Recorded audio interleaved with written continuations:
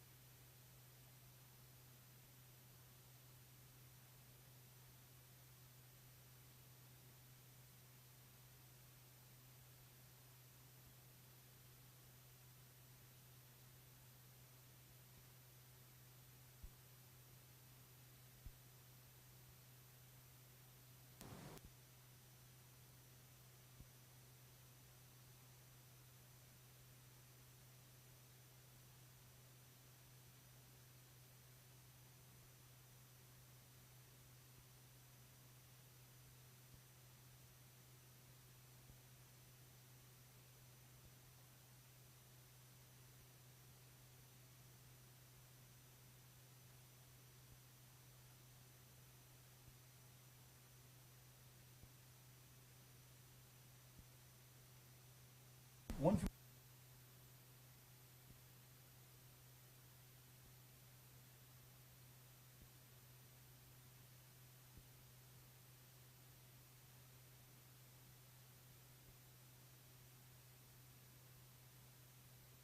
involved.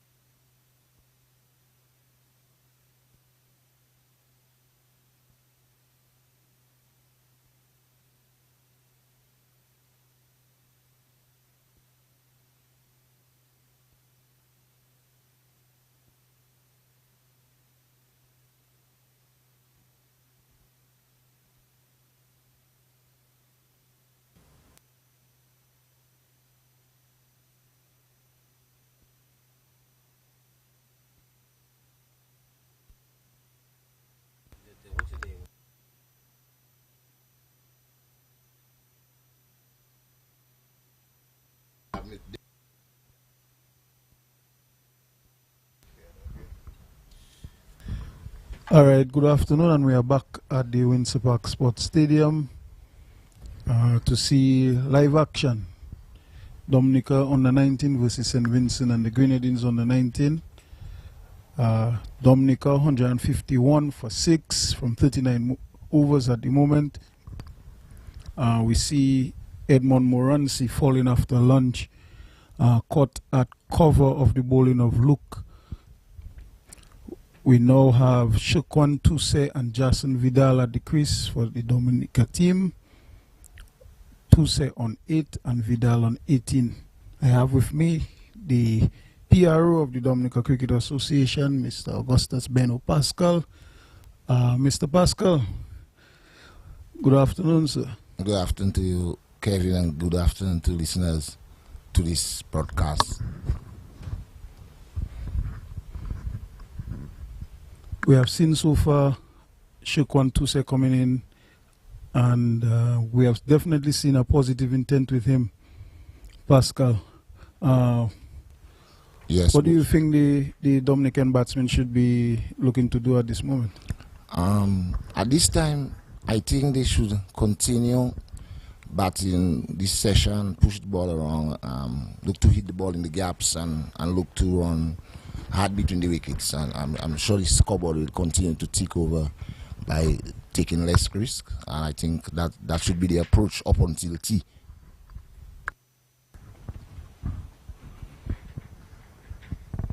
Well, we have the left-arm spinner Hillcock into the attack.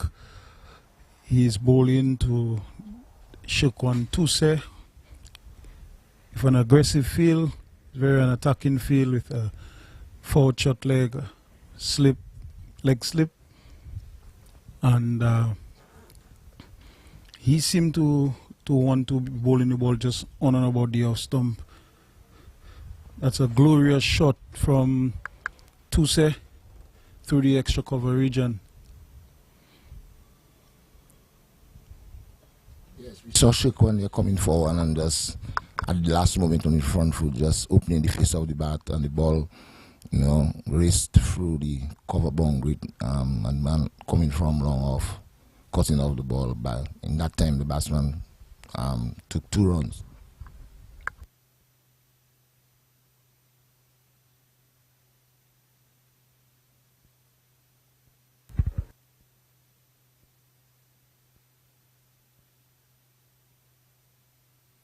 It appears that Shukwan is really looking for his shots. If it's in his half, he's no half measures he's going. We saw this one hitting over the top, and the man coming from long off, and ball dropping in front of him. But Shukwan will continue to go.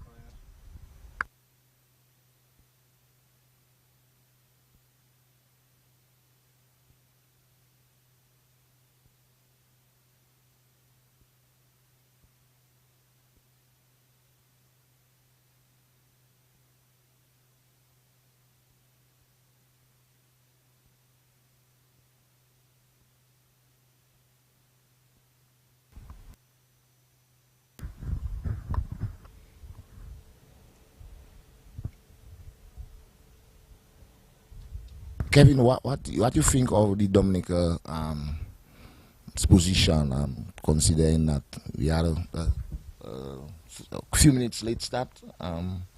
Probably the play started about 9:45 or thereabout. There was a short ceremony before play. I think, considering the time one session gone, we are almost into 1 hour in the second session. What do you think of Dominica's position, and considering it's a 2-day game, 100 overs has to be bowled today? Well, at 154 for 6, naturally the Dominica team would have liked to have been in a better position. Probably we have lost too many wickets at this point. Would have ideally liked to have been 150 for 1 or 2 or 3 ideally, but that's the nature of the game. 154 for 6. It still runs on the board. If this pair out there is more than capable of getting us to the 200 mark and upwards. As you know, in the conditions for this competition, if you can get to 200, you can get a another batting point. So that would probably be the immediate target for the Dominica team, and then probably look to get on to 250 where we can get another batting point. But as I said, the youngsters out there are more than capable of doing it. It's a very good batting wicket. As you can see, the moisture from this morning has dried up pretty well. And right now it just appears to be, if you can apply yourself at the wicket, then runs will come. The St. Vincent team, right now you see the captain, Luke, is bowling very well. But the batsmen, Jason Vidal and Shokwan Tuse, are very much capable of doing the job for Dominica. Yes, Kevin, I sort of want to agree with you. Most definitely. For me, considering the fact that over the last few years, maybe the last 2 years, these boys haven't really been playing red ball cricket, and considering that, I think they've given it a good shot, in terms of spending time at the crease, like you said, ideally we probably would have liked to be 1 or 2 wickets down instead of 6, but taking everything into consideration, I think they've done a relatively good job. Yes, they have, and yes, we have not played red ball cricket for a while, but at the end of the day, the game is still cricket. It's a game of runs. It's a matter of applying yourself. Bowlers bowl good balls in every format of the game, so it's just a matter of applying yourself, playing the ball on its merit, and that is what we're expecting the youngsters to do. And as you can see, Jason Vidal has applied himself very well so far. Shokwan Tuse has been the aggressor of the two. He's on 12, Jason is on 20. And we have now seen a water break, the first hour, the first 50 minutes after lunch. Dominica has batted 41 overs so far, and the total is 157 for 6. So it's good to see under 19 cricket back after a couple of years. Yes, very much so. Yeah, that is something good for cricket too, to actually see the youngsters back playing. I mean, we saw quite a bit of them during the T10. Quite a lot of the youngsters who played in T10 did exceedingly well, but to see them back again playing that level of cricket is something that is satisfying to most people involved in the cricket, Definitely, and we know the importance of a competition like that, and we must also highlight the sponsors, Windward Inc., Super 6. They have partnered with the Windward Islands Cricket Board, and without them, it would be a lot more challenging in putting on competitions like that. I mean, you have the under-19s, the under-15s, who also have not played for a few years, and we're hoping to see that competition back on as well. And all of this stems from the COVID-19 pandemic. But as I said, it's good to see cricket back. We are at the Windsor Park Sports Stadium, the venue that just hosted the West Indies Bangladesh T20s. Another success story by itself, another success story for the Windsor Park and Dominica. And we're just happy to have cricket back, Ben. Yeah, certainly. If what you're alluding to in terms of the internationals that we had over the weekend, yeah, definitely a success story for the whole of Dominica, to all the people who involve the government, all the departments of government, and the Dominica Cricket Association, Cricket West Indies. It was really a spectacular event. I think we have certainly made our marks in terms of, participation as a country, participating in international cricket. Over the weekend, I mean, the feedback is very, very positive. So we are looking forward to much more. Directly on the heels of that, we have in the under-19, and that is basically, what will climax a busy busy cricket season for Dominica, this year. Before that, we had the T10. So, we are, I think that has, rejuvenate cricketers too. So they got something really to look forward to. They were pretty much quiet over the last couple of years, but the fact that we had a very busy summer, it spells good for cricket. Definitely, the cricketers met a few of them a couple of days ago, and guys are asking what's next. What everybody's excited and looking for more cricket. And speaking about the reviews, speaking with a few of the West Indian players, I mean, at some point on Saturday, just before they left the hotel, they were asking, like, where are we going to? It's raining, the amount of rain that we have been having, where are we going to? And when they came to the Windsor Park and they stepped on the outfield, they were like, cricket will play today. So the venue has held up very well, very well. Some say it is the fastest drying outfield in the region, and we can only say well done to the ground staff who worked during that international match. At this point, we are just heading back from drinks. We have, as we say, Dominica won 57 for 6 after being inserted by St. Vincent. We have bowled 41 overs at the Windsor Park Stadium. And we see into the attack a new bowler, a leg spinner, from the commentary booth end, and he'll be bowling to Shekwan Tuse. Young Gibson.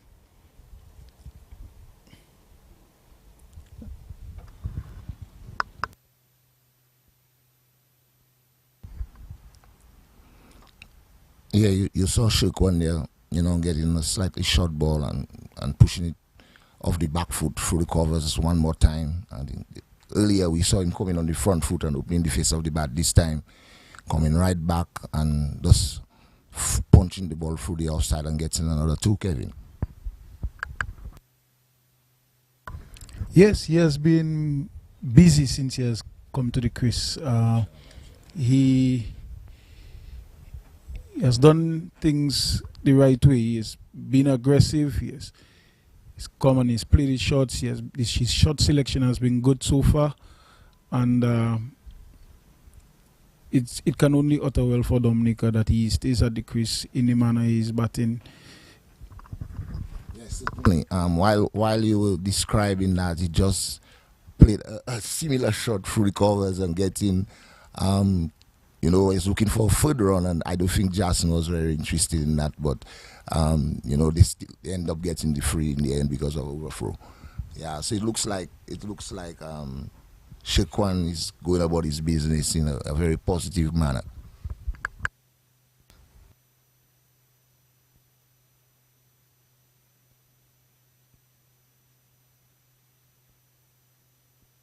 See there, Kevin. Spinner, you can well understand the art of leg spin. It's very tough, and he's kind of hasn't gotten his length right. We just saw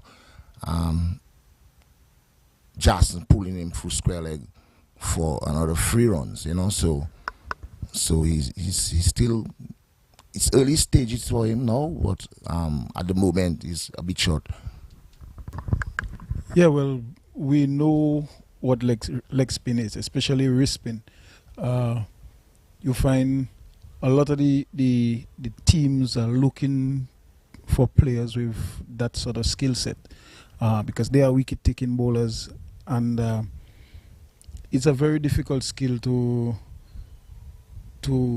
master. It's a very difficult skill to perfect. But they are wicket-taking bowlers. They have the ability to bowl deliveries that are unplayable.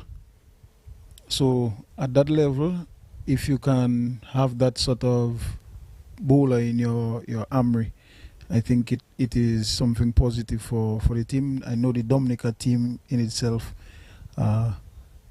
we have 2 players who bowl wrist spin. Most definitely.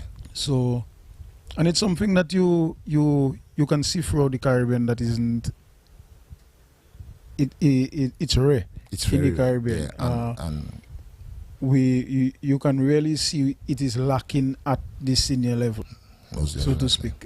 You look at the spinners in the Caribbean. There are a lot of finger spinners and interestingly now a lot of left arm spinners. Left arm spinners. Yeah. So I welcome the leg spinners.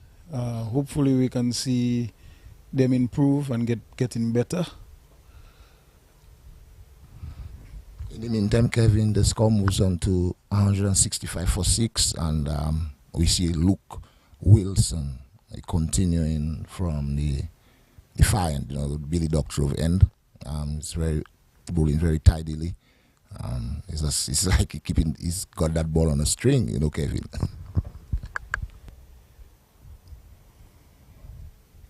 Yeah, well, Luke has been consistent all morning, and when you look at the field setting, you can see what he's really and truly trying to do. He's trying to get the ball up to the batsman and get them driving. He has two guys on the drive as well as a cover, and he's looking to bowl the ball as full as he can to Jason. But I remember seeing Luke at the under 15 level, and I haven't seen him for a couple of years, and he has grown quite a bit. Yeah. I remember him in St. Vincent in 2017 bowling off spin, and you could say he almost struggled to get that ball across to the batsman. But it's good to see him again. It's good to see that he has definitely improved. He has definitely grown and gotten stronger.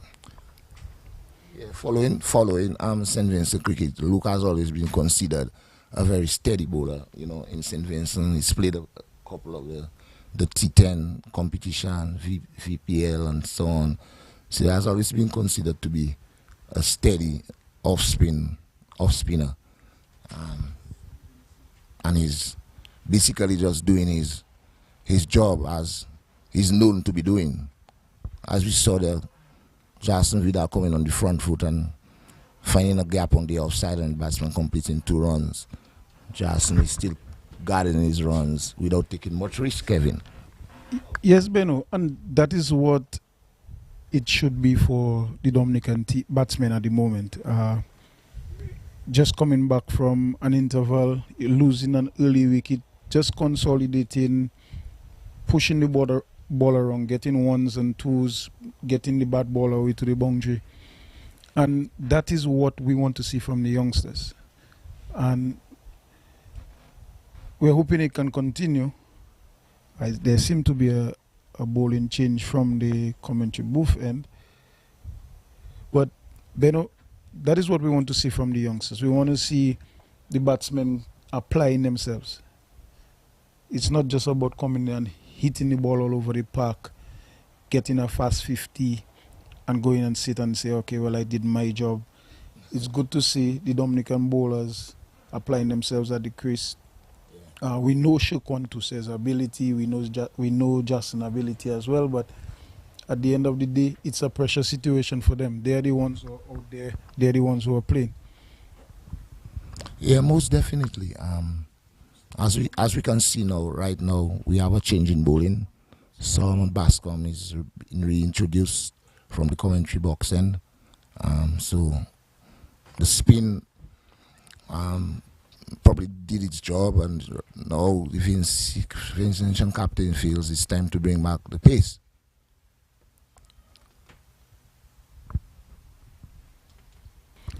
Yeah, Ben, well, I think it's going to be a competition where we see a lot of overs being bowled by the fast bowlers, and that's because of the 0.2 points for every wicket that they're going to get. That's part of the conditions, yeah. So, yes, the bowlers will. There's also a rule where they have to rest for a certain amount of overs when they bowl 6 overs. 6 overs and 5 overs. But I think that is what we're going to see a lot from most of the teams in the competition. Yeah. The fact that you can get points just by bowling somebody. Yeah. And with Sanford earlier this morning, we had that discussion where we spoke about incentives for fast bowling. And I was of the opinion that probably we should look a little bit more at better pitches which favor fast bowling than probably the point system. I welcome the point system as well, don't get me wrong. Yeah, I think the point system is to encourage, you have in the back of your mind that if you use a fast bowler, he gets wickets, you'll get points. And so it's something I guess was put across on the table because of trying to encourage fast bowling in the Caribbean. But like you quite rightly said, the way of preparing pitches where it can also encourage people to run in and bowl fast is very important as well. Yeah, well, it will not only help the fast bowlers, it will help the cricket in general. That is poor cricket all around, Beno, I must say. The batsman played a poor shot there. And I don't think I've ever seen an easier catch being dropped. No, you don't. At that level, you don't drop that. I don't know if it's the time that these guys are in the field, but you don't drop those catches. I mean, that was like straightforward. But for some reason, he didn't. What we saw there is I don't know if Justin was one out of his crease and there was an appeal for a run out. No, actually, after the fielder dropped the catch, Justin went back into his crease and he walked on his but the umpire, I guess, decided that the ball was dead. Yeah. And with the ball being dead, he gave Justin not out. Not out, yes. But Solomon seemed to be running in this afternoon, Beno, and seemed to in a little bit of discomfort there. Yeah, he's a little bit less comfortable when he's facing the pace. That's putting it mildly. I'm just prefer to bat the spin bowlers, and Solomon, doing what he's doing best, is running in. But Justin just have to stand up and play. I mean, the pitch is quite flat, and yeah. Well, there's definitely some work that needs to be done in that regard when it comes to his batting. That is something that we know as, people involved in the cricket. But like everything else, all these young boys, basically, it's a work in progress, Yes, Jason, his batting has improved quite a bit over the last year, though. As someone who comes in a little lower down the order, whose skill set is left arm spin. Yes. But he is improving. I know he's a gutsy cricketer. Yeah. And whether or not he has challenges with his seam, I know he will definitely put up his hand and stay out there and fight. Most definitely. He's known for that. But so far, from what I have seen from the Windsor Park wicket today, whatever you put in, that's what you're going to get out. Yeah, most definitely. The ball moved around this morning. Right now we are seeing a consistent carry to the wicketkeeper in the afternoon session. And the off-spinner, Luke, got the ball to spin quite a bit this morning. Yeah. So it seems like a wicket that whatever you put in, you're going to get out, get the results. Because young Pascal batted well this morning. We also saw Moransi. Yeah. And even these two at the moment. Yeah, right? They have a partnership of 25 at the moment. So it's a case where I would say the Windsor Park wicket today has been very good. Yeah, it's a very good wicket. You heard the accolades that were expressed by a few members of the West Indies team publicly, that they would be pleased if they could play more games there or carry that pitch along with them. Yeah. Yes, definitely. So the score moves on to 169 for 6 in the 45th over. We are asking the Dominican public to come out to the Windsor Park Stadium to support this under-19 Windward Isles cricket competition. The crowd is definitely bigger than it was this morning. We have a few people coming in the afternoon session, but We know Dominicans love cricket, Beno. So yeah, most definitely. we're expecting more people to come Yeah, we expect more people to come. People are still at work, but there'll be quite a lot of play after work, so people will get enough cricket from after their work up until probably close to 6 o'clock. I think the game will go on as close as possible because if 100 overs is what is stipulated to go. 105. 105 Yeah, overs. that's the longest day's cricket that you will find anywhere. 105 overs in the day. Yeah. And that's young Dabrio. Young Dabrio. You remember Dabrio a few years ago? At the under 15 level. Kevin. He bowled a spell against Dominica at Park Hill, I believe it was. Yeah, that was hostility, man. Yeah, I remember Dominica needing somewhere like 25 runs to get with 5 wickets in hand, and if we fell short by 5 or 6 runs. Yeah. But also in the second game too, it was a very similar situation where, the entire St. Vincent public, I've never really seen as many people at an under 19 game. And, I remember young Stefan Pascal had to stand up and look in one end, and we have W in the other, and it was like real pressure. But we came over the line in the end. That was the last game of the tournament. Yes, I remember that one. Actually, we have quite a few players from that match playing in today's game. Yeah, most definitely. Because I remember at the end of that game, I think we had Jelani Joseph batting at the end of that game. Dominica needing something like 8 runs to win. Yeah, I remember Chiron getting out just before we got over the line. Exactly. We needed something like 8 runs to win, and one of the youngsters from St. Vincent came in and bowled 7 wides in the over. I remember that competition clearly. I mean, we lost 5 games in that competition. We lost all 5 games. We lost 4 out of the 5 by less than 5 runs. Yeah, certainly. But it's interesting to see, and it's good to see a lot of the youngsters going up at the various levels together. And something I can also remember too, during that under 15 tournament, it seems as if St. Vincent brings out the best in Jason. He had an 8-wicket haul against them, and he batted extremely well. He probably got almost 50 or something like that in one of the matches there. So Jason seems to be, liking the St. Vincent opponents, these opponents. Yeah, well, what I know about St. Vincent, they have always played tough cricket against Dominica. Yeah. Right? And Jason is a youngster who shows a lot of similarities of Roy Marshall. Yeah, most in my opinion, especially. So it will not surprise me that he's always up to the challenge against St. Vincent. Yeah. And we see him there just nudging one backward of square on the leg side, a full toss by Bascom. A bit high, but not over the waistline.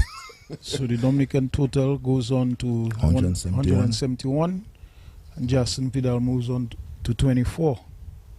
Yeah.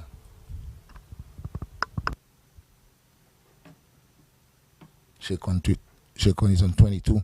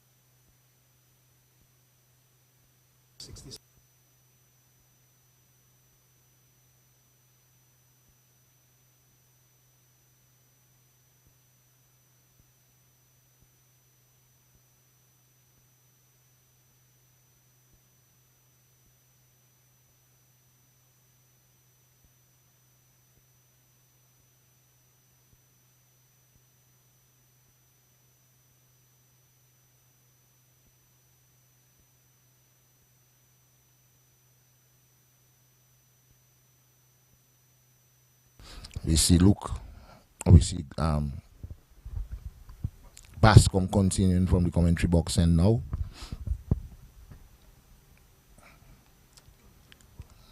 Jason picks up the line and lets it go outside the off stump. Very good batting there by Jason.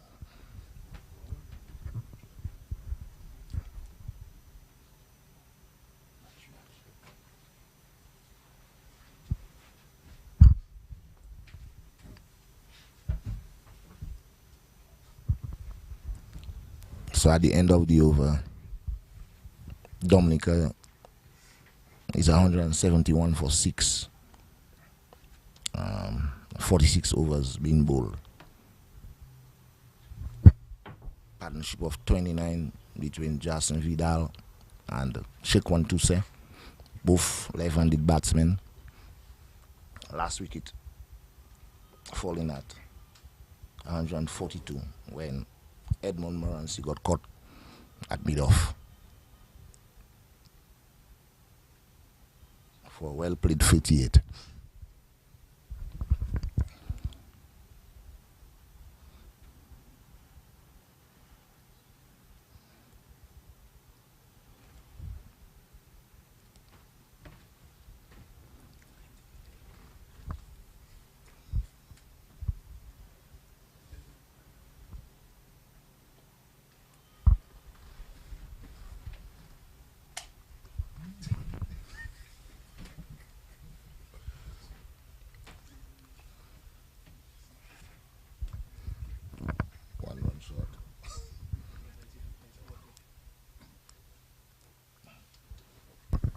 We see the umpire signaling a short run there, Beno. That is probably the 4th time this has happened for the day so far.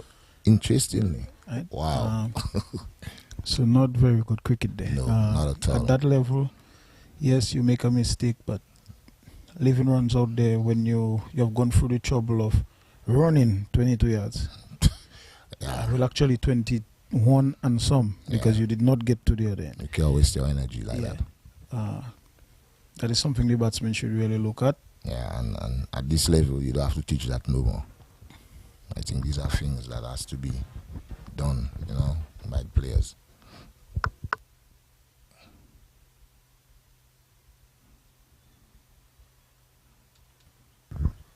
Tuse seemed to be getting a little ahead of himself there. Yes, definitely. From what I'm seeing there, he's staying leg side of the ball and really trying to get on with things. But he needs to be careful. There's a man long off as well. I wonder if he's not playing name. I doubt. I think he came in and he was aggressive, and probably now things have gotten a little bit challenging, and he should probably just consolidate and look at nudging the ball, getting a few singles, and that's the way, especially the longer format goes. Yeah, it's a matter of adjusting, but Shekwan by nature is a shot maker. He likes to play shots. I remember looking at Shekwan, one afternoon while the under 19 and the Garfield Silver Schools competition team were preparing, and I saw Shekwan scored a 60 something, in the Botanic Gardens one afternoon, and I felt, Shekwan.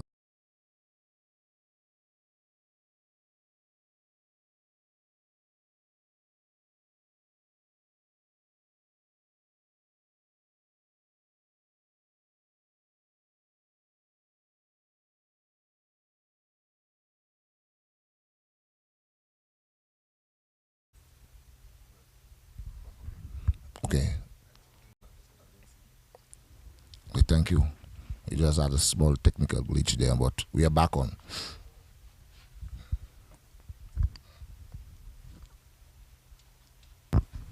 So Ben, with the introduction or the reintroduction of Bascom, and what do you think the St. Vincent attack the St. Vincent team should be looking at the moment?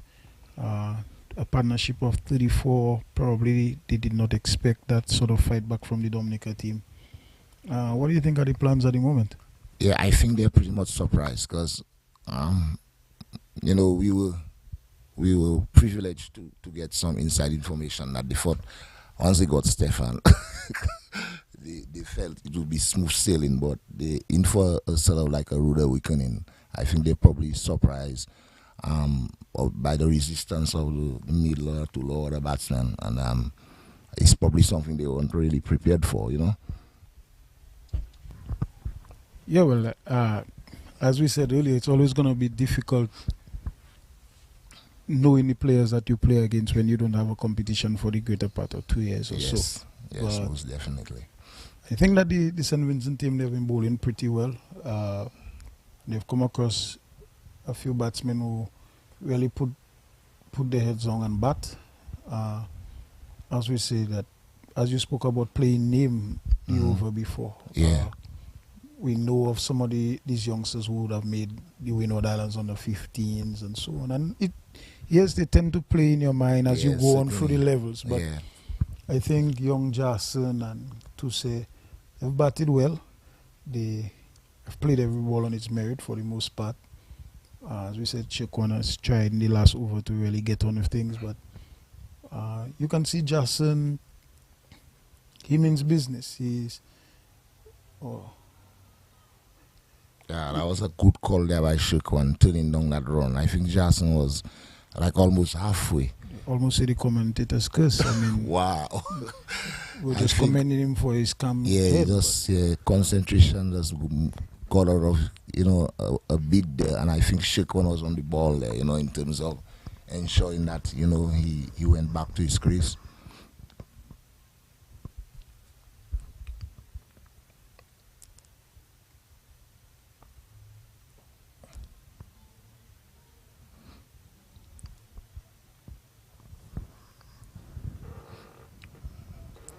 It seems like it is like hard work for Bascom.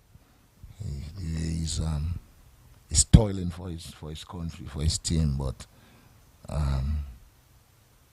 not much success thus far in terms of him personally. No, he bowled a decent opening spell this morning. Yeah. He's one of these youngsters I've been following closely. I remember seeing him 4 years ago at the under 15 level. Yeah. Very young. He was the tallest guy in the competition, and he was the youngest guy in the competition at the time. Big frame, man. It's good to see him putting a bit of meat on that frame over the years, and he's developing nicely as a fast bowler. Certainly. We know St. Vincent has been known over the years for having fast bowlers coming through the system. Yeah, most definitely. As you can see now with Obed McCoy and Keswick Williams from St. Vincent, and even a little before them with Kenroy Peters and Dayton Butler and the others, especially those before me. Yeah, I remember. I mean, there was a time. I mean, it was not many teams look forward to play against St. Vincent when you had guys like Davies and Ian Allen and Caspar Davies, Ian Allen and those guys, McLean Morgan and Nixon McLean. So I don't believe it during those days. Many teams looked forward to be playing against St. Vincent because they could really run at you, in terms of the pace that was always up there. So it's nice to see that is being carried on, like young Bascom, and you're seeing young Gabriel from the other end. Start a new over. The Windward Islands will benefit from that. Most definitely.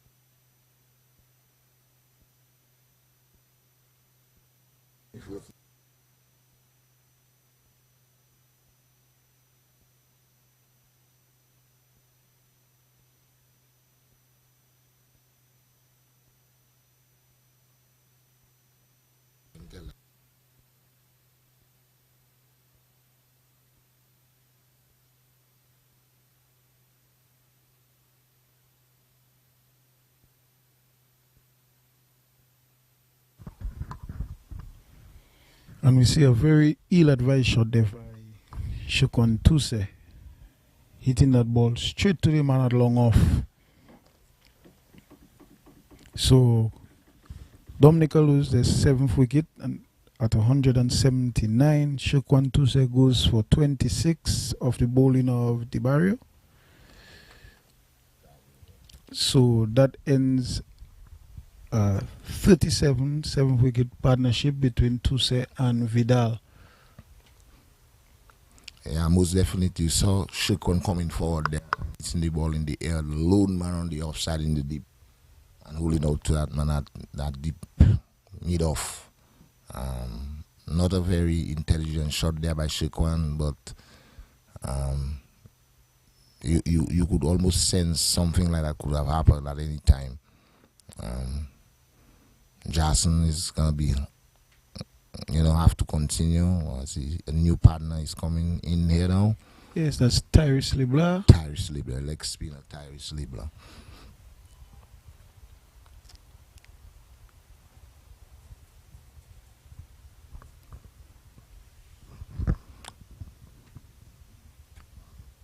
So Dominica is 21 runs away, Beno, from a batting point. A batting point. It's important that that is probably why the shot selection of Tuse is probably even more disappointing. Yeah, because most definitely. It's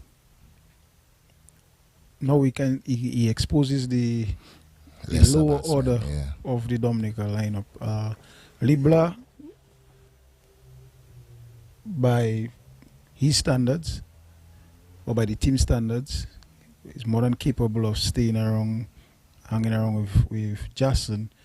But the way Tuse was batting, I think that it was a really, really poor shot by him. Yeah, 21 runs, as I said, away from what is may just be a very important point for Dominica. But nevertheless, it's under 19 cricket, Beno, and the youngsters will learn from things like that. We have seen that at senior level, even at the international level. So yeah, certainly, I think they will learn. They will get there. They will certainly get there. I think it's a good experience for them. Like I was saying earlier, not many of these guys who've played 2 days cricket, and for a number of reasons. I thought Shukran himself probably has his first experience in actually playing 2 days cricket, and therefore he will learn as he go along, most definitely. Well, definitely. As you said, it has been at least 2 years since, or probably 3 since we have had 2-day cricket in Dominica. So it's something that they have to get back into. But as I've said over and over, at the end of the day, it's cricket, and it's a matter of playing every ball on its merit. It's a matter of playing the situation, and that is all we have to keep telling the youngsters. When you look at the brand of cricket England is playing at the moment, it's not T20, it's not T10, it's not 50 over, it's just positive cricket. Right? So it's all about shot selection, it's all about playing the ball under your eyes, playing the basics of cricket will always remain the basics. But going back to Shukwan, it was really an ill-advised shot. Yeah, I agree. So you see a new over there where you see Bascom will coming in to bowl to Jason Vidal. So who's on 25.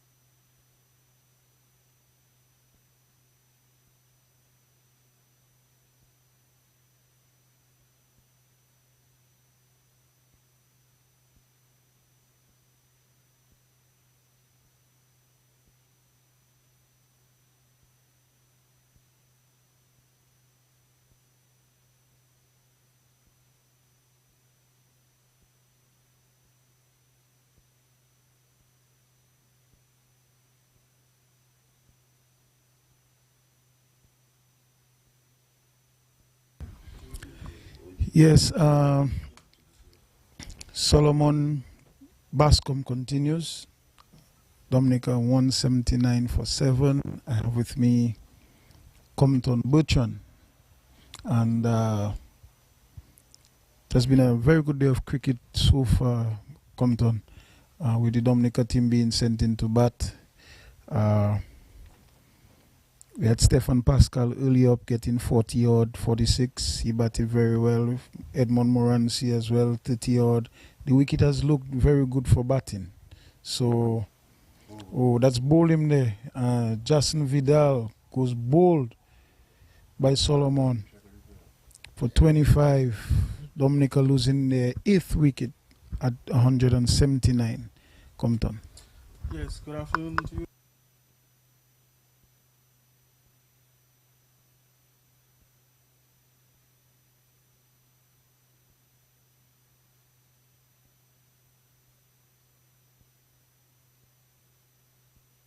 We'll start.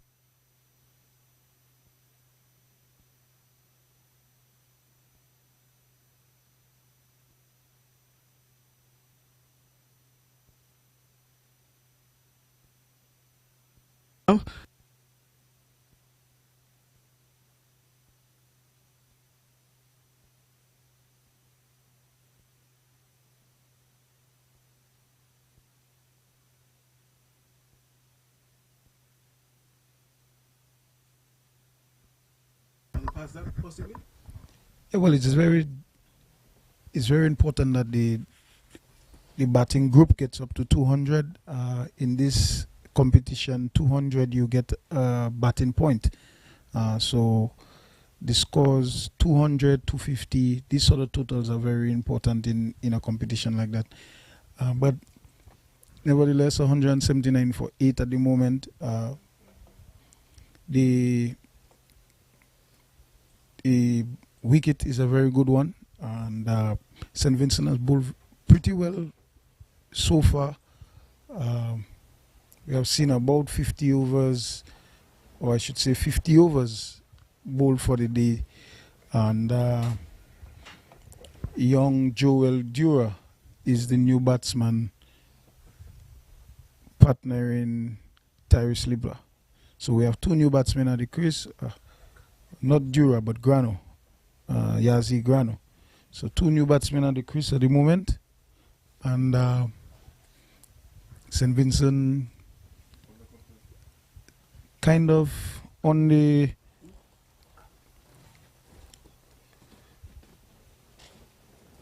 in charge here right now, because they've taken 2 quick wickets, and the Dominican batting group is on the back foot at the moment.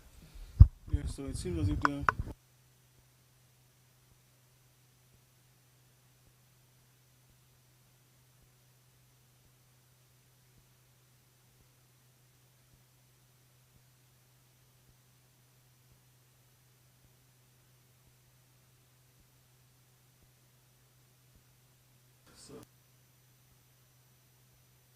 for 8.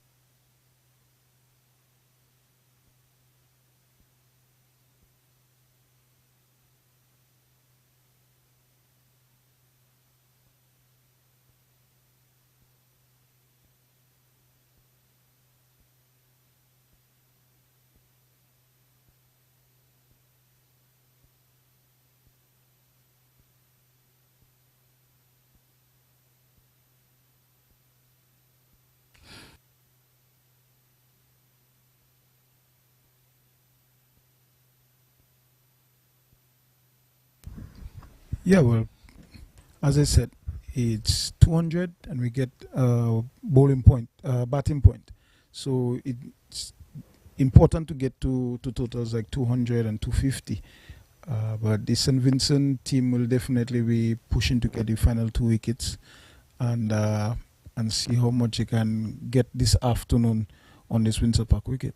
Yes, it seems to be a very good batting track. The ball seems to be coming through. The bounce appears to be very, very good.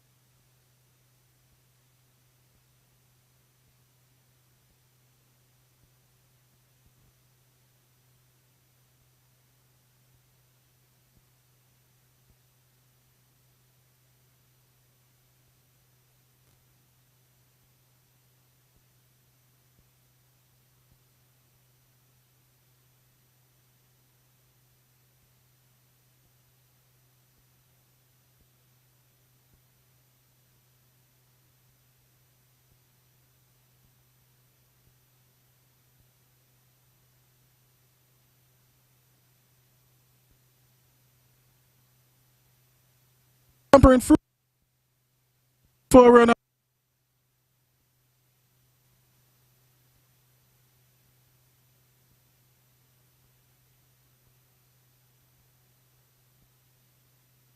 Yes, umpire Williams said not out.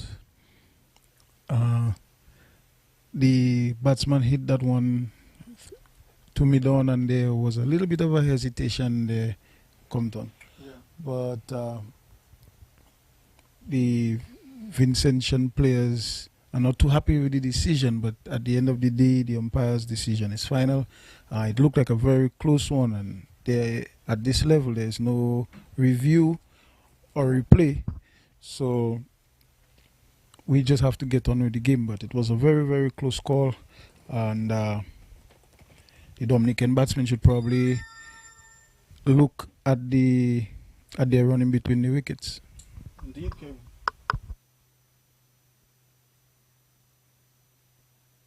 Improve.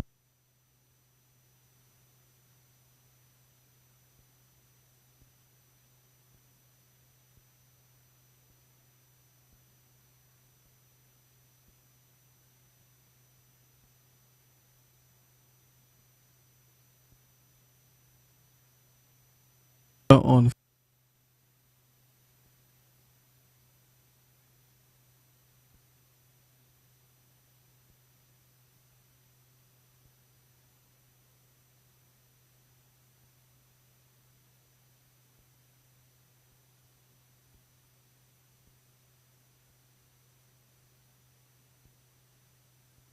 Nice to see some folks there giving support to the national side.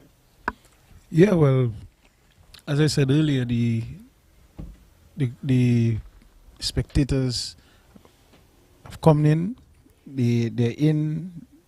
The crowd is a little bigger than that of this morning, and we're urging the public to come out and support the youngsters.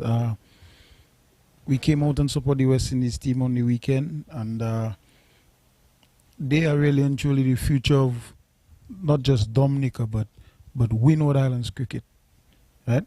And as we have said over and over, this is a competition that we have not seen for a few years, and it is back. And they have lovely conditions at the Windsor Park Stadium to play.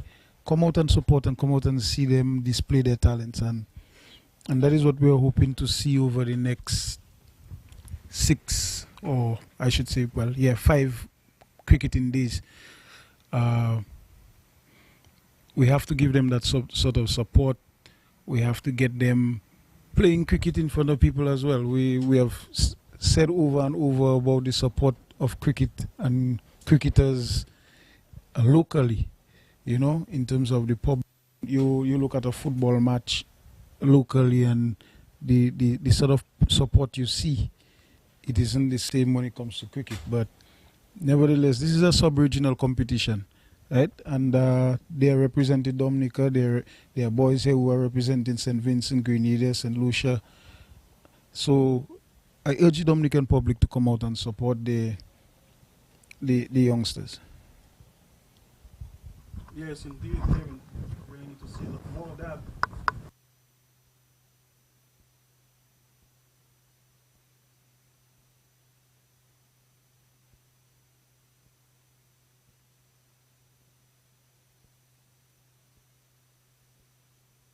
There's a lot more.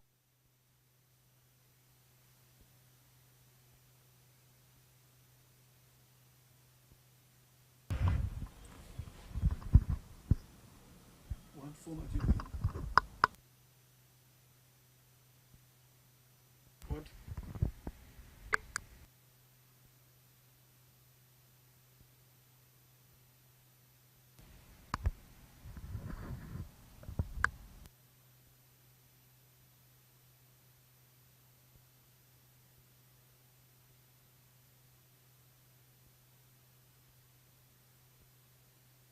Some.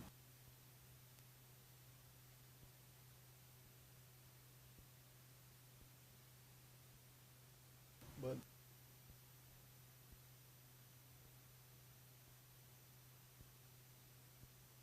commentary.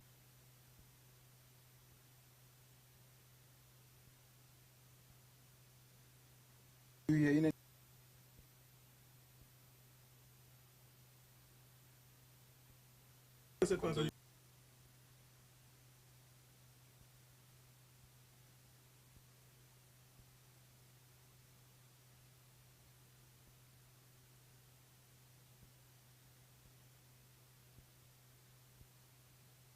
yeah, we speak.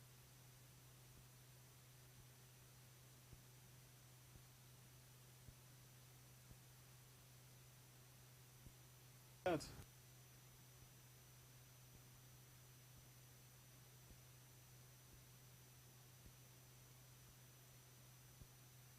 Let me just do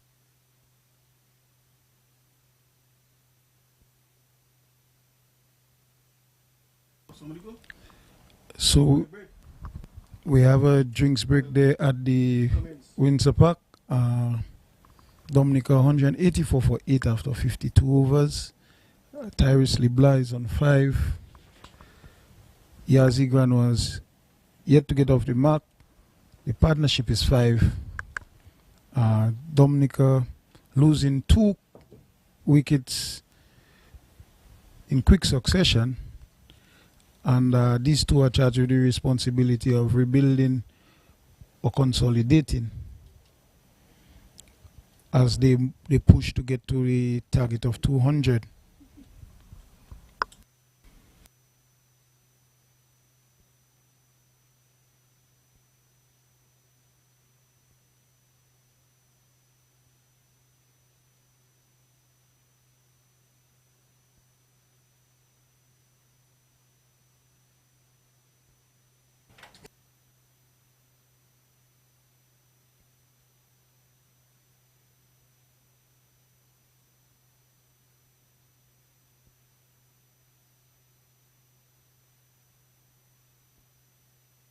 That is now on the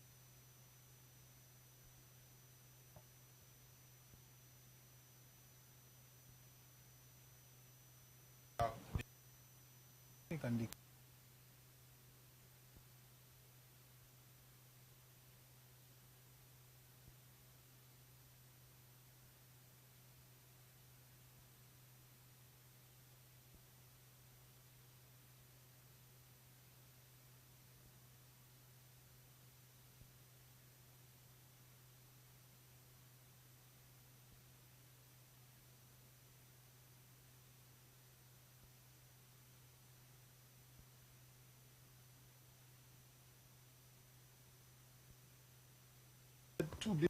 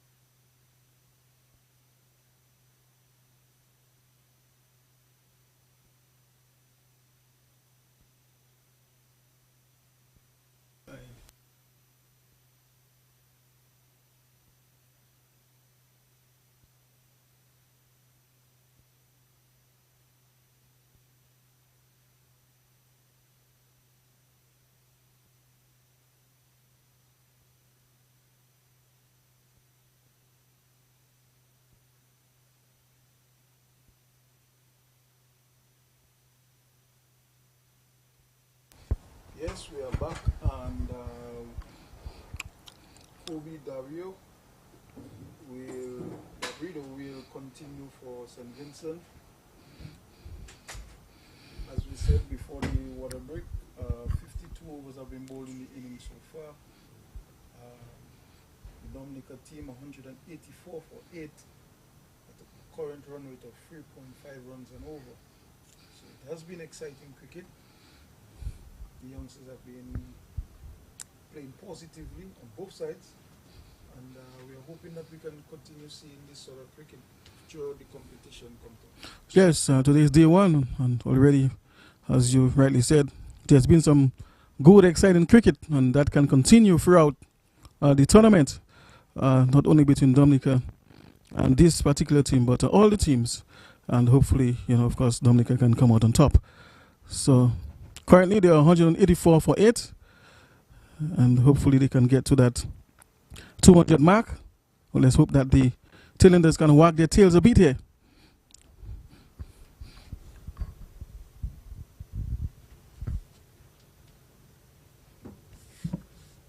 Yes, in this over, we have seen Grano really having a go at the ball in there. He's off the mark. He's on one.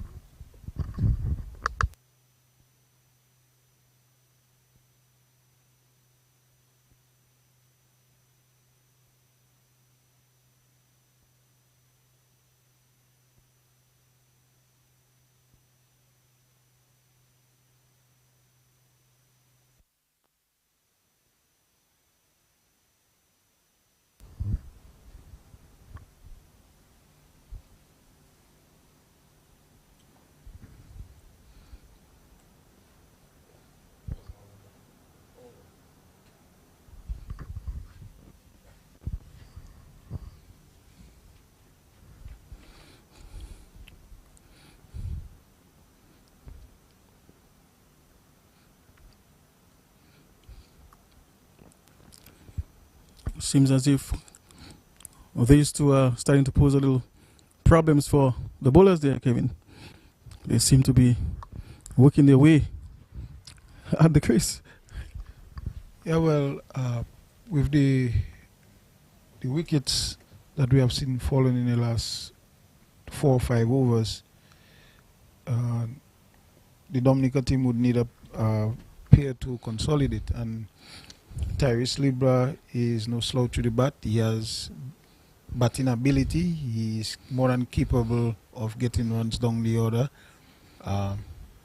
He has Igrano, probably not as competent with the bat as Tyrese, but the target of 200, the initial target of 200, which we would expect that to be a target because of the conditions where they get a batting point, probably would still be in sight for the Dominica team.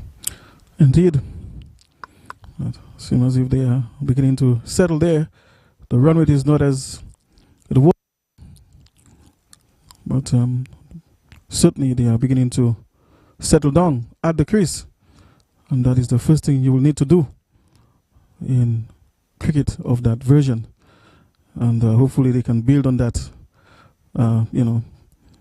foundation that they are trying to build here, in terms of settling down.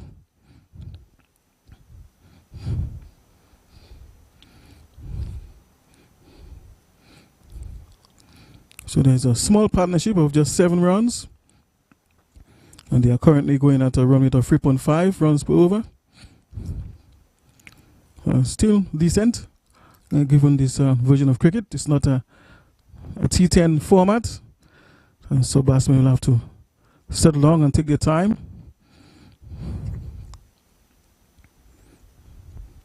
Of course, Yasi Grano, as you said, Kevin, is really trying to get on the things there, but is not yet getting a hold of the deliveries.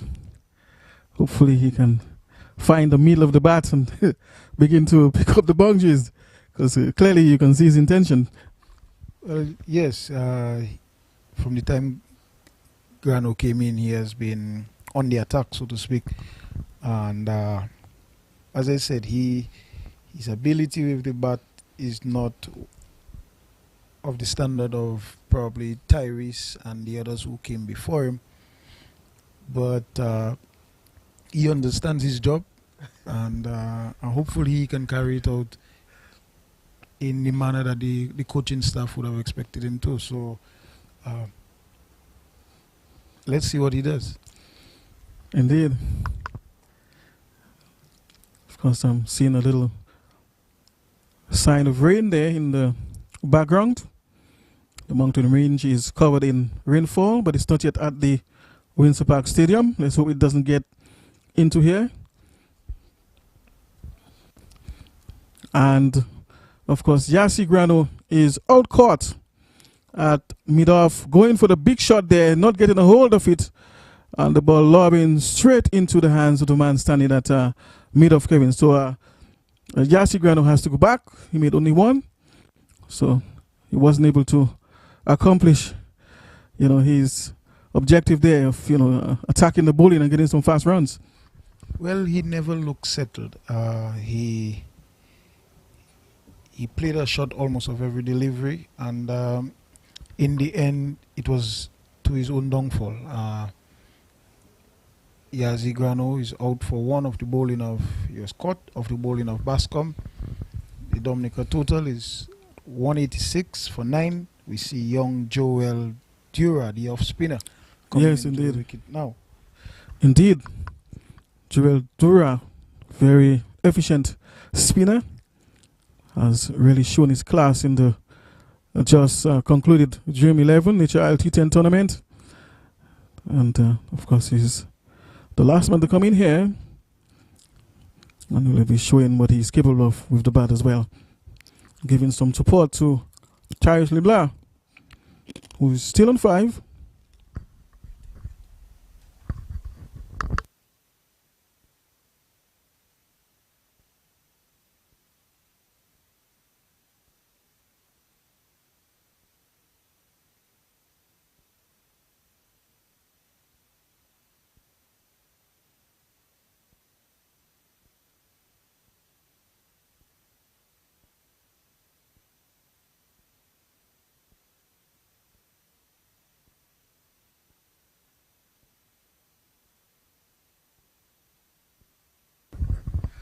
And of course, another catch goes begging there, going for the big shot. The ball dropping, and of course, the batsman appears to be Tyrese LeBlanc. Gets another chance, Kevin. Yes, Tyrese looking to go over the top and hitting that one straight to the man at cover. And the St. Vincent team, that's probably one area they haven't done well for the day. They have dropped a few catches, a few important catches as well, and a chance goes begging there. So Dominica remains on 186 for 9 after 54 overs. Yes. Well, of course, it's going to be Joel Dura to receive strike.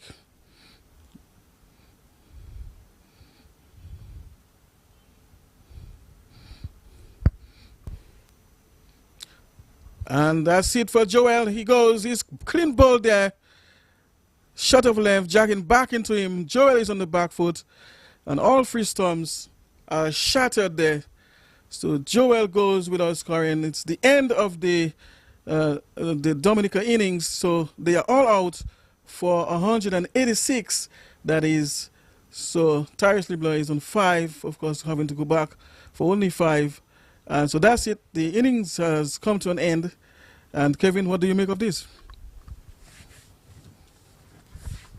Well, 186. The tail did not wag, as you probably said. After the dismissal of Jason, I think things kind of just went downhill. But 186 is still a decent enough total given the conditions. I think that the Dominica team early up was in control of the game after they lost the wicket of Yamani Regis, but then as I said, the St. Vincent team, they came back 186. Probably Dominica thinking that they're about 50 or 60 runs short, but at the moment you could say, let's see what happens when St. Vincent comes in. It's gonna be interesting to see the reply. Indeed, runs on the board is runs on the board already. So of course now it's their turn. That is the St. Vincent's to try and see how they can get to that target. So there's still a lot of work to be done. Hopefully that the bowlers, the Dominican bowlers, can come in there and put some early pressure on the St. Vincent's, especially with the new ball. Capitalize on new ball wickets and see how many wickets they can get. In those early spells. Normally we would see open batsmen go during that period because it's really a difficult time to bat. At the top of the order there, the ball is new, it's swinging, the atmosphere seems to have a bit of moisture, and all that can encourage the ball to swing, and that makes it even more difficult for batsmen at the top. So if they can capitalize on that, despite the fact that the wicket is a good surface, but the ball is new and the atmosphere seems to have a little moisture in it now, so they can perhaps take advantage of that and see if they can get some early wickets there, Kevin. Yeah, well, from what I've seen from the surface so far, I think it's going to assist the Dominican bowlers. The Dominican bowlers will extract a lot more pace from the surface than the St. Vincent bowlers, for sure. They are quicker. And so it's going to be interesting. It's going to be interesting seeing how they go about it. In the reply, we know that the Dominican attack can boast of four quick bowlers. I think the chances of probably starting with Kyron Phillip at the top as the swing bowler and Shukwan Tuse, the left-armer. So it's a very good bowling group. It's a very good bowling team. You could say that the Dominica team has a all-round bowling attack. In terms of the fast bowlers, we have 4 different quickies. The left-armer, Kyron Phillip, up there who will swing the ball, and Yazi Grano and Edmond Morancy will come in and hit the deck and so on. So it's going to be interesting with the hard new ball, and when it goes to see Tyrese Libla, Jason Vidal, Jelani, Joseph coming in with the old ball, coming in with the older ball. I mean, these spinners, we have seen them at the local level and how they have bowled even at the senior level in local cricket. As I said, it's going to be an interesting afternoon. Where the manager's hat, it's probably going to be very difficult for the Vincentian batsmen, but let's see what happens. Yes, indeed. Very well analyzed, Kevin, indeed, because we've seen them in action, especially during the Dream 11 T10 tournament. The quickies as well as the spinners, and they seem to have pretty good control, and they understand what their job is and how to go about doing their job. So of course the batters coming in there of the St. Vincent team really will have a lot to deal with, because this bowling attack is a very balanced one and very skillful. So hopefully they can put some early pressure on them and restrict them, of course, for a score that is below 186. Yes, Compton. So let's see what happens. We will be back on in 10 minutes time as we have a change of innings at the Windsor Park Sports Stadium. Remember, we're at the Windsor Park, Dominica versus St. Vincent in the Windward Islands Windlot under 19 cricket competition. So we will be back on air in 10 minutes time.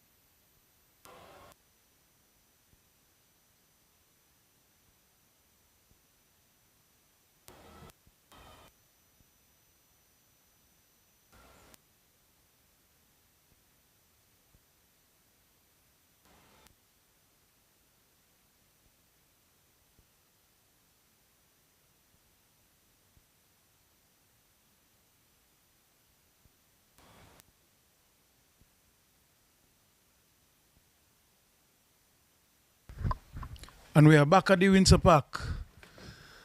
Kyron Phillip, first delivery of the inning. Gonzalez gone, caught at slip for naught. A wonderful catch there, Compton by Tyrese LeBlanc, moving away to his left. And the Dominica team started well. Yes, indeed, of course. Getting that early inroad, as I said earlier, of course, that would be something important for them to achieve. And they've certainly done that. Kyron Phillip, the fast bowler, of course, extracting some good bonks there from the surface. And, of course, brushing the gloves of the open batsman Gonzalez. And, of course, the keeper didn't do a very clean job at the end, but, of course, he was given some good support there by the man standing at first slip.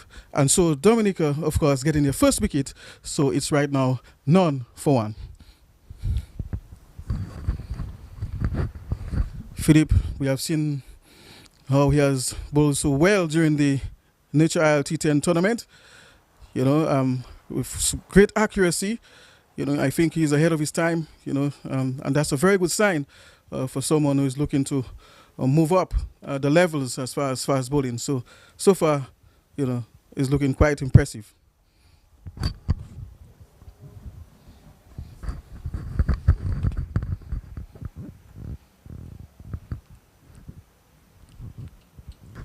So we see the new batsman there in Lewis. He spots number 10 on his back for St. Vincent and the Grenadines. And he will face up to Kyron Phillip. Definitely, Kyron is running in with his tail up. And he will lead the Dominica attack. St. Vincent, Dominica getting 186 in their first inning. If St. Vincent, in reply, in the first over, not for one. Compton, we can see Kyron getting that new ball to shape a bit into the left-hander, and he's causing a little bit of a problem. There's some issues for young Lewis. Yes, indeed. Kyron Phillip does know how to move that ball, and he has some good pace as well. Getting some good bunks off the surface. So of course the batsmen have to be very careful here with Kyron Phillip.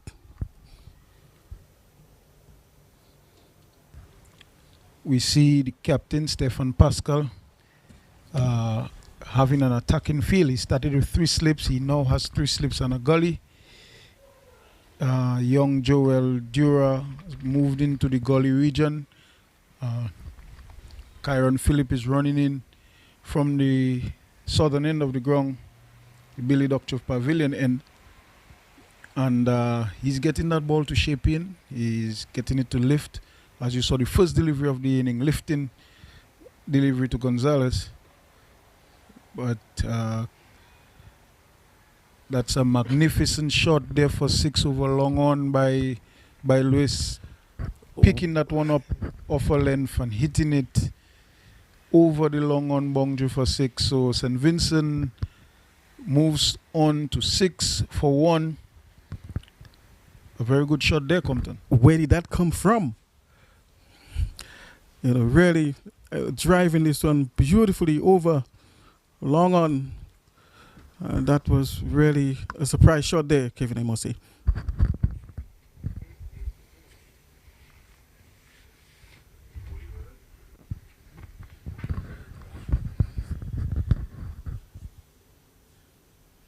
Of course, they must have sent a message to the fast bowler. And I'm sure he'll be thinking about what he's going to come up with the next time he delivers to number 10, the left-arm open batsman.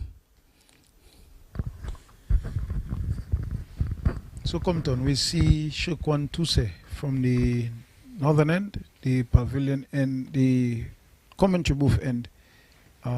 The left arm fast bowler Shukwan has shown in the lead up to this competition that he is definitely going to be a handful to these young opening batsmen.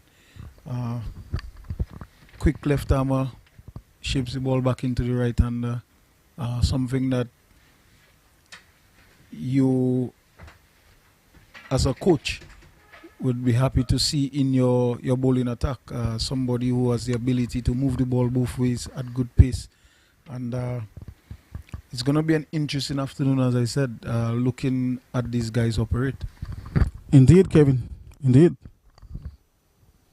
And that's precisely what you need. Going up against top order batting.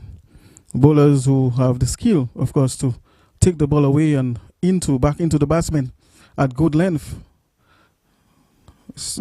Raw pace alone is not going to do it. You have to be skillful and have the ability to move that ball to create difficulty for the batsman. And as you rightly said, you have that in Shukwan to say as well.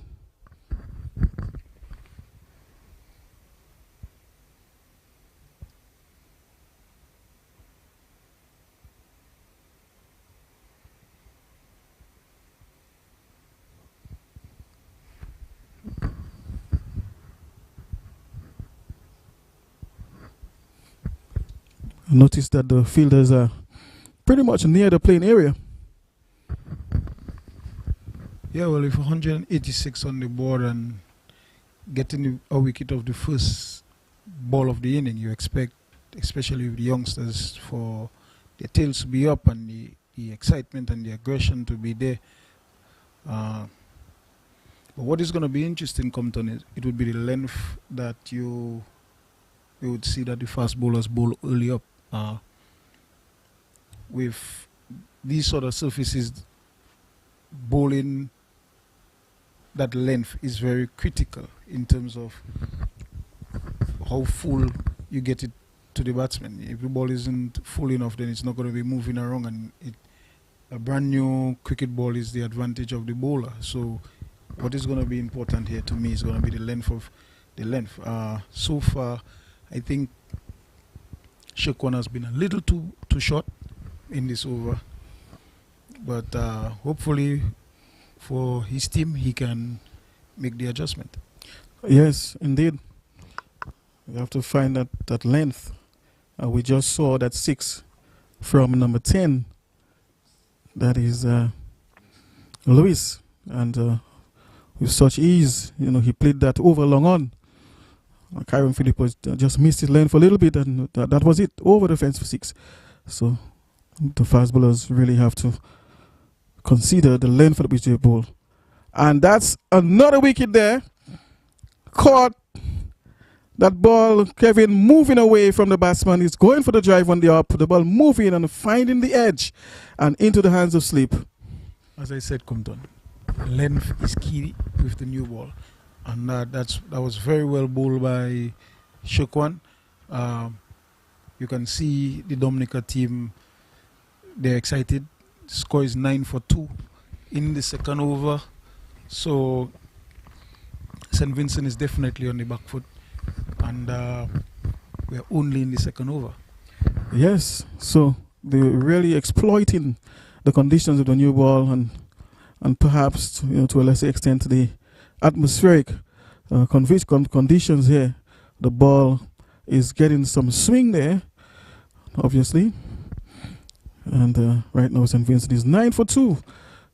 And I'm sure the captain, Stephen Pascal, must be a very happy man, already getting 2 early inroads, early wickets there, and putting the St. Vincentians under some early pressure. And that's what is required, of course, at that stage of the innings. You want to really mount the pressure and wrap them up for a score, if possible, much smaller than the target of 184.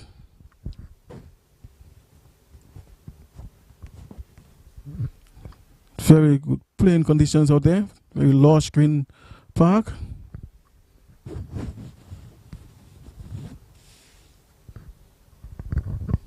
And the slip cordon is well packed.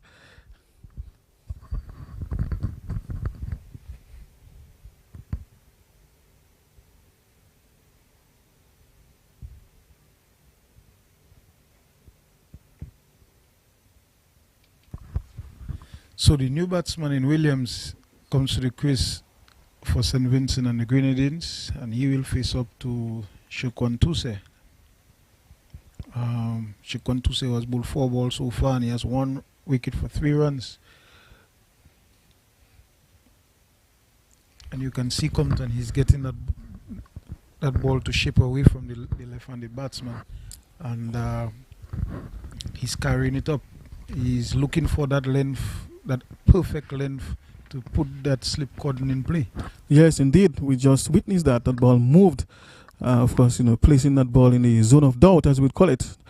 Batsmen not knowing whether to come forward or to go back. And tempting also for the drive, So I think he's doing the perfect thing. And hopefully he can grab a few more wickets.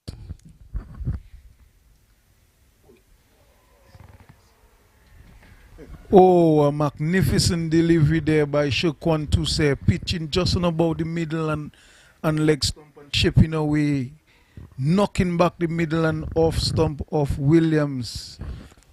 Magnificent, Compton. Yes, indeed. You could see, he was really searching for this one. That ball, moved just in front of him, and it was sufficient movement, of course, to beat the bat and, really, shatter the stumps behind him.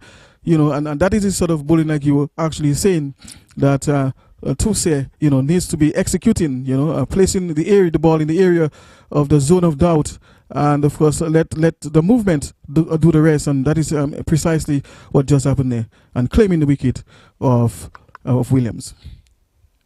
9 for 3 the score. St. Vincent is in a whole heap of trouble at the moment here, Compton. 9 runs for 3 wickets at the moment. Dominica with the tail up. The fast bowlers are running in. They're bowling quick. They're swinging the new ball. And it's going to be very, very important for the Vincentians that these 2 batsmen at the crease consolidate and see whatever target, or just, a matter of fact, just seeing off this opening pair. But how can you see off an opening pair who has only bowled 1 over each? Their legs are still fresh. The ball is still new. And of course, these 2 at the crease now, we really have to consolidate, as you say, and spend some quality time at the crease to see these dangerous bowlers off. And again, Kevin, it's another boundary by the left-hander. That is Luis, is it? Yes, showing his power again for a second time. I was saying earlier that Karen Phillip has to be careful with him. Luis has been positive from the outset. He isn't afraid of going over the top, even against his swinging ball. So it's going to be an interesting battle between Karen Phillip and Luis. Yes, indeed. And we have seen Cody Grant joining Luis at the crease. So it's going to be an interesting battle. Luis has been aggressive from the outset, and he seems to be wanting to get on with things. So let's see how it goes. Indeed, Kevin.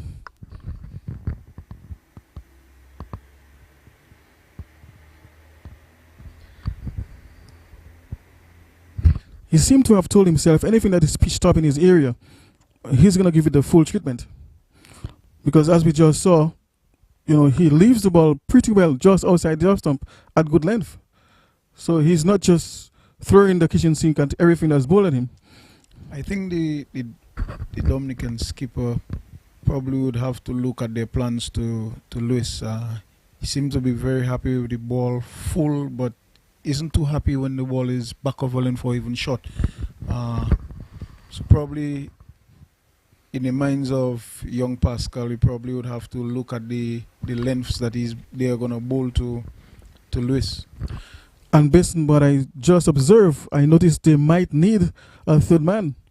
Perhaps, Deepish, because he was just looking to sort of pull this one. And, of course, you can produce an edge, and that can lob over the slip.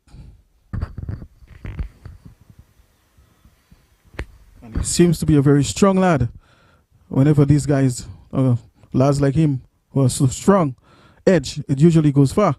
And so perhaps it would do them well to have a man somewhere down at third man, Deepish, just in case, takes the top edge. Yeah, well, we'll see how it goes. With a lead of 173,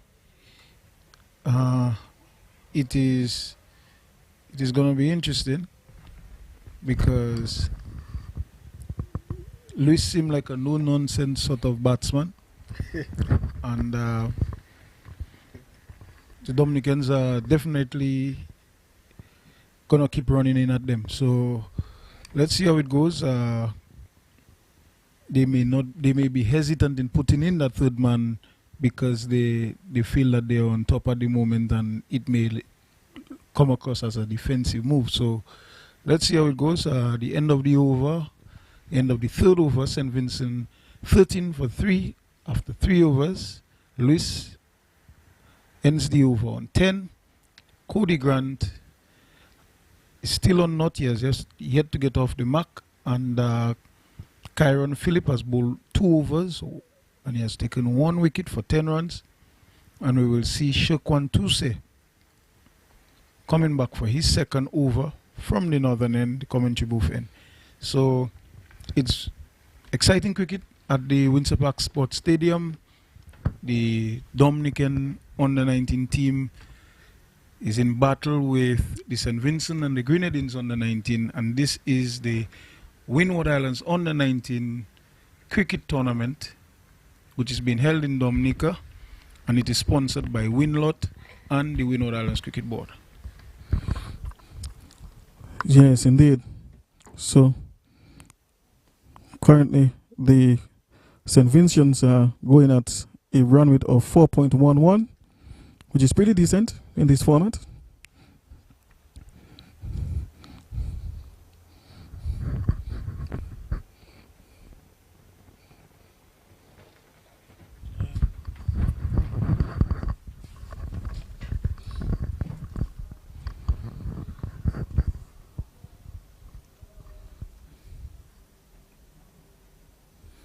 Because it's pretty cool out here this afternoon.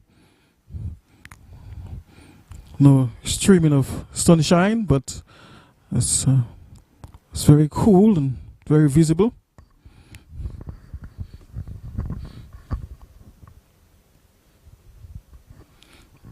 Because Tuse seems to be getting a little bit of difficulty there in finding his line at this time.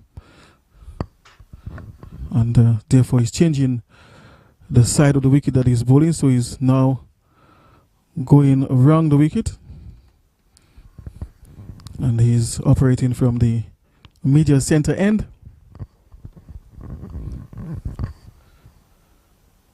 So of course St. Vincent trailed by 172 runs. They are 14 for 3.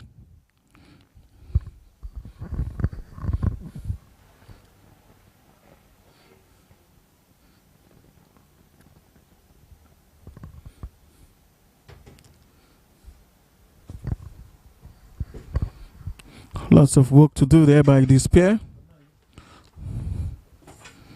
They really have to consolidate now and dig deep in order to really mend the damage that had been done by Kyron Phillip and Tuse.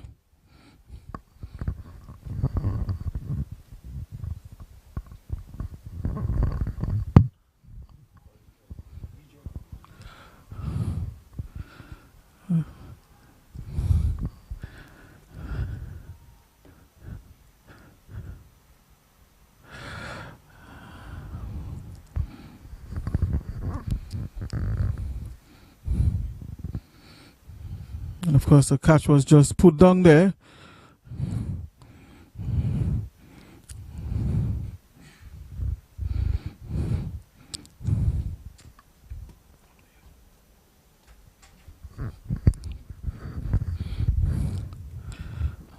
Catches win matches. And of course, if St. Vincent are going to really come back from this situation, they will really have to avoid playing shots like these, because they will only play into the hands of the Dominica who has already picked up the 3 wickets.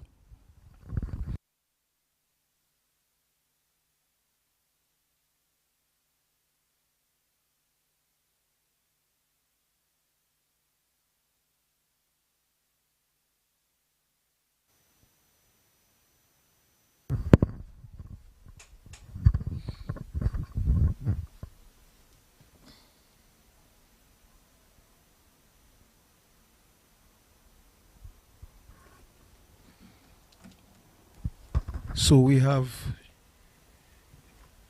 Cody Grant on 1, Lewis on 10, St. Vincent 15 for 3, and Shukwan Tuse running into and beating Lewis outside the off stump. Lewis going for another drive over the top. He has been batting aggressively, but Dominica at the moment on top of St. Vincent and the Grenadines, 15 for 3 after 4 overs. Shukwan Tuse has bowled 2 overs and taken 2 wickets for 5 runs. Kyron Phillip has the other wicket. He has 1 wicket for 10 runs from 2 overs. So it's exciting cricket at the Windsor Park Sports Stadium. These youngsters will be on show for the greater part of the week into the weekend and next week. So we urge the public to come out and support cricket, support the next generation of cricketers in the Windward Islands and the West Indies. Indeed.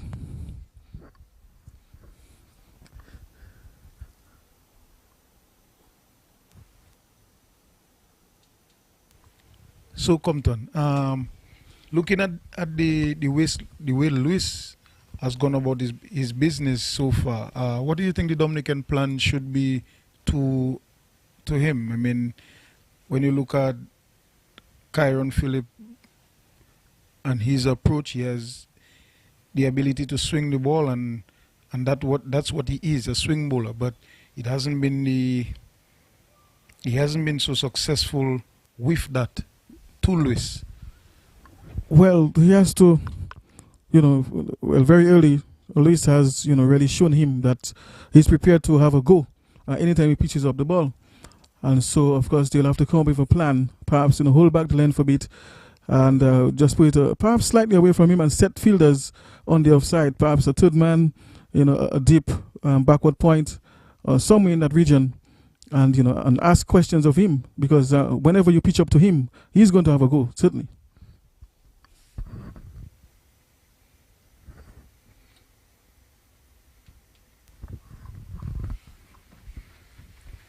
Kyron now has the opportunity to bowl to Grant. Grant is a much smaller man in stature to Lewis, and it probably gives Kyron an opportunity to settle down once more and get that ball shaping away and put the 3 slips or the gully he has in place. Yes, indeed. Cody Grant seems to be a well-organized batsman. Just looking at some of the deliveries that he has faced so far, hasn't done anything out of the way. It's been pretty organized in his approach. Seems to be also very well balanced at the crease, which is so key.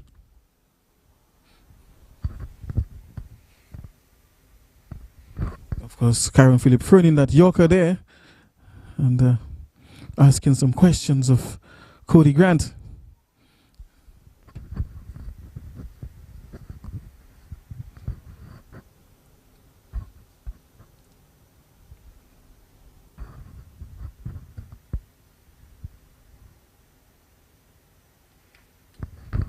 So there are still 4 slips in place. Actually 3 slips on a gully, and there's a man at backward point.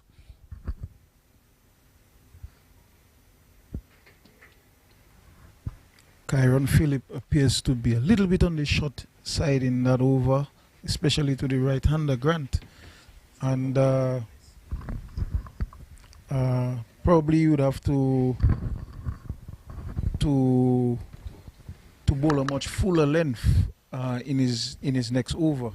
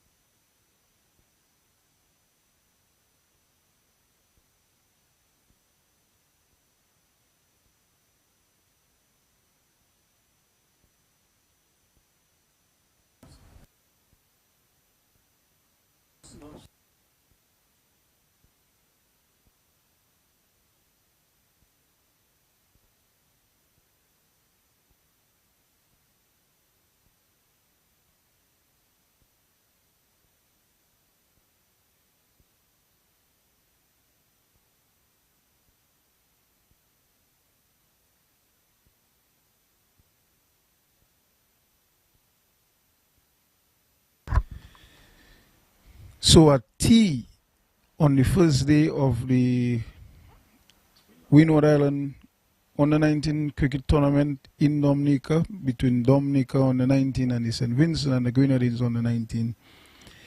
The Vincentians are 17 for 3 from 5 overs in reply to the Dominica on the 19, 186 all out. Kyron Phillip has 1 wicket for 12 and Shukwan Tuse 2 wickets for 5. Lewis and Grant are the not-out batsmen for St. Vincent. Lewis is on 10 and Grant is on 3. We will resume in just about 15 minutes time at the Windsor Park Sports Stadium. Join us then.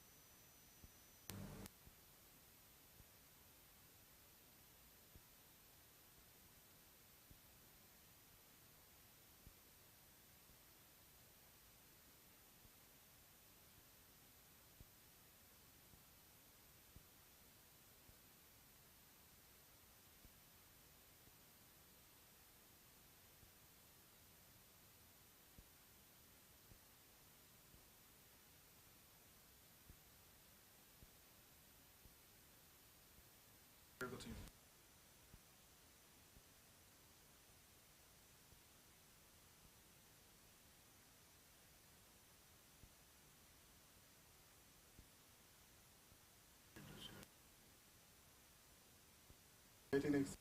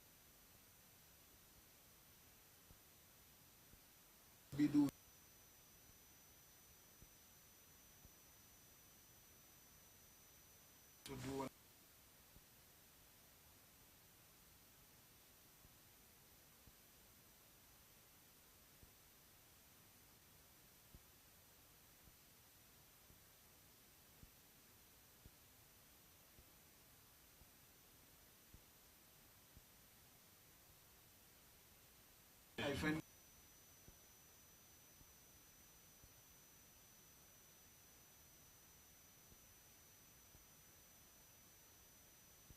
and then right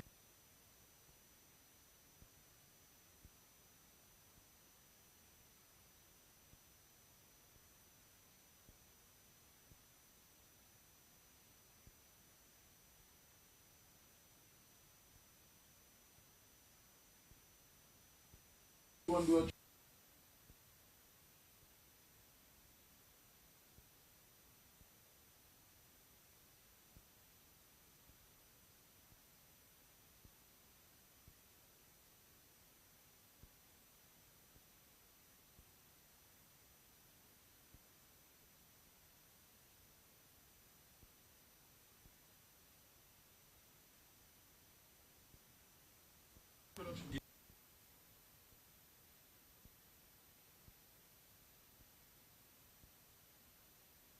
when in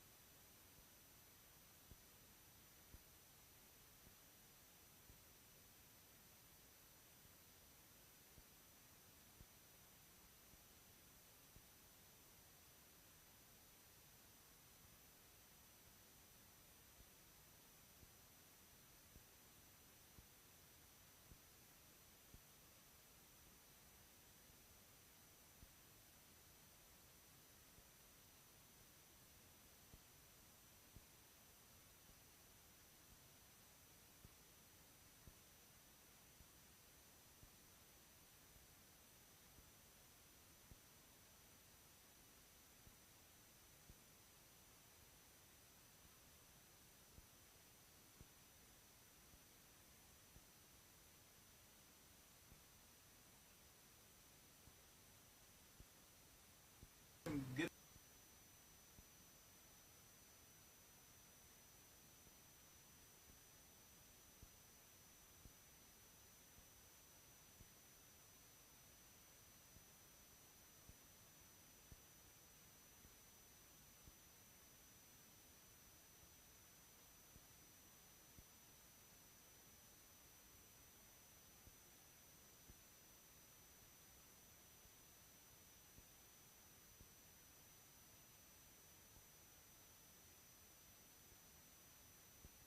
as I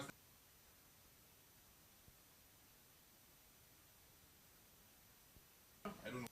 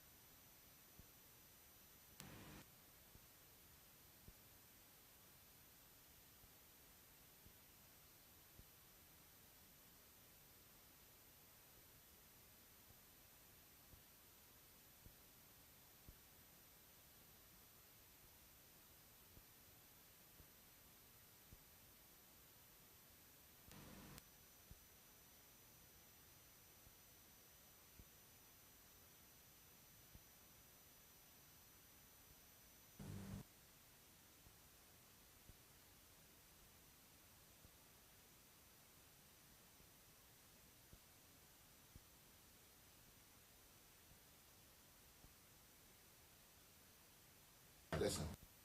Sorry.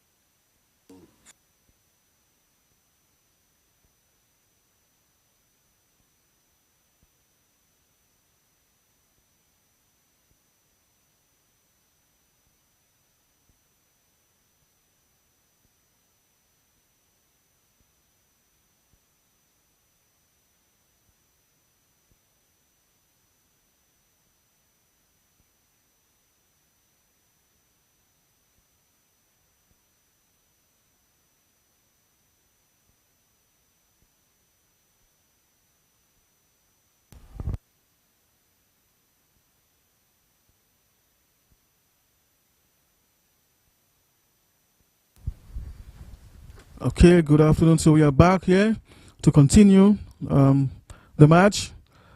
So, of course, St. Vincent is 18 for free. And Luis, of course, will continue. He's on 11. And Cody Grant is on free. Of course, just to remind you, this is the Windward Islands competition or tournament. And, of course, Dominica was bowled out for 184.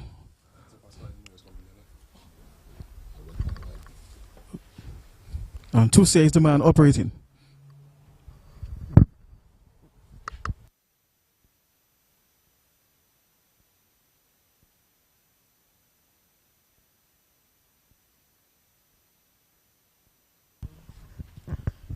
Yes, Compton, we saw Shekwan bowling a very tidy line and length there.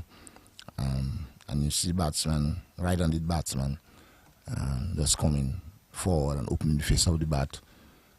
Diving effort by young Stefan Pascal at foot slip, but the batsman taking a single. Yes, of course, and they'll be bowling to the hard-hitting Lewis.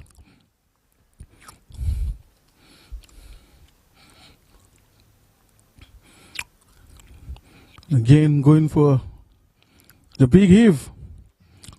This one, missing this one outside the off stump. Shekwan has been, or rather Tuse has been doing a pretty good job so far. Beno. Yes, most definitely. I saw earlier on, while I was outside of the commentary area, saw Shekwan moving the ball around and was able to get the edge of one of the openers. And shortly thereafter, I saw him had a ball pitching a length and going for the defense of the batsman. So I thought Shekwan, you know, of the two bowlers, he's probably a little bit more consistent than Kyron Phillip from the other end, who himself, every time he carries the ball up, he gets it over his head. Yes, indeed. And this time he's penetrating the offside with a lovely drive there.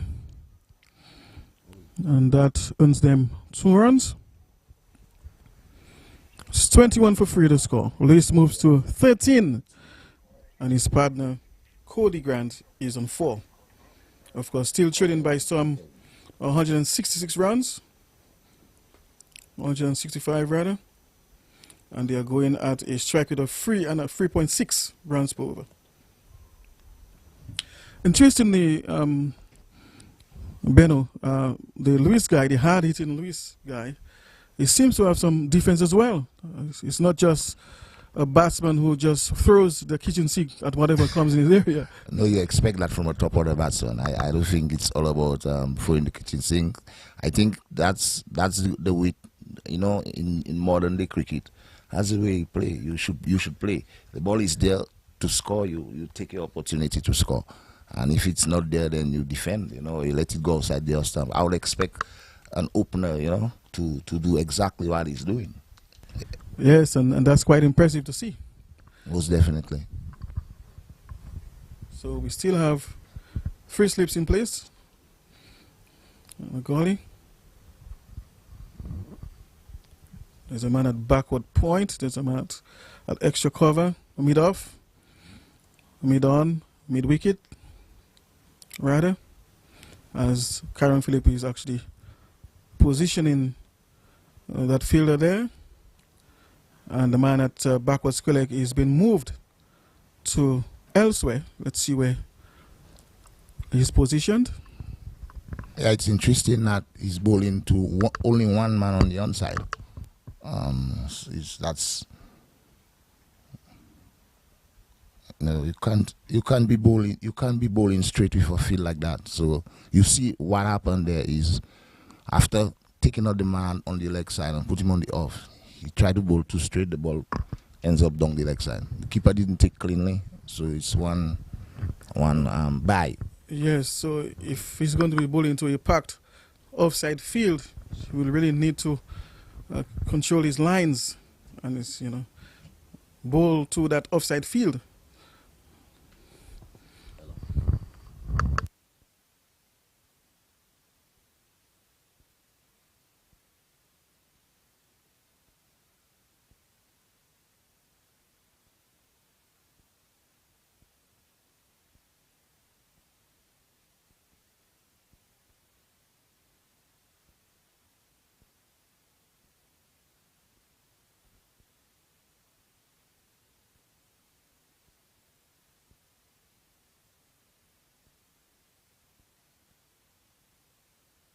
Yes, so Compton, once again, we saw Kyron going across the body of the left-handed batsman for a very short delivery. And Lewis trying to pull and missing the ball taken by the keeper there. Yes, indeed. I just have the feeling that he's going to top edge it sooner or later.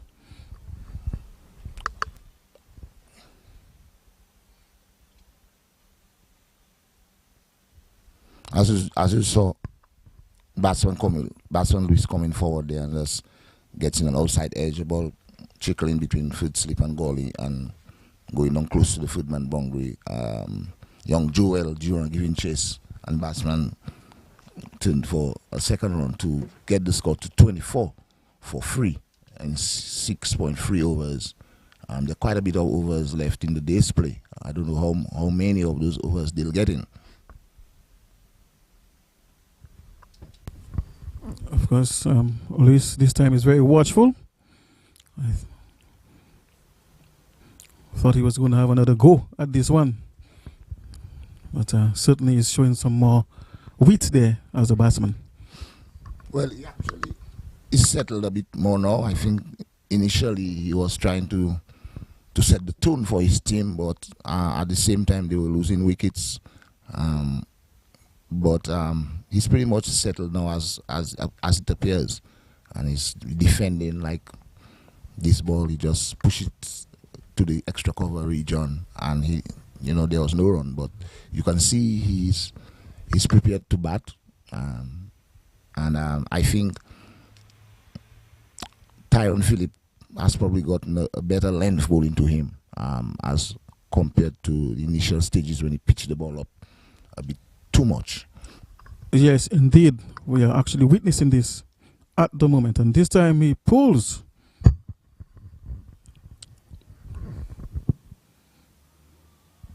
And very good save there by the man on the boundary. Yeah, very good save there by Yazi Grano, running close to 30 yards and diving to his right and saving that inches from the rope. Yes, indeed. And meantime, the batsman got 3 runs. Saved the 1 run for his team. Yes, and Luis has been attempting that shot there for a while now. In previous overs, to similar pitch deliveries just outside the off stump, shortish. But this time, getting a hold of it and almost getting a boundary for that. So I really think the bowlers, the captain perhaps need to rethink his strategy against Luis.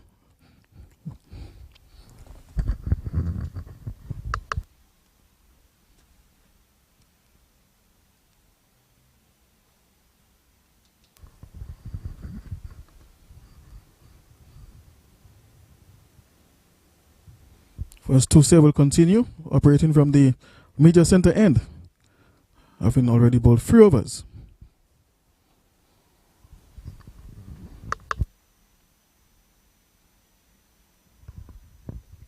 Luis looks like a stockily built young man, looks like a very physically strong guy. He looks to hit the ball very hard, hits the ball very cleanly. And I think Shekwan has gotten a good length to him as well. Shekwan Toussaint in his 4th over now, number 15 on his back. Oh, that's a beautiful delivery. Moving a bit into him, the batsman essaying a big drive, looking like a similar shot that he played earlier against Kyron Phillip. Yes, indeed. Of course, he really thought he had his cheese there, and really had a big bite at it, but yes. but just wasn't able to get a hold of this one. I think it's because of the movements on that ball. That ball caught swung into him, a big in-swinger, and he missed it completely and went over the off stump somewhere. Indeed.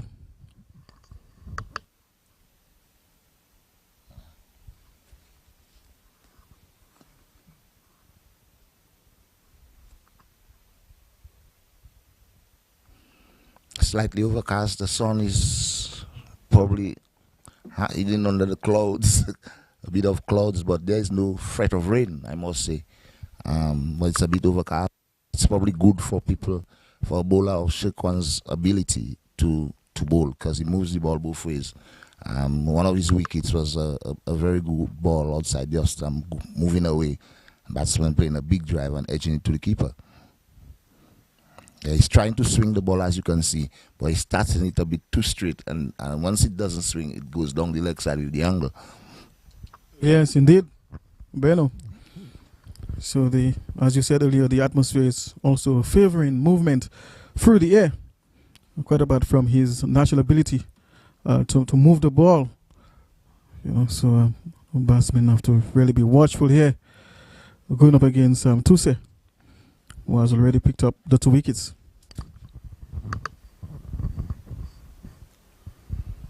It's so amazing to see Shekwan.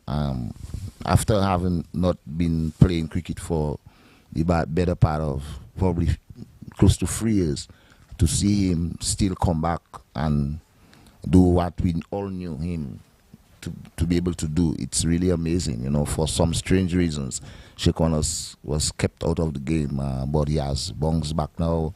I'm very, very happy for him. I'm one of those people that I speak to him on a daily basis, so I'm very pleased to see him back and doing what he does best. In fact, just learning of his story, I'm so impressed with him already, and I'm so already happy for him. Very, very certainly. Good story there. To say. There's always a chance in life, you never quit, Yeah, indeed. All you need is a bit of encouragement, and you'll realize your dreams. Yeah. So he's putting some 4 overs there this afternoon. Was broken over the tea break, putting like 3 overs earlier before tea, and he just he put two overs in before tea, and he has just after tea put in another 2 overs. So this is good going on his part, good going by Dominica. And right now we see the St. Vincent and the Grenadines are trying to consolidate, because having lost 3 wickets early on, right now it's time to consolidate and to rebuild their innings. Indeed, Beno Pascal. Of course, these two are really beginning to consolidate, and that is precisely what they need to be doing now, given the damage that was done earlier in the innings. And so far, they've been successful since the fall of the wickets, and especially Cody Grant, really showing, maturity there, showing some good skill, and seems to be level-headed and understands what his role is as a top order batsman.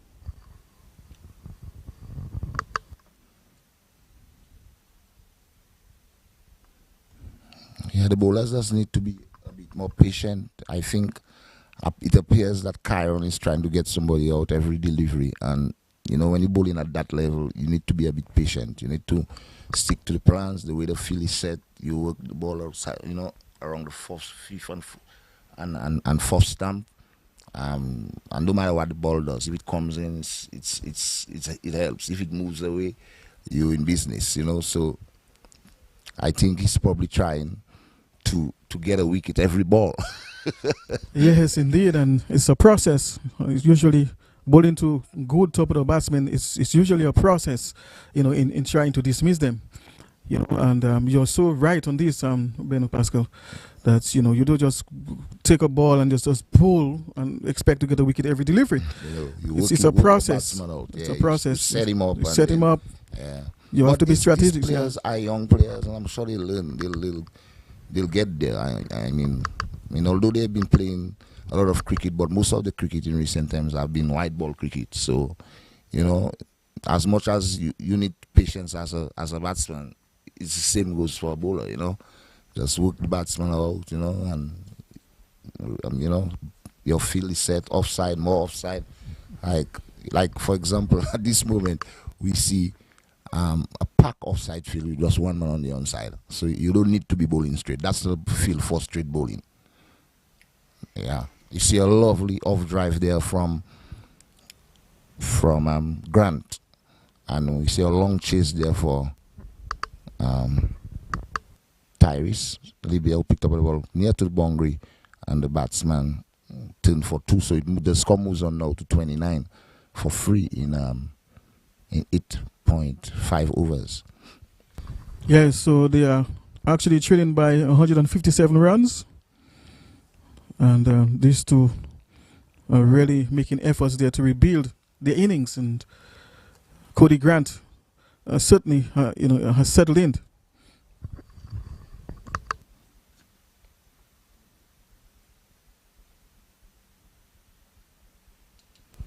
Doesn't have the strike rate as Luis, who is already on 18, Pascal.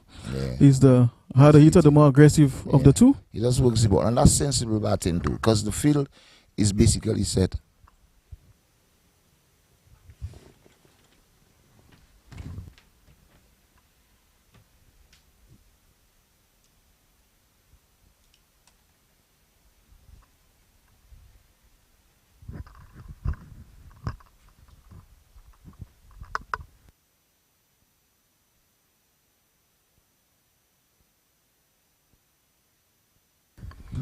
So it's going to be Tuse, who has already bowled 4 overs, 1 maiden, 9 runs, and picked up 2 wickets to continue operating from the media center end. And of course, there was almost an opportunity for catching there as Luis drove this one uppishly. And of course, the bowler wasn't able to get a hold of that one.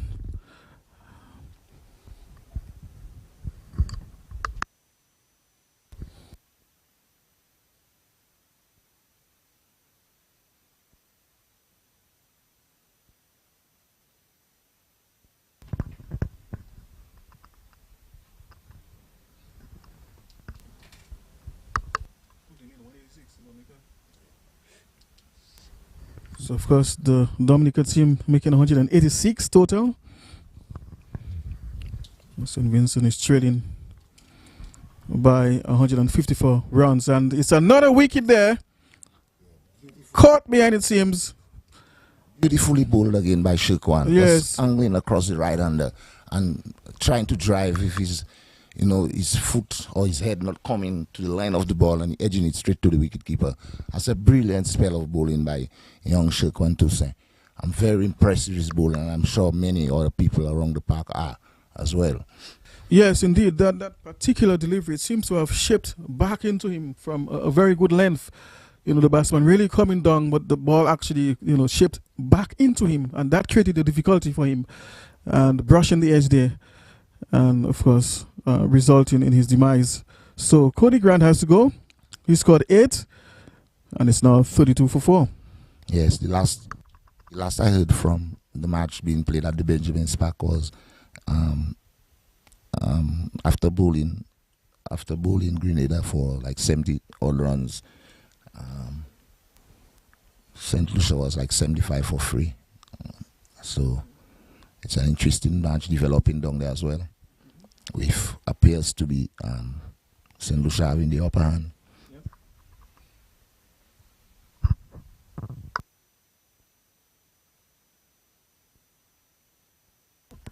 So the incoming batsman is probably not up yet. We'll soon get that information to pass across to you, the listeners.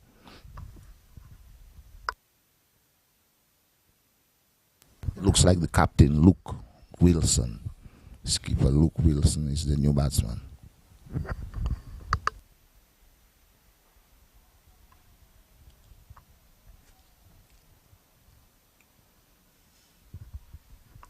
It appears that Luke batting has improved, although I haven't seen much of him in recent time. But I remember him on the Windward Islands on the 15th team batting around 8. So to see him coming at 5 in the under-19 team, it means his batting has come on by leaps and bounds. Good observation there. That is precisely the case, indeed.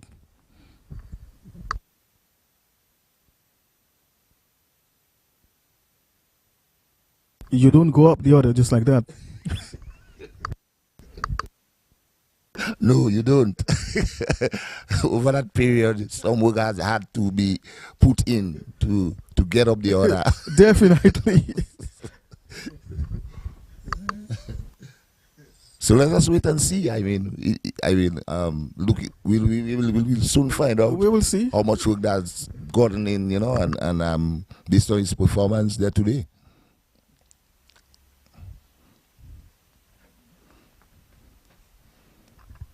Yeah, yes.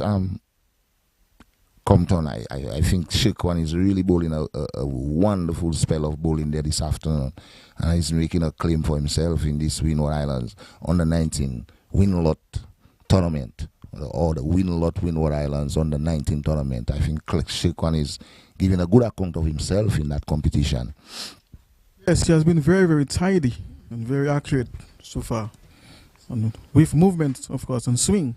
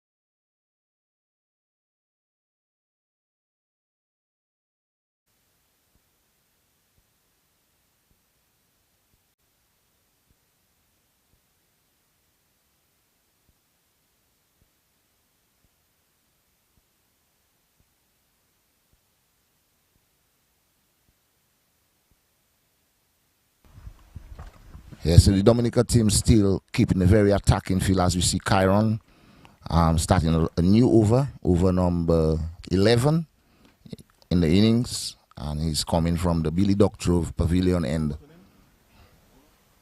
Billy Doctrove Pavilion end, and you saw that ball going across the batsman and taken by the keeper, and there's the run.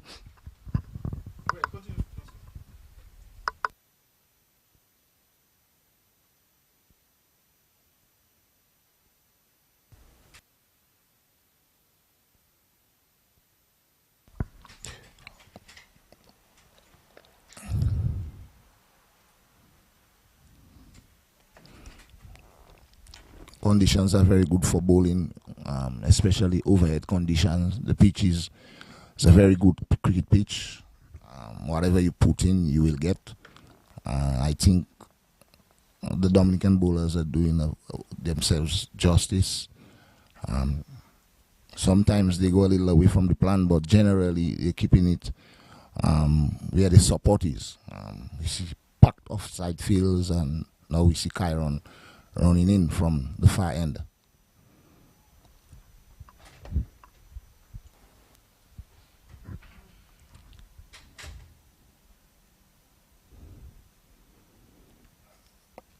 I think there's been some adjustments being made to the field. We see a man at long leg and a man at the backward square leg, boundary.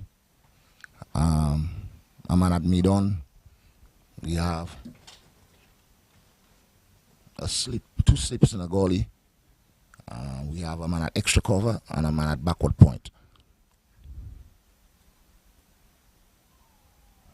Very good bowling there by Chiron, angling the ball across the left-hander, and he's nowhere close to the end of the ball, essaying a big drive, and it's taken by the keeper again. I think this over is a much better over bowling to Luis. Chiron Philip bowling to Luis.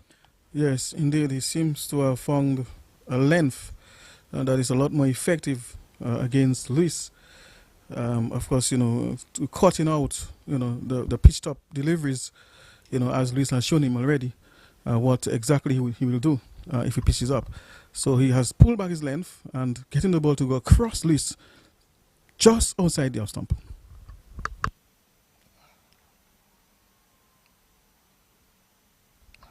A loud appeal there, but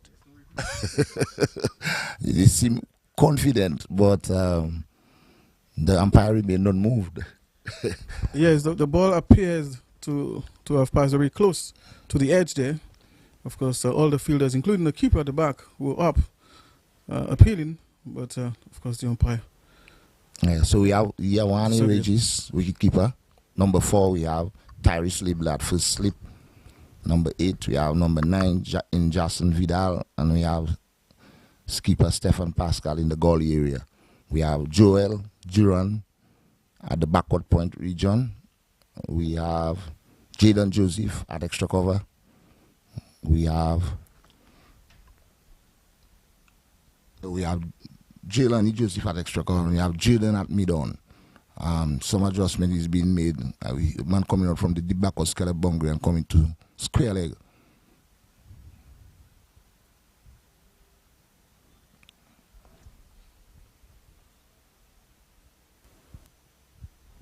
So the score moves on to 33 for 4 in at the end of over number 11.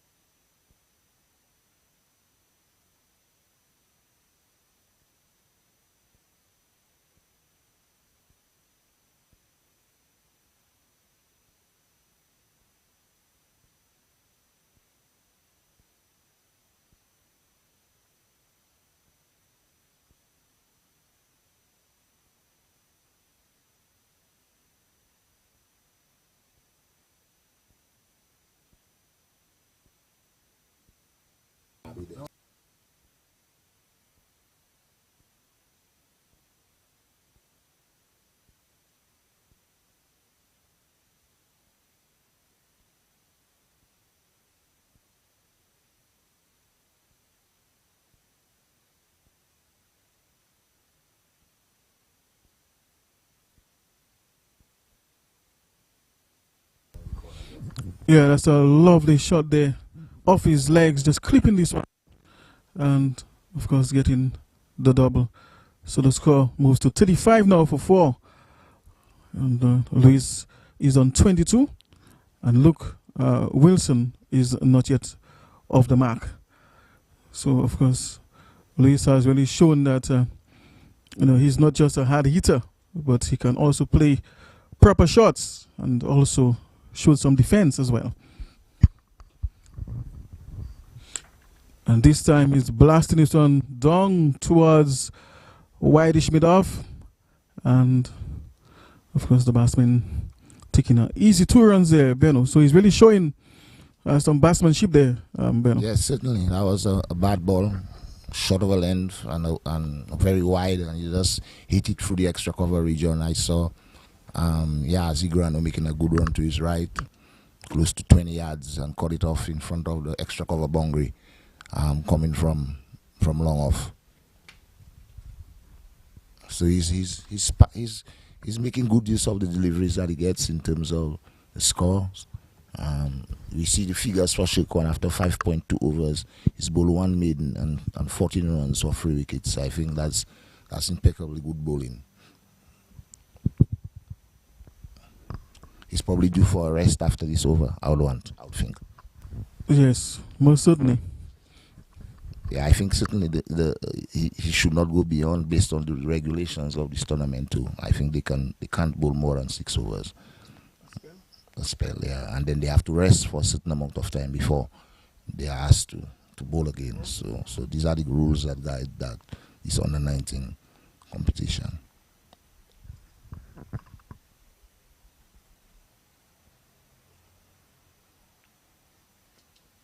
When you see a bowler about his run like this, Beno Pascal, that's a pretty good sign. Yeah, if you're not feeling comfortable with your in your gather delivery stride, you notice you might go over the line, or you might spray the ball leg side. It's always a good thing to do to abort the run, and I think it's based on how you feel running up.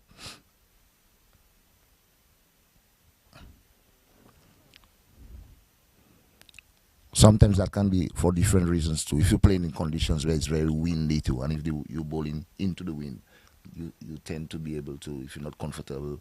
And so, but I don't believe in that case because it's not so windy at the Windsor Park Sports Stadium today. It's so like a gentle breeze, as you can see the flags in the far side. fluttering a bit in the distance, but it's nothing like too much wind. Indeed. Anything to avoid bowling a bad delivery, in other words. Yes, most definitely. So Shake One right now is bowling two slips and 3 slips, a gully, a man at backward point, a man at short, extra cover, a man at mid off, a man at mid on, and a man at square leg. So that is the field that is bowling to 3 slips and a gully. Yeah. Badly line delivery this time. He's he's admonishing himself. He's a bit annoyed that the ball. Yes, he knew from the very onset. He knew. I think that's probably. We'll wait and see, but that's the end of the over. Actually. Yeah, that's the end of the over. But that should be the end of his spell for now. I would want to think. So St. Vincent is right now 38 for 4. Luis is on 25, and Luke Wilson is not yet off the mark. There's a partnership of only 6, and they are going at a run rate of just 3.17, and they are trailing by 148 runs. Of course, Dominica achieving 186 in their innings. There we see a change of bowling from the Billy Doctor end, and it appears as if it is Jordan Joseph who will pick up the attack from the far end. For the left hander, there's 2 slips. I think we see some adjustments is being made to the field by Captain Stefan Pascal. So we have a deep backward square and a man on long leg boundary, a mid wicket, a mid on, an extra cover, a backward point, and 1 slip and a gully.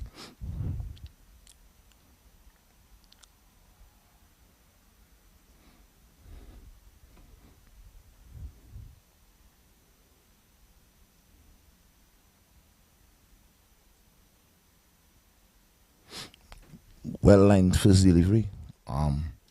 Banging over length and the batsman on his toes and pushing it to the offside. Oh, yes, indeed. Picked up by the man there and no run. Yes, that's a good length ball there. Just trying to push it on across the left hander from over the wicket.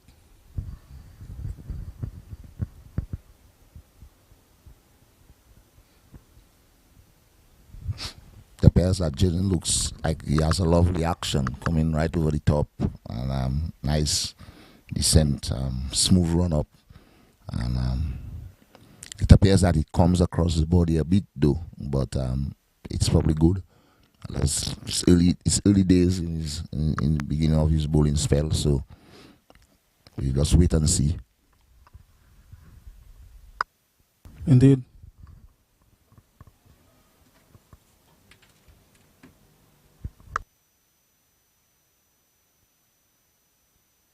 So it seems as Luis is prepared to go after the short balls as well. As long as you give him enough room, he will attempt the pull shot.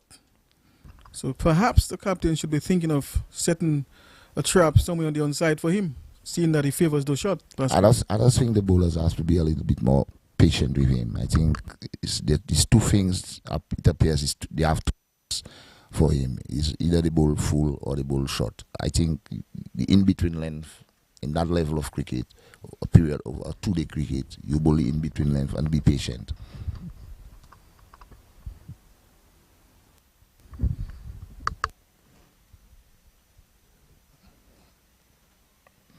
I'm of the view that as much as a batsman needs to be patient sometimes, especially when they set traps for you, and so on, and you have to be patient. It goes for the bowler too, it goes both ways. It goes both ways. You have to be patient and just, because sometimes you might get the reward by just being patient and just keeping the ball, in one area, especially ball to your field, and just be patient, and you test the batsman's patience. Compton, you're a batsman in not too recent time. You know that. Indeed, Pascal. You're very correct on that. You have to be patient.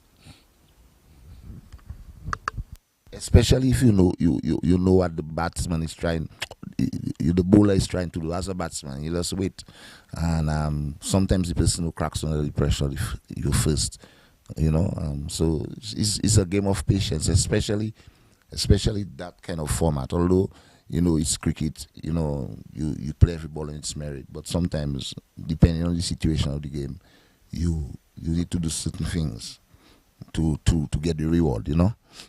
Yes, indeed. So it's the end of the over. And it's now 39 now for 4. Luis is on 26. And Luke Wilson is not yet off the mark.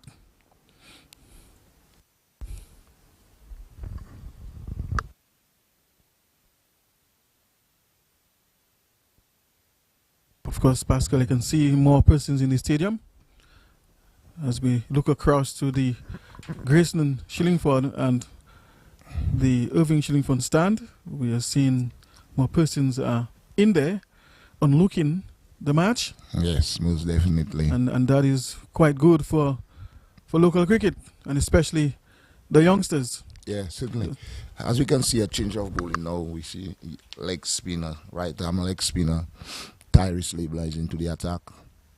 I'm stand to correct it. It's number 12, Yazi Grando, another baseman. Sometimes I refer to Yazi Grano as the enforcer of this team in terms of his delivery. He bowls a heavy ball. Yeah, he bowls a heavy ball. Yes. Well, he'll be delivering to the hard-hitting Luis, who seems to be a lot more settled at the crease now.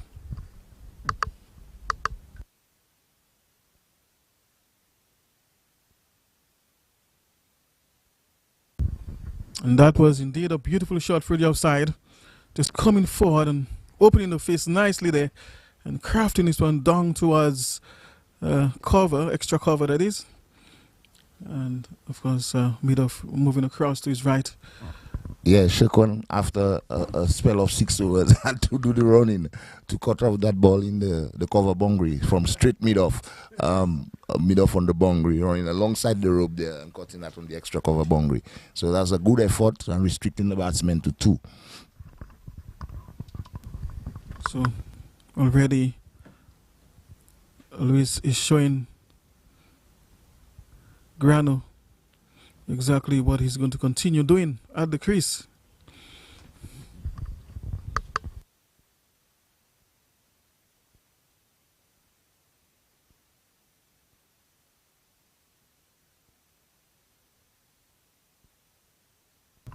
Dominica seems to have a very balanced attack. I think listening to the coach and the captain speaking to the media yesterday, they think their strength lies within the bowling, Yeah, that's a beautiful delivery there by Yazi Grano. When across the man coming half forward and ball beats him outside just taken by the keeper. A very good length delivery there as well bowled. Yes, indeed. Almost a Jaffa there. This one just speeding up off the surface and moving slightly away from the batsman. Of course, Grano just pulling back his length a bit there, and really challenging Luis, on about the 5th stump there in that corridor.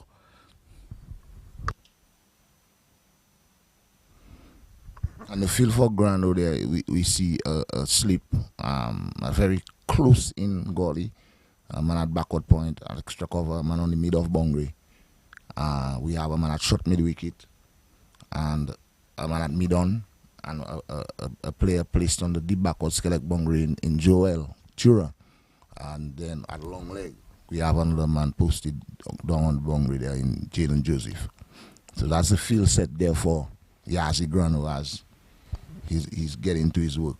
I think some adjustments is being made now because apparently he's bowling across the batsman and another slip has been added. So skipper coming from mid on and going into the second slip position. And no surprise there, because so far we are seeing that Luis is having difficulty with the ball pitched on about the fifth stump corridor. You know, he seems to be tempted every time to have a go.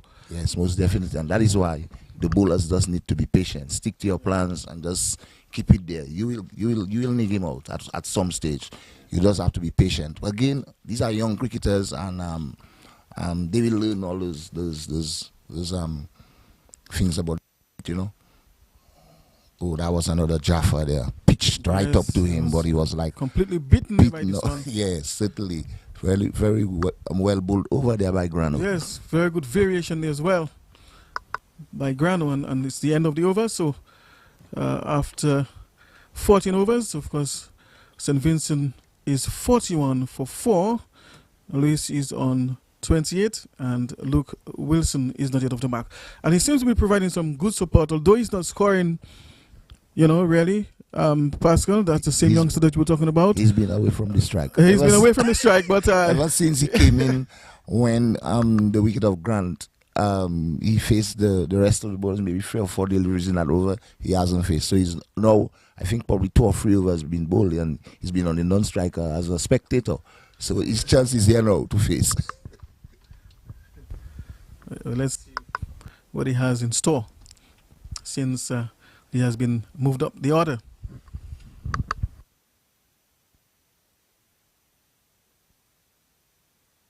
I don't think I don't want us to say like he's moved up the order, because it may well be that's their plan. It's just that I was speaking from a situation of when I knew him playing for the Windward Islands on the 15th team. I mean, this is on the 19th, so he could be the number 5 batsman, could it the be, number 6, you know. Could it be he's playing the role of checking the fall of wickets? I don't know. Given that they have lost, 3 early wickets, it could well be. Maybe he felt that he needs to be up there to stabilize things a bit. Because he certainly seems to be doing a good job at the moment. Yeah, apparently he looks like he's leaving the ball well outside the stump. Jaden Joseph is angling the ball across him, similar to what Grando did in previous over. It appears that is probably the plan of the Dominicans, to bowl left-handers across the body as much as they possibly can.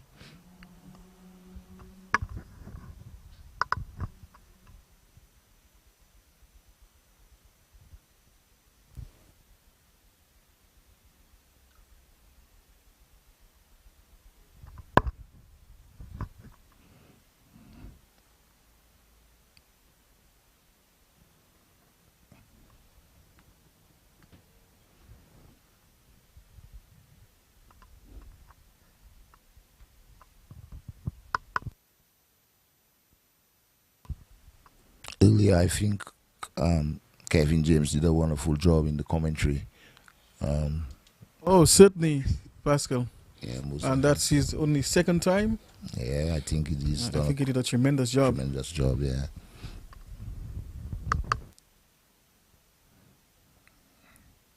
And it appears that Luke Wilson is going to try and bat as long as possible, to provide some support to his partner. Yeah, they need that. They need that. I mean, they are trailing by 145 runs, so they need big partnership. Now, this is the partnership.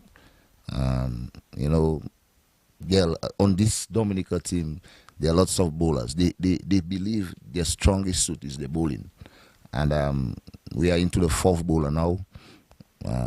Well, yeah, because the two opening bowlers has bowled their 6 each, and we are having a spell there by Jaden Joseph, and who's into his 2nd over, and Yazi Grano, who has bowled 1 over.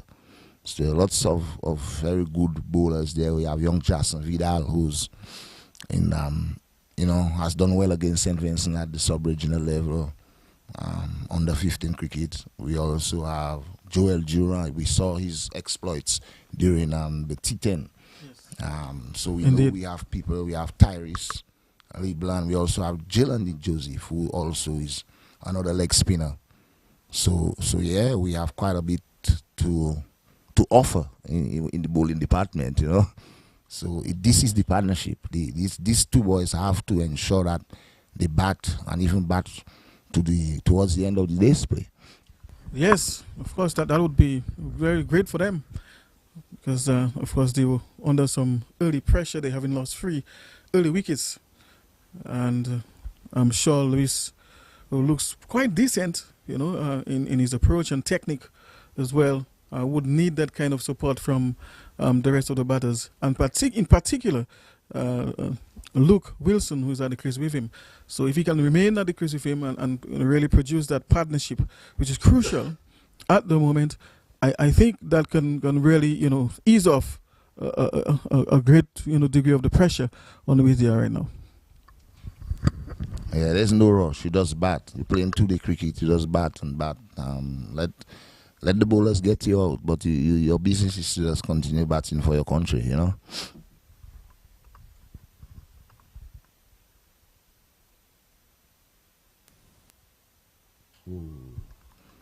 That was a Jaffa. Yeah, Yazzie Grano seems to have found a very good length, and his line going across the batsman appears that Luis has no answer for these balls, especially when they're close to him. When they're up to him and they're a bit wide where he can throw the kitchen sink, he does that. But when the ball is on the length and, you know, he has to think as a batsman, he's sometimes caught in no man's land. Yes, so not only is he coming from over the wicket and getting that natural angle to go across the batsman, but he also seems to be getting some movement, some drift in addition. And that is posing some difficulty for Luis. Just on about the fourth stump there. Yeah, most definitely. Like I said earlier, the conditions are very suitable for medium pace or seam bowling. Yes.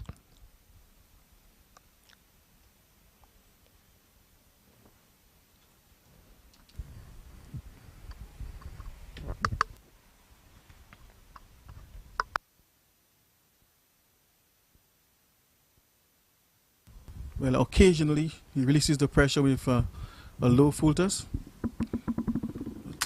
That is something that he'll have to improve as he continues to bowl.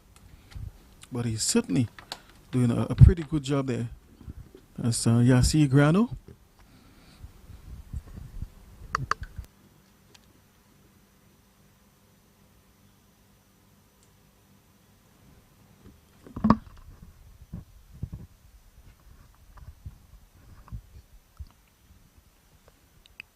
It looks like it chips a bit when he's running up.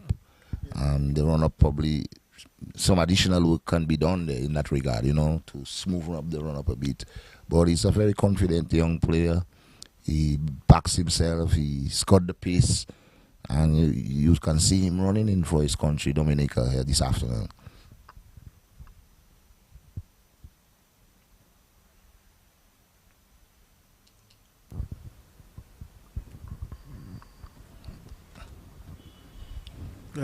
Some variation there from Grano. This one seems to have been a bit slower and just dropping more quickly on about the middle leg stump there about. And of course the batsman was beaten there by that. So he seems to have some good variation there. And that is really posing a challenge as well.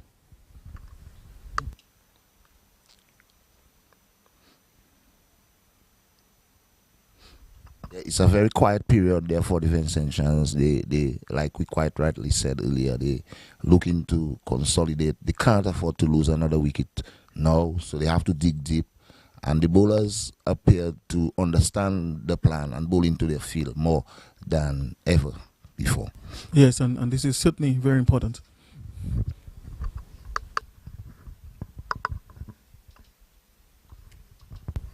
The other thing that I noticed too is that old cricket is very decent. I think, you know, I haven't seen much blemishes in the field. I listened to the captain speaking yesterday, and he was saying that their weaker area is probably the fielding.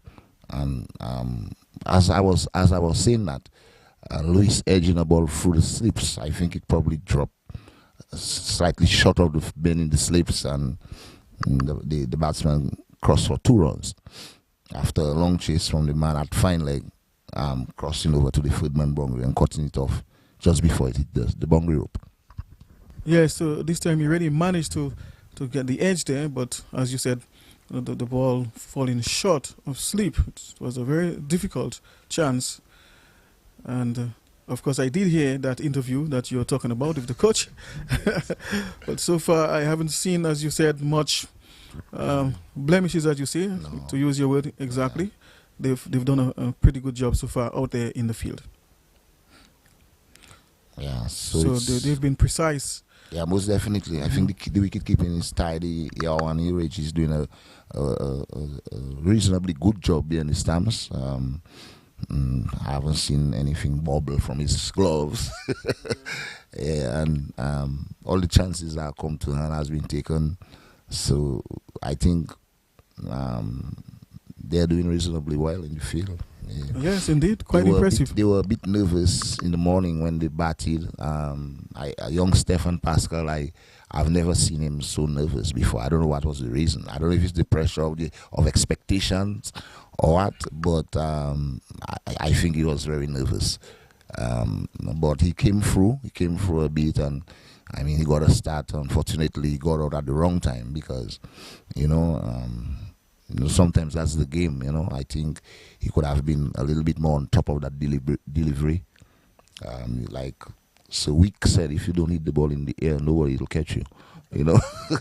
I thought it was a brilliant catch as well. A short extra cover by the fieldsman there, but people take catches when you hit it in the air. Yes, indeed, Pascal. And of course, going into tournaments like that, you are under a certain level of pressure, Pascal.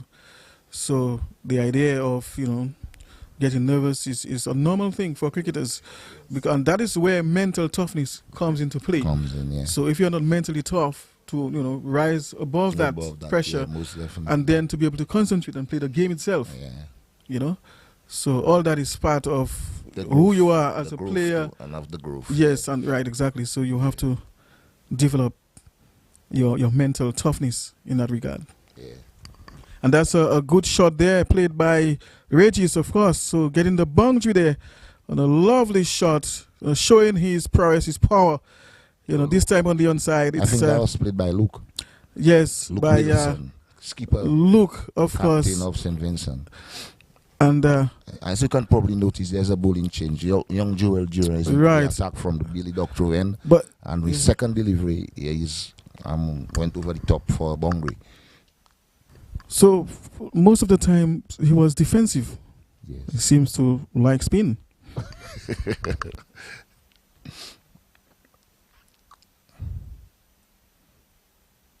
Again, it probably has to be a nervous time for young Joel too. I mean, he's pretty good. He's very calm under pressure, but this is a different level of cricket, and you expect sometimes you expect these boys to be a little bit nervous. He's 15 years old, and they can only learn, get better from there, But it's good.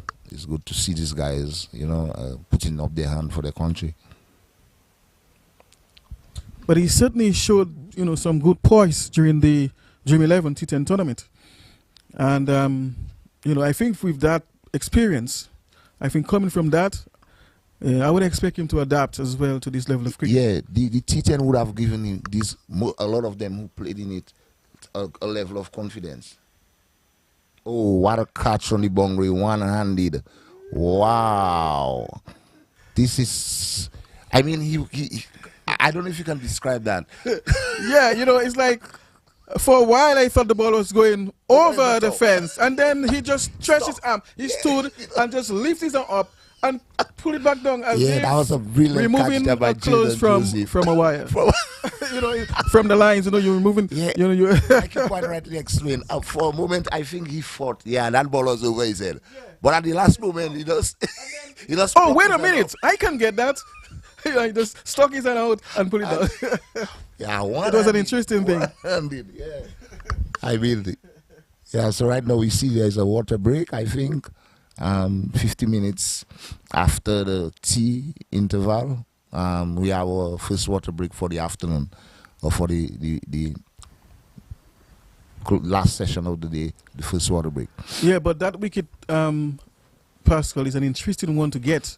Yeah, this is the wicket I thought that Because St. that's a Vincent, prize wicket right there. yes, St. Vincent and the Grenadiers could do without losing Luis at this moment. Losing him on 31, this is a setback for them. Because he was batting quite well. I mean, he had set long, he got the start, getting to 31, and to get hold out on the boundary in that fashion, it was rather unfortunate, but good for Dominica. Yes, indeed.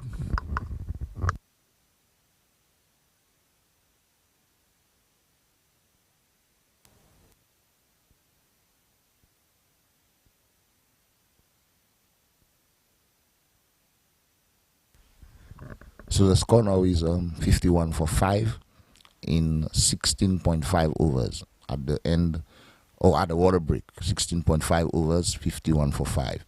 Or like the Australians would say, 5 for 51. 5 of the, yeah, that's how they say this. Yeah.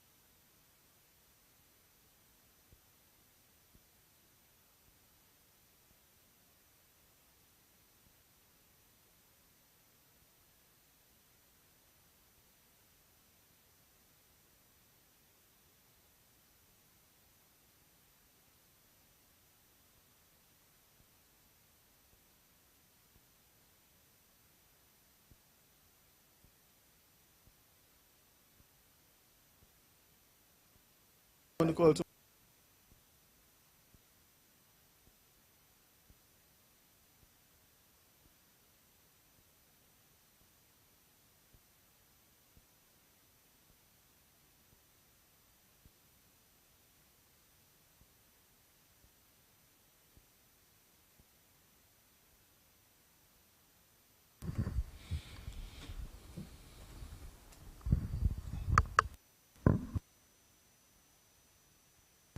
yeah, so it's 51 for 5 now.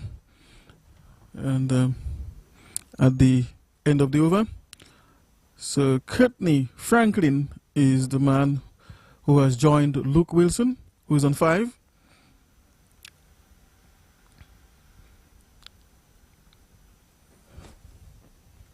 And it's going to be, is it Grano to continue? Yeah, it's going to be Grano, and I thought Joel bowled a tidy over in a sense there, but some fortune was with him, you know, in the fact that the way that Jaden took that catch on the boundary line at long on, that was a special catch, and I thought Joel's figures is reading like, 5 runs or 1 wicket after 1 over.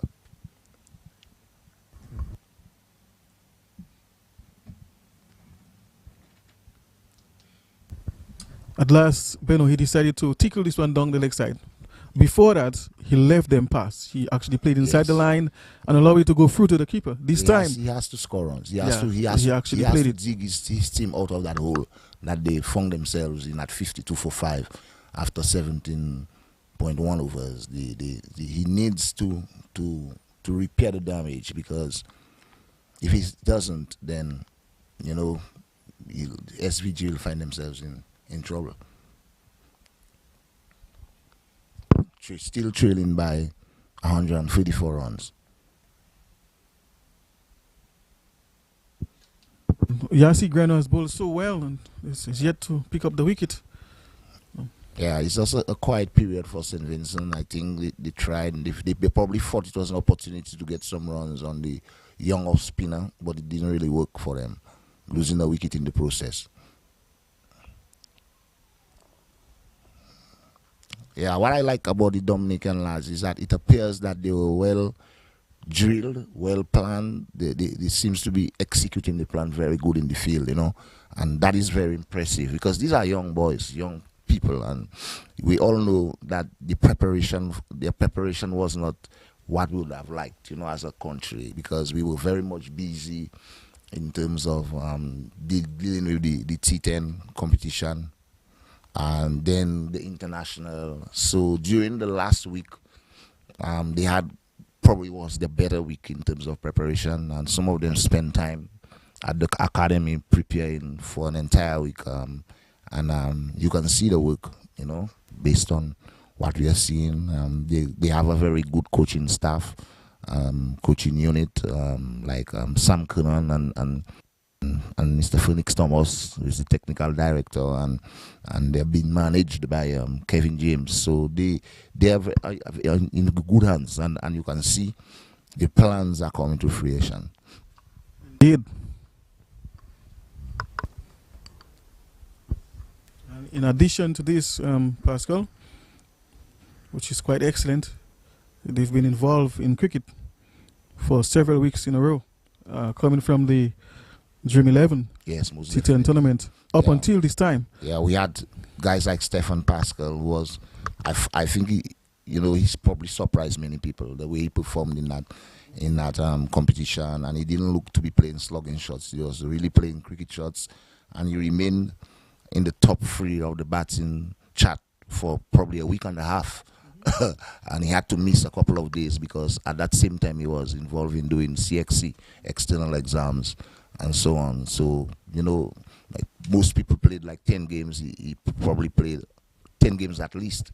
He played 8, and, cricket is cricket, like Kevin always says. Like, no matter if he's white ball or red ball, cricket is cricket, and that would have given he and the rest of his team quite a lot of confidence. Yes, indeed. Of course, that would always account for some form coming into this tournament. So, the more cricket you play, it's always the better.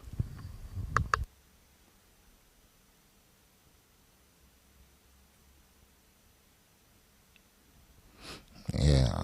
You can see the plans. You can see the plans and the execution. I think he has his ball in a very decent.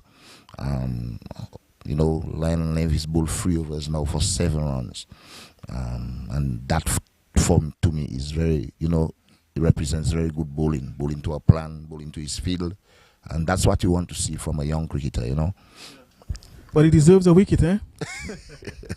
Because he has excellent figures there. He just needs to be patient, Once you do what you have to do, continue doing what you have to do, the wickets will come. But it seems as if, by the looks of things, Pascal, that the better part of the batting of St. Vincent is already back in the hot. Yeah, certainly. I mean, most teams, most teams, when your top 5 is gone, you probably find yourself in trouble. I mean, on rare occasions, you might find somebody who comes to hit it for all parts and stuff. But when you clear the top end, the top 5, you've done the damage, as a bowling team. Yes, but I'm looking at the lower middle order, and in my assessment, they seem to be towards the tail ending. To me, no, because but we'll have to wait and see.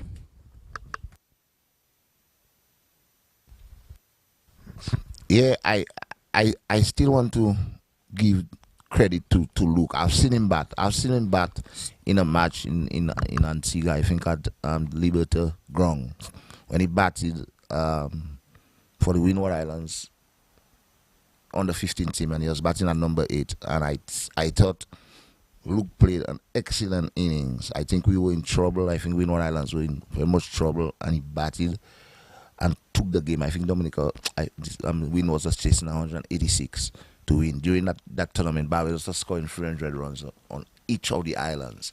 When they played against Windward, they scored only 186. And we were in early trouble. And Luke played a very, very good inning and took it so close. And I think that day he probably got close to 70. And then we fell short. We fell short, you know, in the chase. Yeah.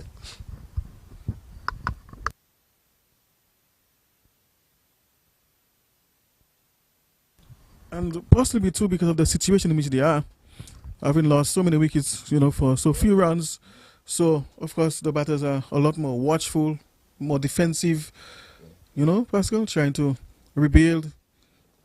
You know, they can't really be afford to be reckless at this stage. I think Luke Wilson is doing the right thing. I think he's the captain for a reason. And he has to take on the responsibility with the help of the rest of the batsmen to come. And the other batsmen that is in currently, they have to get the score up to, you know, respectability. I think they're trailing, like we said, by 132 runs. The score now is 54 for 5. There's quite a lot of work to do.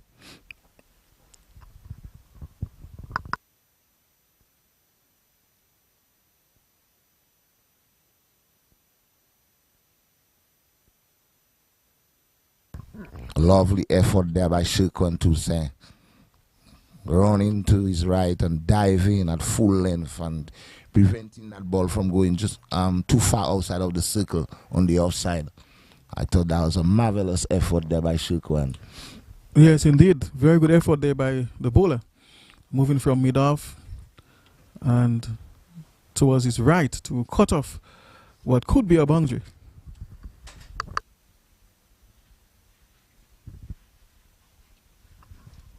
Of course, the run rate has dropped since the parting of Lewis to 2.84.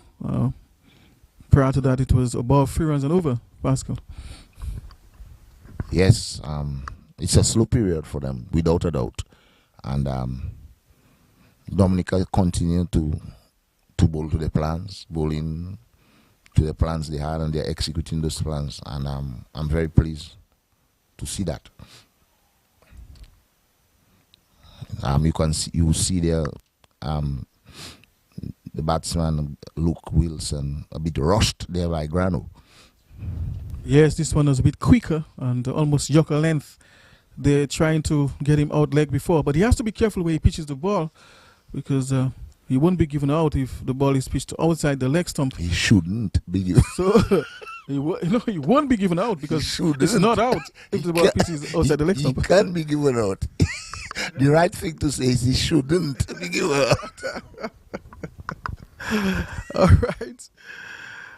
right. So Grano has to ensure that that ball pitches within the range of the stumps whenever he bowls jaffers like the one, you know, in the ball before that last delivery. But so far, he has been having a good spell, and that really is deserving of a wicket, Pascal. Look at the number of runs scored so far in his 3.4 overs, only 8. I think Luke Wilson is playing it the way it should be played at this stage, because I think he's probably aware there's not too much left in the hut. I think so too, Pascal. So he's playing it very, very safe. Very much and trying to occupy as much time as possible. Yeah. Hoping that they can accumulate some runs in the process. Yeah, most definitely. But you know, that's where the patience comes in on both sides. He's prepared to do that. The bowler is supposed to, you know, just keep it there. You know, keep it there, keep going with his plans and stuff. And we'll see who crack under the pressure first. So persistence. That's it. He completes another over, so he's 4 overs or 8 runs. So his economy rate is basically 2 runs and over, and I think that's very good going. Yes, in the indeed. circumstances. Indeed. So it's 55 now for 5. Of course, Courtney Franklin is on 2 and Luke Wilson is on 7. The last batsman to out was Aaron Lewis, caught by Jaden Joseph on the boundary of the bowling of Joel Durang, who's about to begin a third over.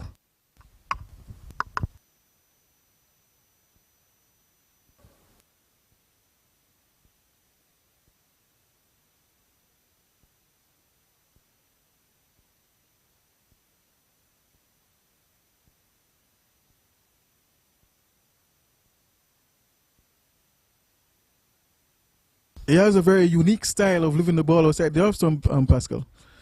Almost like a dance. For sort a of. moment there, I thought Courtney Walsh was back playing.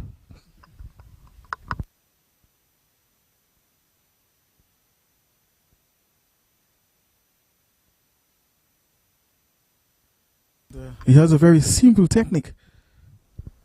It's a very seem to be a touch player. Just pushes the ball around. One thing I can say about the Vincent chance is that they'll fight till the end. They probably don't have any star player as such, but these boys are gonna fight.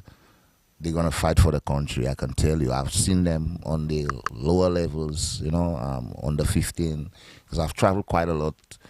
When under 15 tournaments around the islands, because of Stefan being involved, you know, and these boys, these Vincy boys are gonna fight. They're going to fight.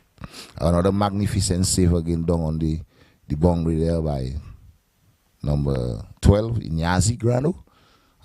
These guys are putting a very good effort in the field. I don't know why it was said that the fielding was a bit weak. Seems as if they are exceeding expectations there. As Oh far as yeah, fielding. based on what I heard earlier, you know. If I was to go by what they said, then I'm just surprised by what I'm seeing. But that is what you expect at this level in the game, you know. Especially that magnificent catch, that stunning catch there. Sublime. Yeah, certainly. We saw a couple of brilliant catches today. We saw one by the wicketkeeper, Ioane Regis. That was a brilliant catch, you know, from the bowling of Shikwan to say diving full left. I think he probably ended up taking that catch in front of second slip, horizontal, you know. So that was special. At the moment, we're seeing a player on the ground in number 13. He's probably suffering from a bit of cramps. Is that Tusa? I'm not sure. I can't really. You see the manager is running on the field there now. Yeah. Could be a muscular problem there. It has to be cramps. Yeah, cramps. It Yeah. appears to be perhaps the hamstring area. Yeah. It's being stretched as we speak.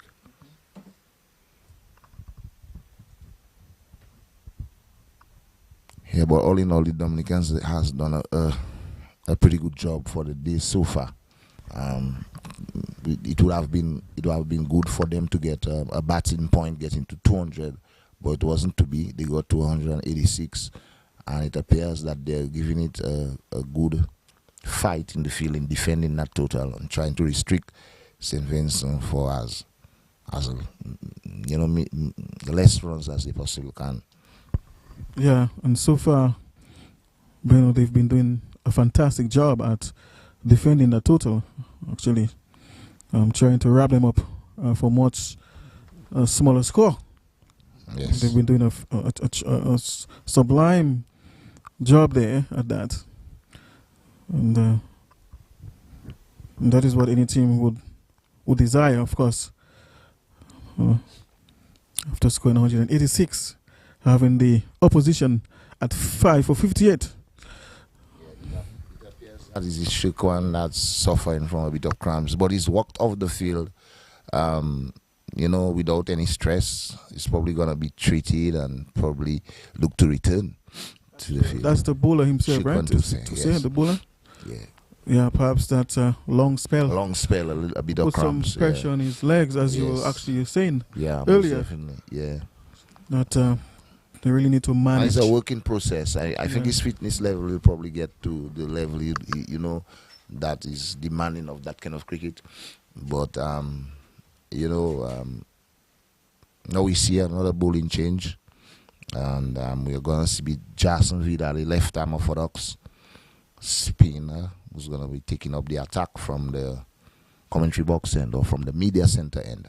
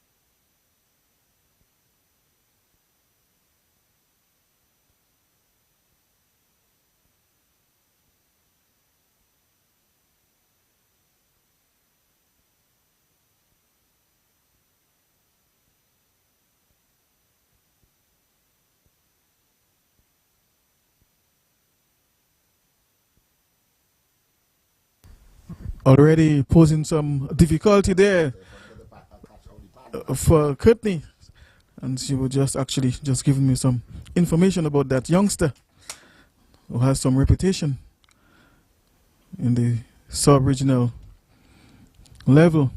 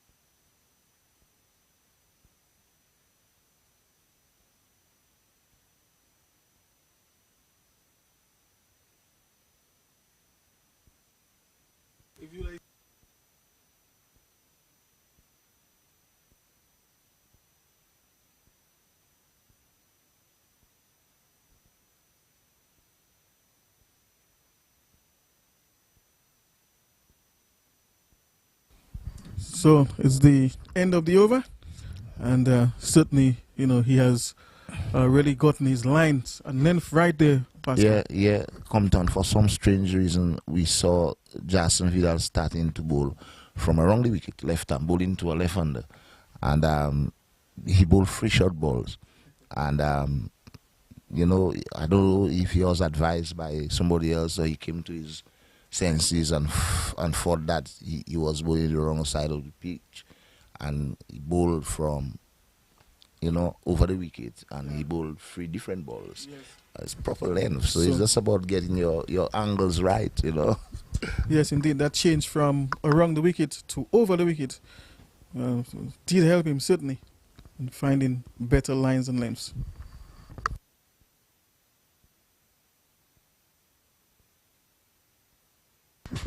Jason himself has had good figures bowling against St. Vincent in sub-regional under 15 cricket. I remember Jason in one of those games, I think it was 2018 or I can't remember. But Jason, took 8 wickets in an inning, so that was very, very impressive by Jason. So he would know all those boys. I mean, all of them have grown to that level now. So yeah, I thought that was a little soft from Joel. He should have stopped that ball of his bowling. I mean, every bowler, you tries to stop a ball. I don't know. I mean, very few bowlers that like people to score of them. And I felt Joel was a little bit sluggish there in that case. Yes, I'm sure he would know that too.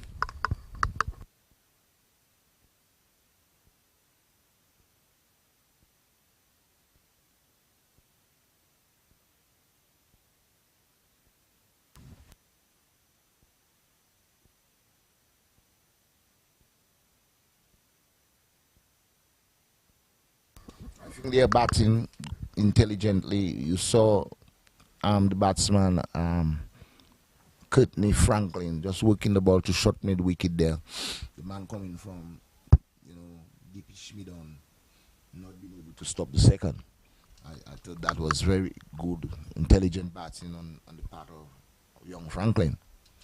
Yes, indeed.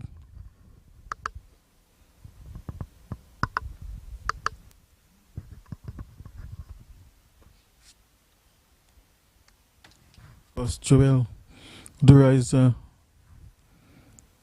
looking for his second wicket. Has bowled 4 overs, 13 runs for 1 wicket.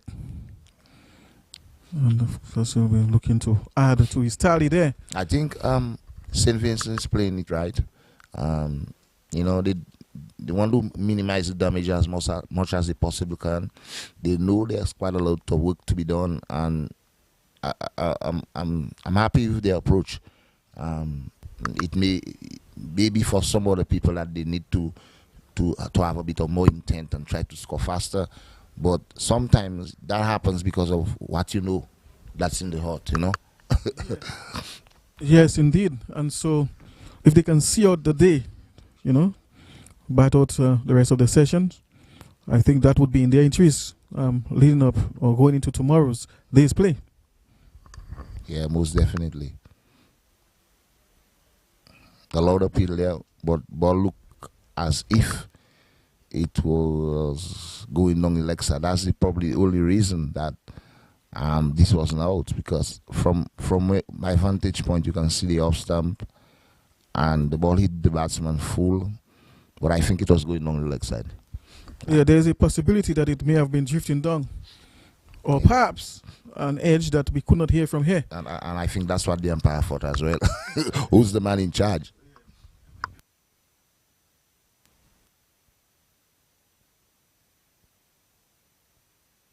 But I suspect there was no edge because the ball was caught by leg slip. So I believe that he thought that it was outside the range of the stumps. Yeah, Jason Vida seems to have found his range. He's bowling very well now. The last 3 balls and the 2 balls he has bowled so far in this over, he looks like he's right on the money. Yes, indeed. He has certainly found his line and lengths.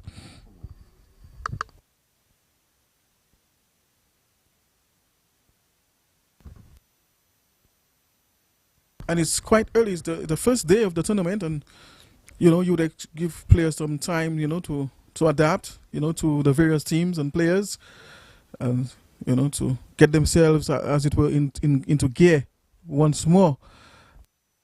So I believe as the tournament progresses, we'll see a much better cricket, from the cricketers. Most definitely. Here again, we saw Luke Wilson having a big heave across the line of a full ball, and ball beating him. You see the players appealing, but he missed everything. Yes, I was really looking to club this one there. And I'm talking about seriously club it, eh? Yes. All the way towards mid wicket. There's a man on the deep, but there's a man at deep mid wicket. Yeah. So he needs to be mindful of this. He has to be careful there. Yeah.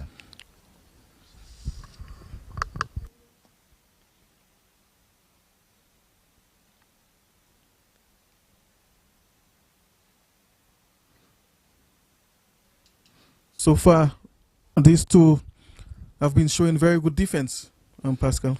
Yes, most definitely. Like I said, they're almost in a situation where they don't really have a choice. They need to bat time, because if they get bowled out this afternoon, it's more pressure, on them. You have about 100 overs tomorrow. That can be a long day for them, And if they get bowled out with a big lead, or probably close to 100, so they need to bat time and chew the lead, and get into the runs. And they're currently trailing at 121. By 121, the score is 65 for 5 in over number 24 just being completed. So Courtney is on 9, and his partner Luke Wilson, the captain, is on 10, having a partnership thus far of 14, and they are going at a run rate of 2.71. Of course, they'll be looking to bat as long as possible, in order to minimize any further damage there, and perhaps come tomorrow and continue a partnership and see how close they can get to the target that was set by Dominica of 186. There you see Dominica team is looking to attack. You see one of the fieldsmen putting on the shin pads to look.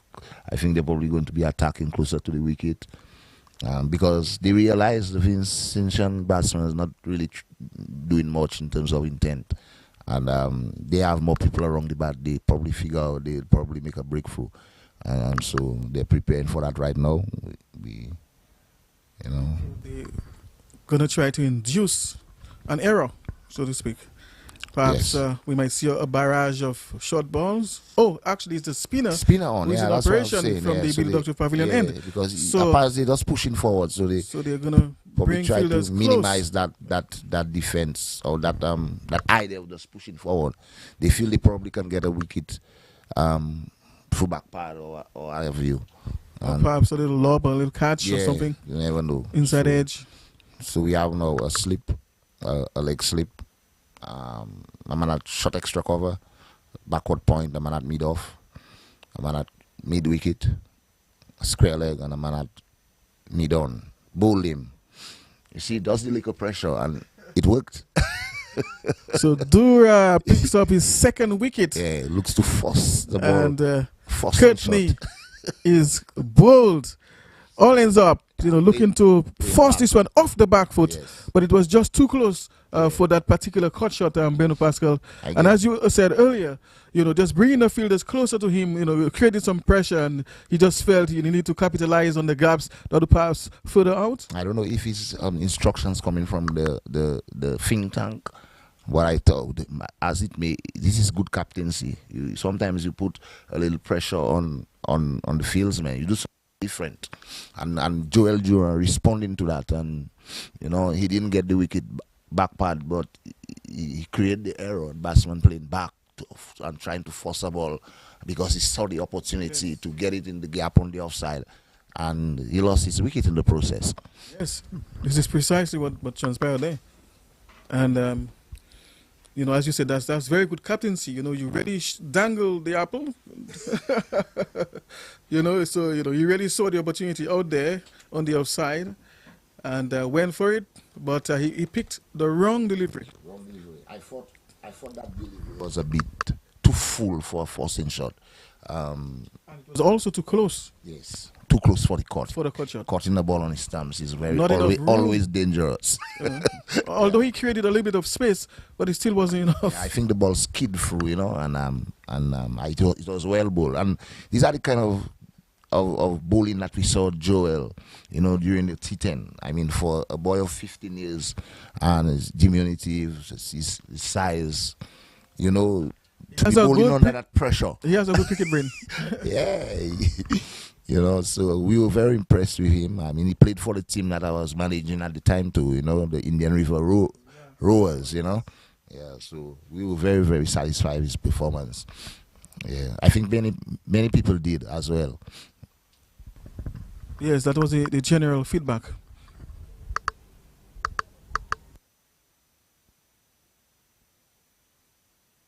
It's Baptiste, the new batsman,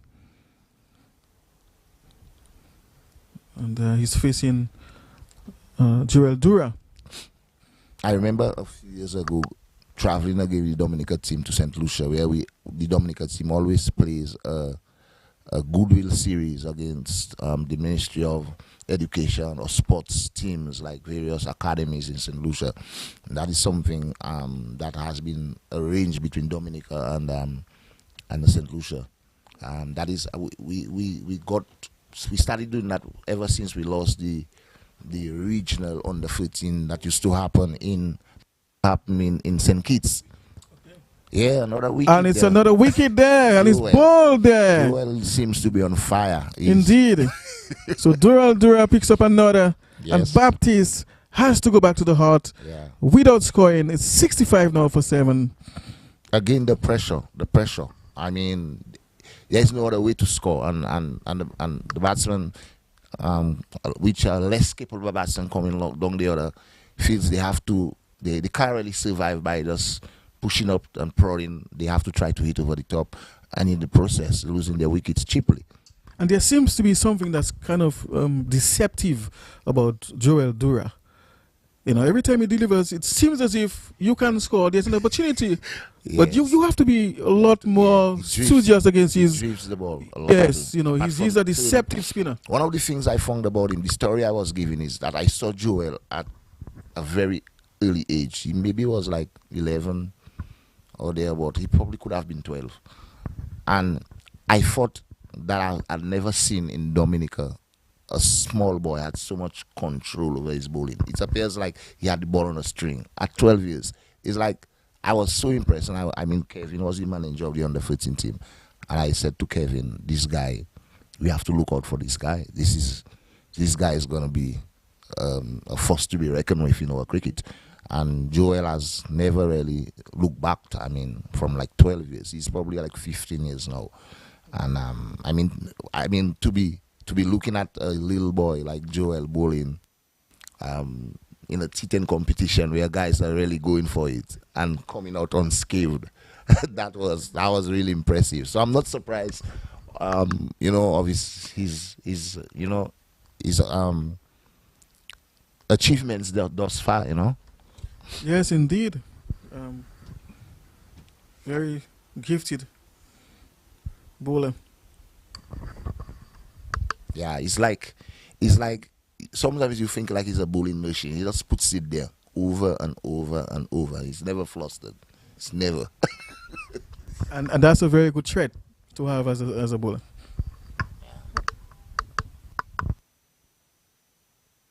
Him is his size, because sometimes you see a tall man or average height guy that has control over his bowling. He's so diminutive. Look at him. He's no more than 4 feet. Yes, indeed. Yeah, and he has that kind of control. I mean, it's very difficult to get him away. He drifts the ball and spins it, you know. And yeah, I think Stefan was talking to me earlier this week, and he was saying that he wanted to get Joel to understand that it's a different level of cricket, different type of cricket, red ball. So he needs to have the ball in the air a bit more. So yeah, a little bit more flight, because in the T10 he was like flat, but he has so much control. Yeah, he was. Yeah, but that's it. So I think the adjustment is made. You can see, you know, it's important to get the batsman to look up and look down. You know, so he's really adjusted nicely there. And Jason is doing his work. That's what we know Jason for. You know, so it's not good. It's not getting any easier for Mr. Foss and Vincent at this moment. They are 65 for 7 now.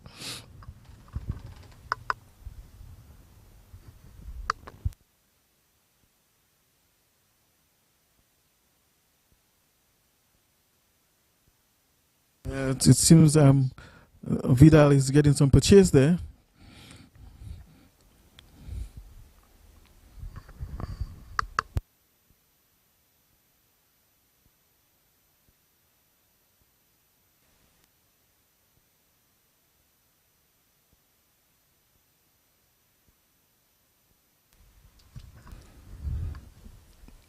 fielders seem to be very sharp out there, Pascal.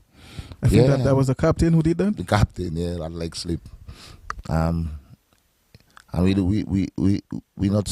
should not forget to mention the sponsors. Winlot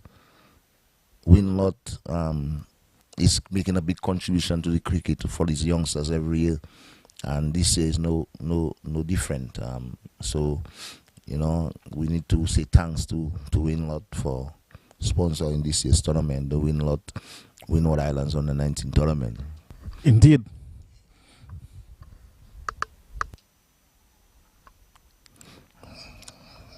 It's pressure bowling by young Jason Vidal there, hitting his areas consistently. And Luke himself is in for a fight. As you can see, he's in for a fight. He's not going to give up.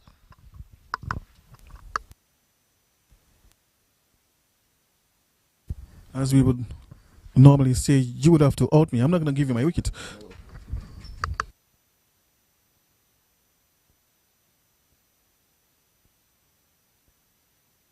So at the end of the over, the score is 65 for 7. Or like the Australians would say, 7 for 65. And that is after 26 overs. They still trail by 121 runs. Luke is on 10. Luke Wilson, the captain of St. Vincent, is on 10. And Gabriel is the other batsman that's just walked into to join Luke Wilson at the crease.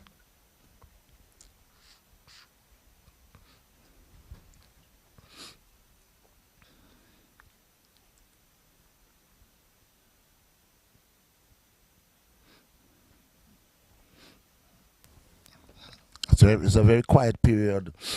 Yes, indeed. It's very quiet period. Yes. The runs are not flowing, the boundaries are not coming. Yeah, and it's just decent bowling. And if you're not prepared to take on that bowling, you're gonna struggle. Yes, indeed. You will struggle. It's very, very tight and accurate. You will have to take chances here.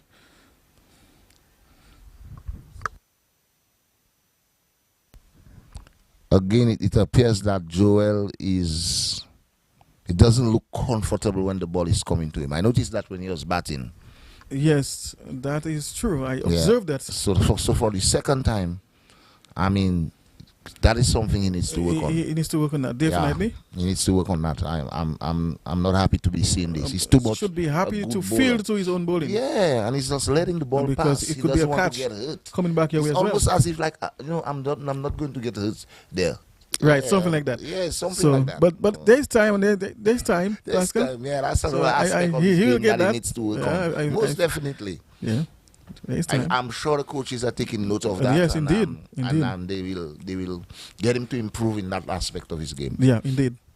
You have to look out for your own deliveries. Cut and bowl opportunities always come back.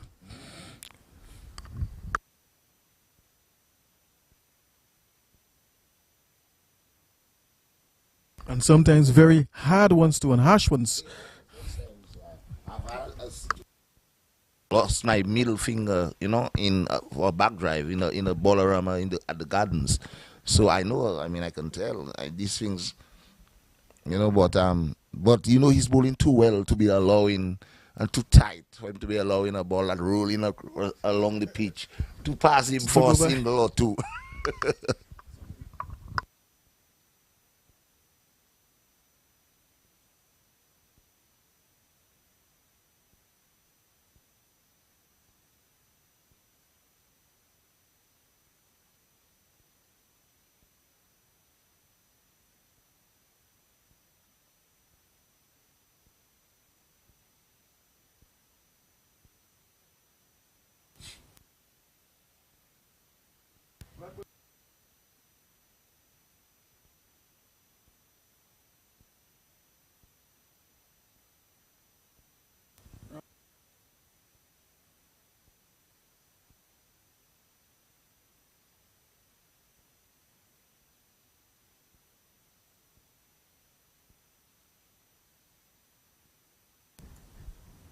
So just Jason Vidal will continue to operate from the media center end.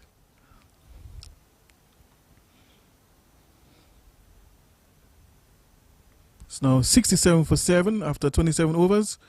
Luke Wilson, the captain, is on 11. And Kobe Dabero is on 1.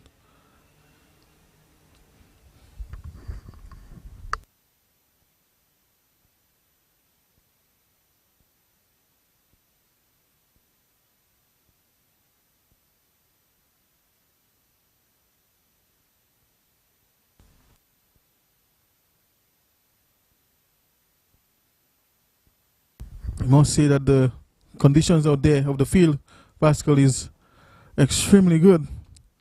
Very beautiful outfield. Yeah, this is a very nice place to play cricket, without a doubt. The outfield looks brilliant, you know, it looks very lush, you know, and the pitch is very good for cricket.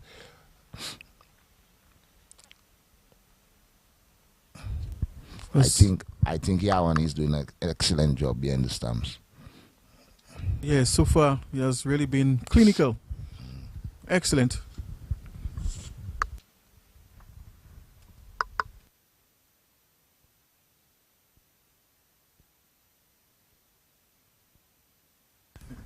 Good move. except for The commentator's skills.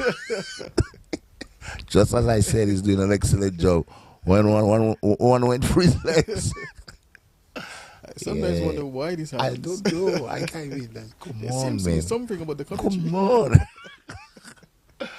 Of course, not as much people Yeah. as when Bangladesh was here, but we can still see some Yeah, there are full persons out there. out there. I in think the- generally people love cricket in Dominica, and we'll certainly see more people on the weekend when Dominica comes up against Grenada. You know. Indeed. And that seems to be another wicket, is Yeah, it? it is. Look. So Luke the Wilson captain, of edging course, to coming the forward, slips. the ball edging towards slip, and he was caught there.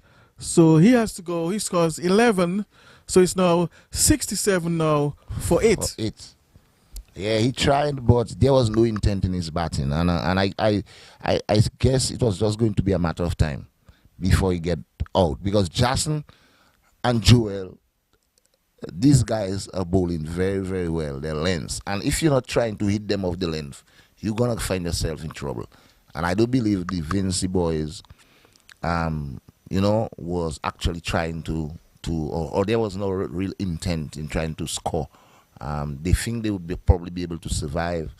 It's probably after 5. They still trail by 119 runs, and they are in trouble. Yeah, so of course that's another way they could have done it, to try to score some more runs there, especially the captain, knowing, as you said earlier, what he has left in the storm, in the heart, you know. So you should take it upon yourself, you know, to challenge Dominica, you know, try to score some runs, you know, use your feet, you know, try to put, because at some point you'll out. You know, I mean, very few times, you know, batsmen go into a crease and don't out. You know, at some point, whether you score 100 or 150, you will go. So, you know, I mean, given the situation, I really think he should really have tried something and encourage his partner, you know, to try to push it and try to see, you know, as much as they can get, you know.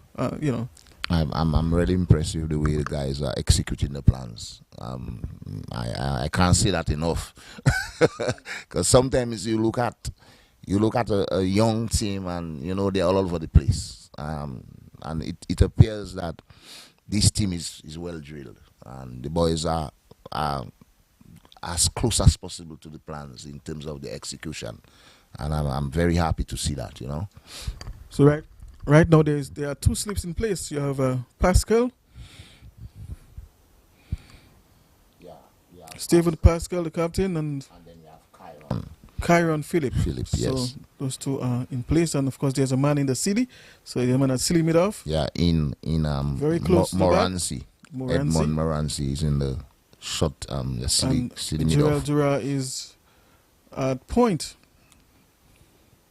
And this time we see Jackson coming between umpire and stamps. The old-fashioned way. Oh, yes. Just changing the angle. Wrong the wicket a bit to there. the right under, yeah.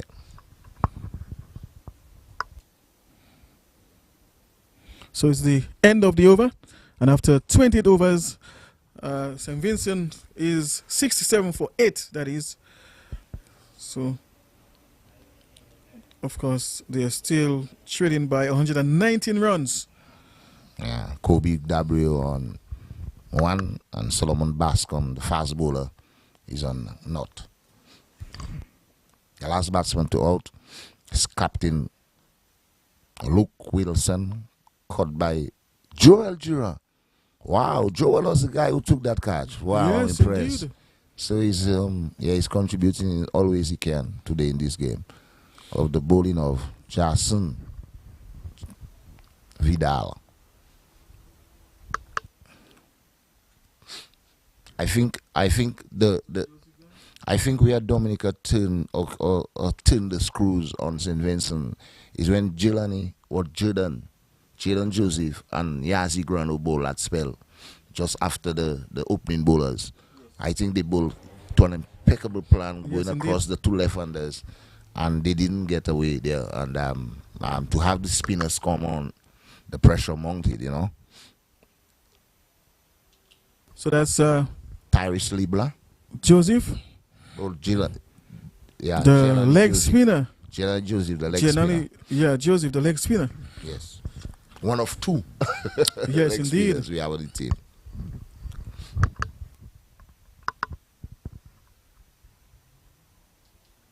I remember when he was much younger. Oh, yes. It was quite Such a talent, something to admire. At such a young age, he was able to get that ball to get so much purchase off the surface. Ben. Yeah, it's always a decent cricket, and they live in Barbados now, and they play a higher level of cricket on Barbados. They play practically every weekend, so they are not without any cricket under the belts, you know. And that's very good news there. Yeah, Jaden happened to get 100 recent times too in Barbados in one of the leagues there at the second division level. He got a century, and that was certainly, this year a loud appeal there by the players, but the batsman remained unmoved.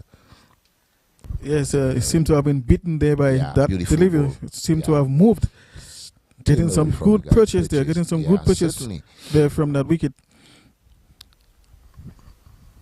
And interestingly, Beno, I remember playing a couple of matches with him in the intermediates division level. Yes, most definitely. He was playing on your team. On my team, playing for the Northern Stars. Nagico.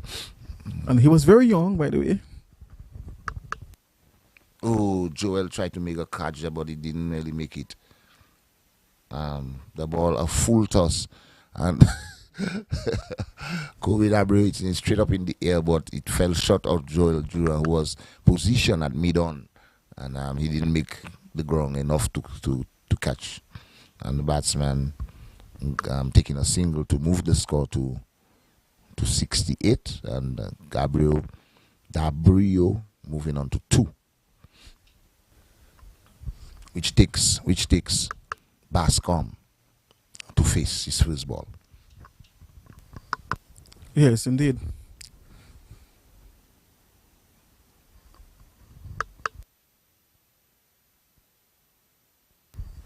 So it's the end of the over. And after 29, it is 68 for 8. Kobe Dabero is on 2. Solomon Bascom is not yet off the mark. And of course, currently they are going at a rate of 2.34 and are still trailing by 118 runs. As we speak, there is a change of bowling from the media center end. We see the other leg spinner coming on to the pitch in Tyrese Leblanc. Yeah. And for Tyrese, we have a slip. Slim it off, a man at leg slip, a man at short mid wicket, a man at square leg. We have Yazi Grano at mid on. We have the skipper, Stefan Pascal, at mid off. We have an extra cover and a backward point. So that's the feel for Tyrese Leblanc as he is ready to get his first ball in the competition.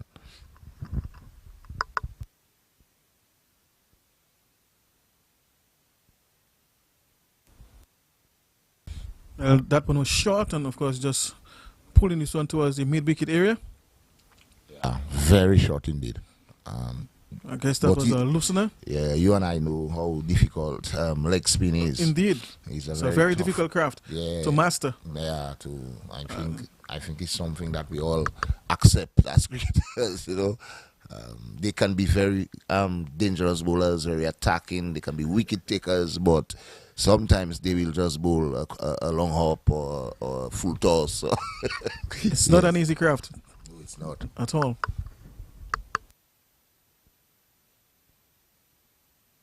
And that's why I preferred bowling off breaks.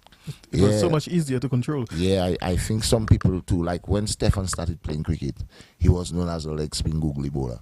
He was bowling googly, but he didn't even really know he was bowling googlies. And then he found it so difficult. He found it so difficult that he had to turn to off spin. Yeah, some people were not happy. I mean, some of the coaches thought he should have, stuck to the leg breaks. But I think what it does is, like, when he gets his confidence, he bowl 1 or 2 leg breaks. Yeah, but it's something that if you're not very comfortable, you don't really want to be going for 20 and over.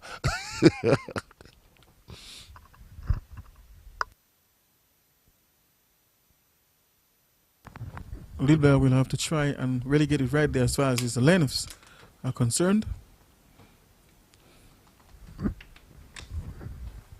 And he's going to continue to bowl to Bascom.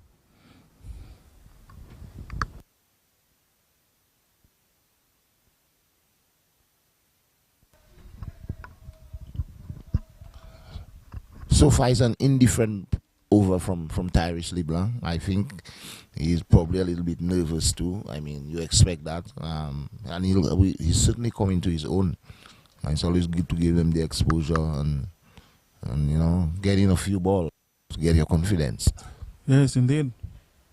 Oh, that's a nice one. The batsman leaving, and that one was just holding its line. It didn't turn. Lucky for him, it wasn't a googly, a sharp googly. It looked like it's like the wrong run,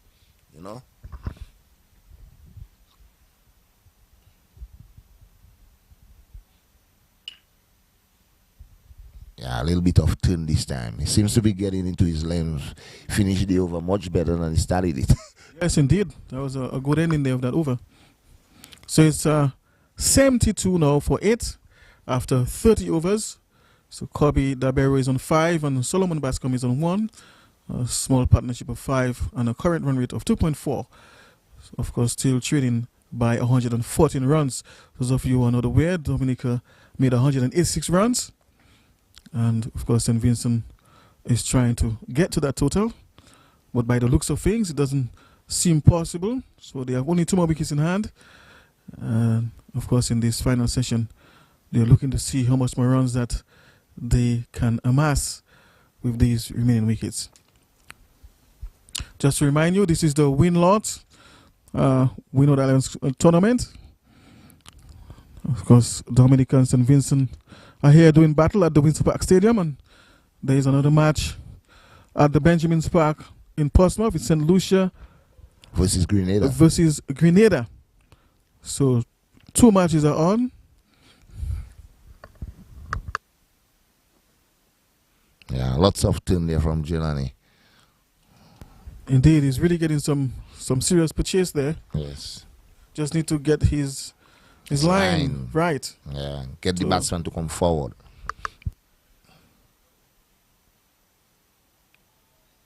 Oh yeah, that was beaten outside the off stump. Batsman not knowing too much about that delivery there. That was a perfect length. Yes, indeed. Actually got it right this time. Yeah. And just some adjustments being made to the field. We see Stefan moving from silly mid on to the second slip area, and the man at backward point moving to mid wicket. Yeah, to short mid wicket. man at silly mid off, a man at extra cover, short, a man at mid off, man at mid on, and on the backward square like Bombay. Ball floated up again, and we see the Solomon Bascom being beaten outside the off stump and taken by the keeper cleanly.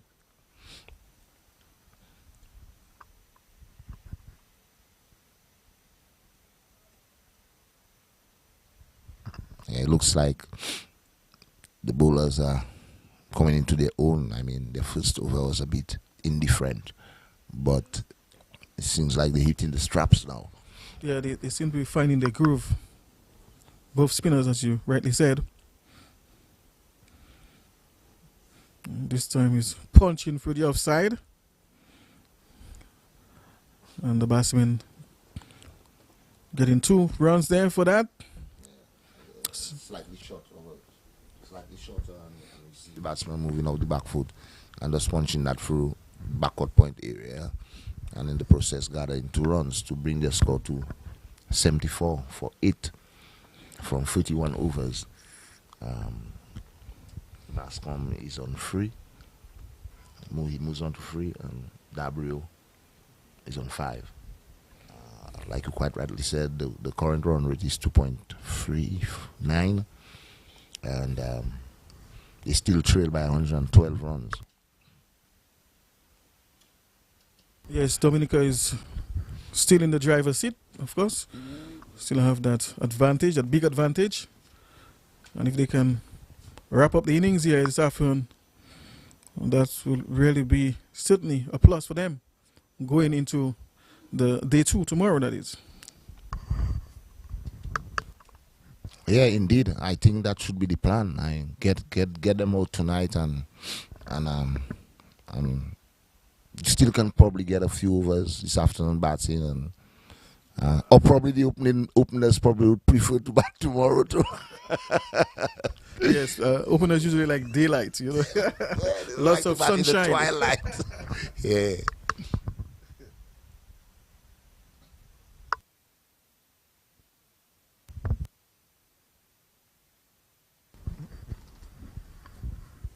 I think the guys will be a little freer in the second innings too.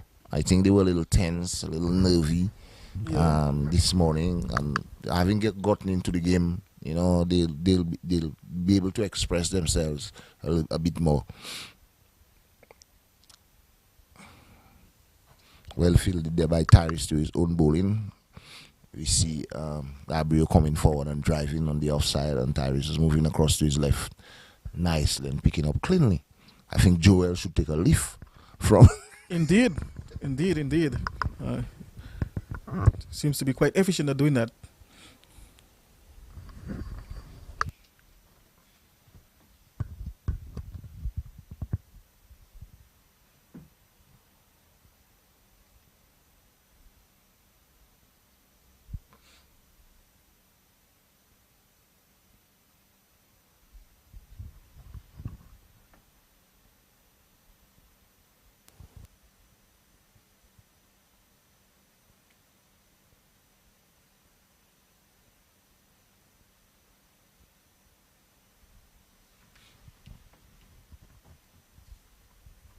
So they're still nudging it around. It seems to be scoring a little bit more freer now. A bit of couple of singles, not too much to hit the field inside, but the score moves on to 75 for 8. Yeah, they are just nudging the ball around. Yeah, that was a well-flighted ball there, almost going through the defense of Bascom there. Well lined delivery by LeBlanc.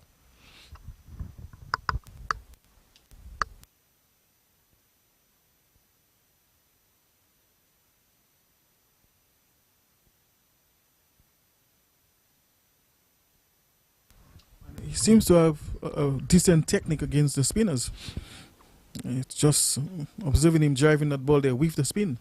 Yeah, most definitely. I think that's Through the the correct way offside. to play. But it's nice to see that Tyrese is bringing the batsman forward. The first over he bowled uh, a few deliveries like that probably pitched like halfway down the pitch, and it's very heartening to see him bringing the batsman forward now. That's what you need as a bowler to actually bring the batsman forward, because the ball is so slow of the air. Once it's shot, the batsman has all the time in the world to hit it anywhere. Yeah, that's true. That's Yeah. indeed.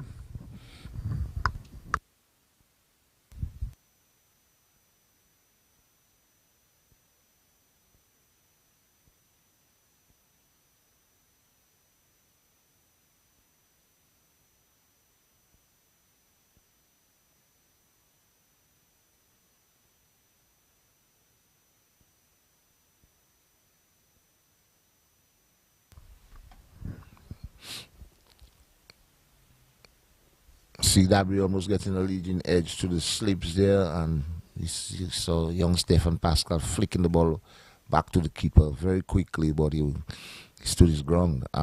We are also, this broadcast is also carried live by Vibrant TV. Vibrant TV is always one of the companies that works for us at the Dominica Cricket Association, in bringing events like such as these, So we are very happy to have them. I just thought I'd make a mention of that.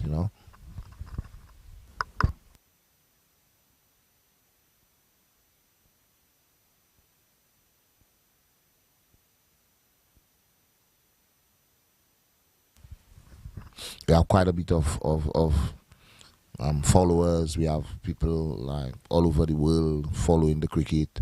I just wanted to say, hi to my good friend Grayson Packett, who I know is following the cricket. And lots of other people are as well.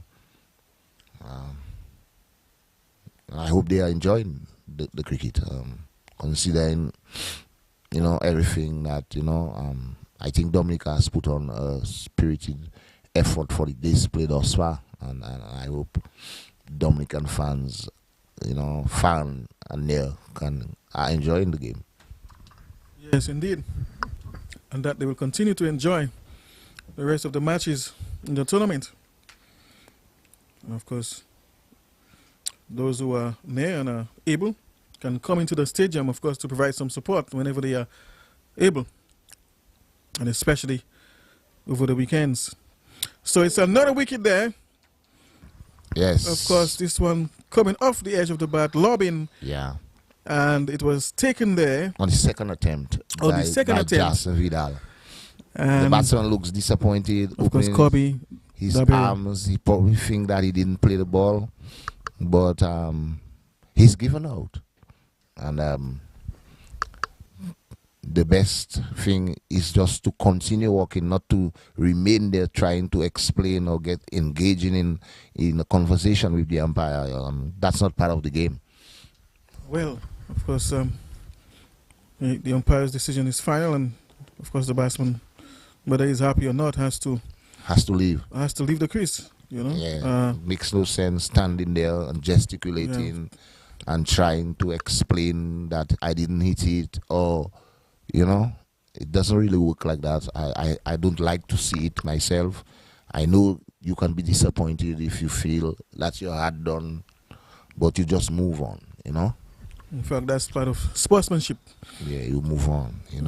And It's not good. But it's another wicket there for Dominica.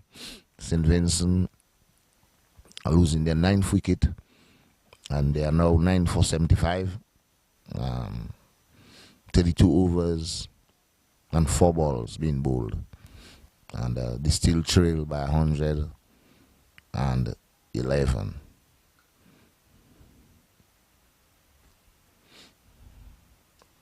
yes, so of course, Dominica is really looking to wrap up things there, wrap up the St. Vincent innings.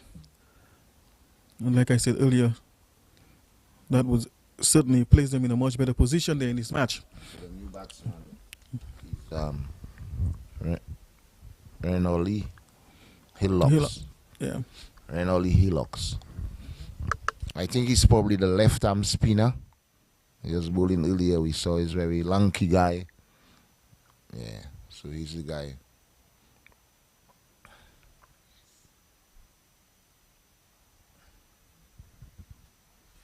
Another loud appeal there, but appears this was going down leg side.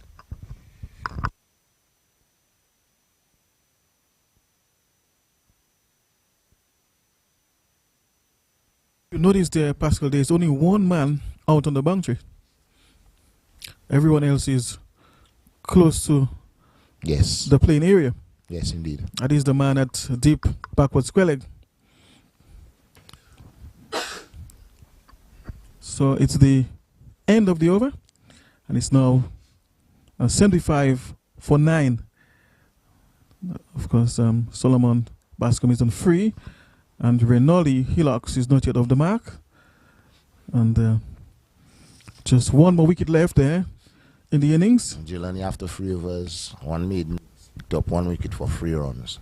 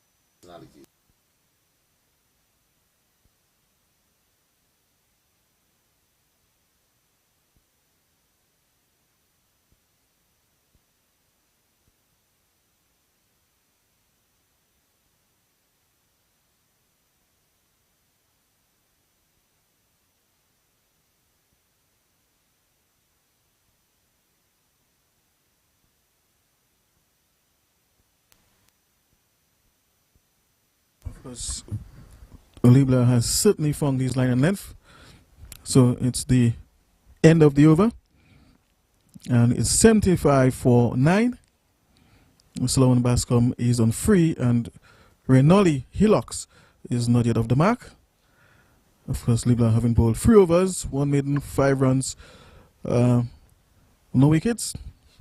And now it's going to be Robinson, it appears, who has bowled 3 overs thus far and has picked up the 1 wicket for only 3 runs. And he will continue operation from the Billy Doctrove Pavilion end.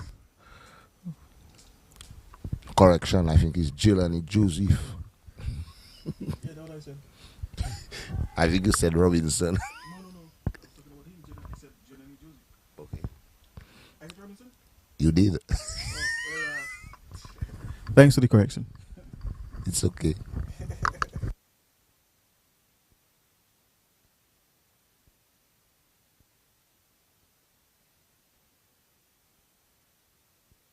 He too is bowling a different line. He's really getting the ball along the off stump and turning away from the batsman, and the batsman has no real answer for those types of deliveries. Tried to come a little straighter this time, batsman right over it and pushing it back along the track on the onside, but he's bowling a tidy line. Yes, he has a very good line and very good length, and he's getting some pitches as well. And that could be a wicket, is it? Umpire made on move. Umpire, of course, shaking his head, saying no. But of course, the keeper was up, and as well as the near fielders, first sleep, the man in the CDs, they were all up. Because Joseph really keeping things tidy here, and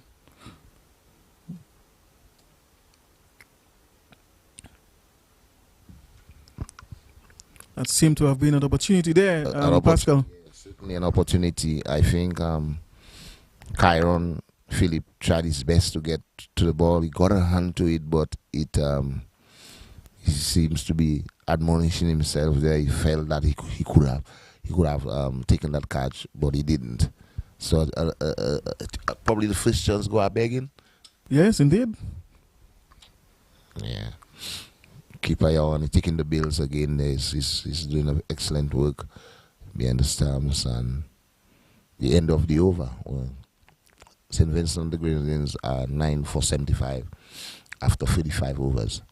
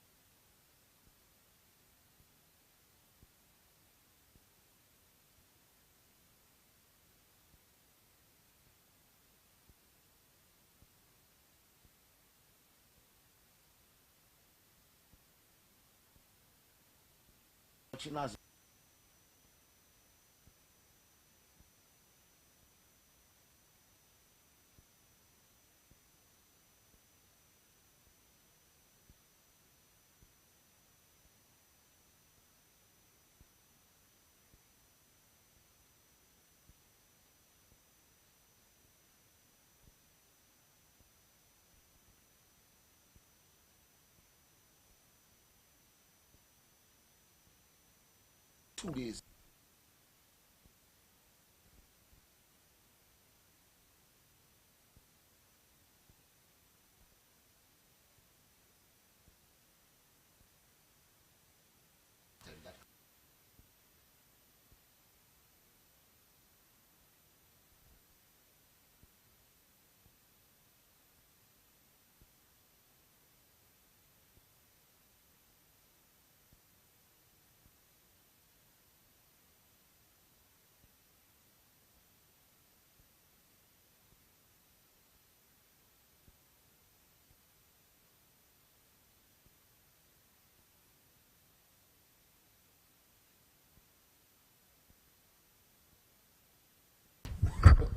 Bascom seems to be negotiating the leg spin very well. They're applying some very good technique there in his defense. Yes, definitely. Yeah. His demise. Well, this time he's bowled there. That ball was a bit shorter, and he was looking, of course, to pull this one towards the mid-wicket region. Yeah, that one was the skidder. And it was the skidder, actually. It came much quicker off the surface. Yeah. And he was deceived there by the pace of the ball being quicker, and wasn't able to actually put bat on ball and had his stump shattered. Yeah, it's nice to see Tyrese LeBlanc gets in amongst the wickets. I think he bowled, after his first 3 balls, in his first over, he really came into his own and bowled magnificently on about. I mean, granted that the batsman never really challenged him, because you'll well understand these are lower order batsmen, and so much pressure wasn't put on him. So he came good, and at the end, it's deserving for him to get a wicket. But St. Vincent has been bowled out for 75 runs, which will give the Dominicans 111 lead. That's a very good day thus far for the Dominicans, and they look to bat another, probably another 15 minutes. Well, there'll be a 10-minute break, so I'm not sure maybe 1 or 2 overs. I'm not sure how many overs that will be. We probably have to get that communication from the match referee, or you know.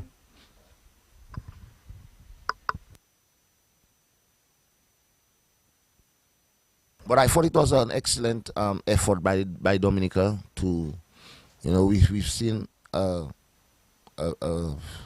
exciting. When I say exciting, a very gripping day's cricket. The Dominicans, batted very well. Initially they wanted to get to 200, but it wasn't to be. But I thought they fought to get. They had a few partnerships throughout the inning. After the start, that Stefan, set the tone. Well played 46, being the top scorer. We saw Edmond Morancy digging deep, batted quite a lot of time, and which was really needed at the time. And he came good. He got out, after a number of hours in the middle and got 38. So he was the second leading scorer of the inning. And then we saw Shikwan Toussaint, which is basically is a bowling all-rounder, but he played his part in contributing quite a lot of runs. He had a decent partnership together with Jason Vidal, who contributed almost 30. So I thought all through the inning, the Dominicans, fought and helped themselves in getting to a score of 186. Just around the tea time area, and they just needed one session to clean up the Vincentians, and so that's very good. They are ahead in the match by 111 runs. Yes, indeed. So right now they're in a pretty good position, leading, as you just said, by 111. So all they will need to do now is just to, add to the stretch that lead.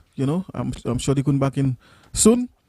And if the openers can, see out the day's play and, try to come back tomorrow and stretch that lead, and make it even more impossible for St. Vincent, to come back from where they are right now and really, just close up things, wrap up the match tomorrow, win the match comfortably tomorrow.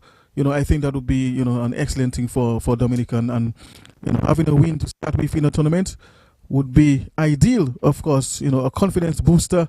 Going up into their second match, so, pulling out the first victory is always advantageous, and if they can do that by tomorrow, even before lunch, that would be good. Cricket is a game of glorious uncertainties. You never rule anybody out in the middle of a cricket match, but they will have to give themselves a chance by cleaning up the Dominican team for as little as they possibly can, in saying that they won't want to be chasing, over 200 runs in the second innings. They won't. So their best chance in preventing Dominica from putting 200 runs on the board is to hold them cheaply. They need to get a couple of wickets tonight, or probably as many as they possibly can, and the Dominicans will have other ideas. They will know that they played intelligently, that they'll come back tomorrow, God's willing, and keep piling on the pressure. So there's quite a lot to go in the game still. Dominica certainly has the advantage. Dominica under 19 certainly has the advantage, but they haven't won the match. So they have to know, they will have to be aware of that. Yes, indeed, Pascal. So they will be certainly going in with a lot less pressure compared to the St. Vincent team having that lead of 111 runs. So, of course, they should go in there, with a plan. Of course, I'm sure they must have planned what their approach is going to be in their second innings.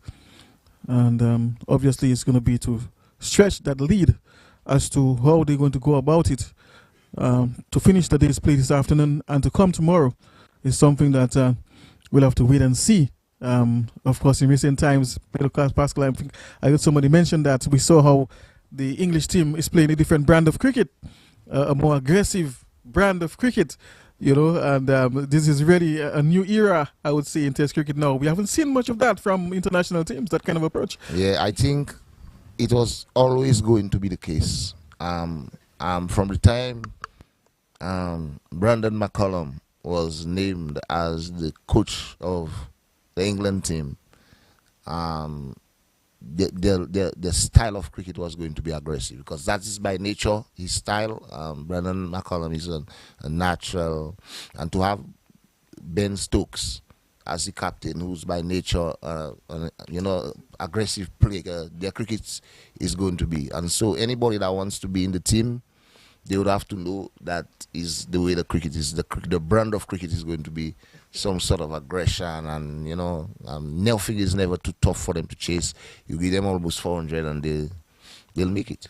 So that's the kind of cricket. Do you think it's necessary that the Dominican side take a leaf from this? Do you think it's necessary? No, I don't think. Having this lead of 111. I think at some stage, you probably have to get on the gas at some stage in the game tomorrow. But that is a long game. You have quite a lot of time left in that game, and to have 105 overs at your disposal, you gotta play smart, because you never know what can happen. Sometimes they look a little bit edgy in that first innings, the Vincent and boys, but you never know. Somebody might stand up tomorrow and get 100, and then you lose the match because you fought. Leading them by 111, that you're in the driver's seat. You may be in the driver's seat, but you haven't won the game, and so you have to be careful. I think what they will have to do tonight is to ensure that they lose little or no wickets. Right. And see out the day's play. See out the day's play, that's the correct term. And with minimal damage. Right, exactly. And take it from there in the morning, Take it from there in the morning. I think that should be the approach. Indeed, because you have to try to produce results within 2 days. Yes. That's not much time. 2 days. It's not much time, but there are a lot of overs involved. There are a lot of overs involved. You're very correct on that. Yeah. On that point. So your approach there is critical. It is. If you want to actually produce results, a victorious result, that is, without much difficulty. But as you said earlier, there's time. There's lots of overs to be bowled. And it will depend on how the teams bat, how much time they spend at the crease, and especially St. Vincent when they go back to bat. So, as you said, it's not a good thing to just write out teams, because their first innings may be different from their second, and we've seen that from experience over and over again. We've seen that, and they may well have a very good second innings, as you rightly said. Yeah, and draw the match. Yeah, for example, it's clear. It's clear that you saw their reaction when they got Stefan out on 46 today. Yes. It's clear in their minds that if they can, air out Stefan this afternoon, yes, that in itself can give them a lot of confidence, because they feel he's probably, they saw otherwise today, but when coming into the game, they thought that that's basically what Dominica has to offer, is Stefan. Okay. They would have seen otherwise, based on the day's play. But if they get him out early there tonight, they will feel that they're into the game. They still have a chance. They have a chance. Most definitely. They will feel that. And you can't blame them, Yeah.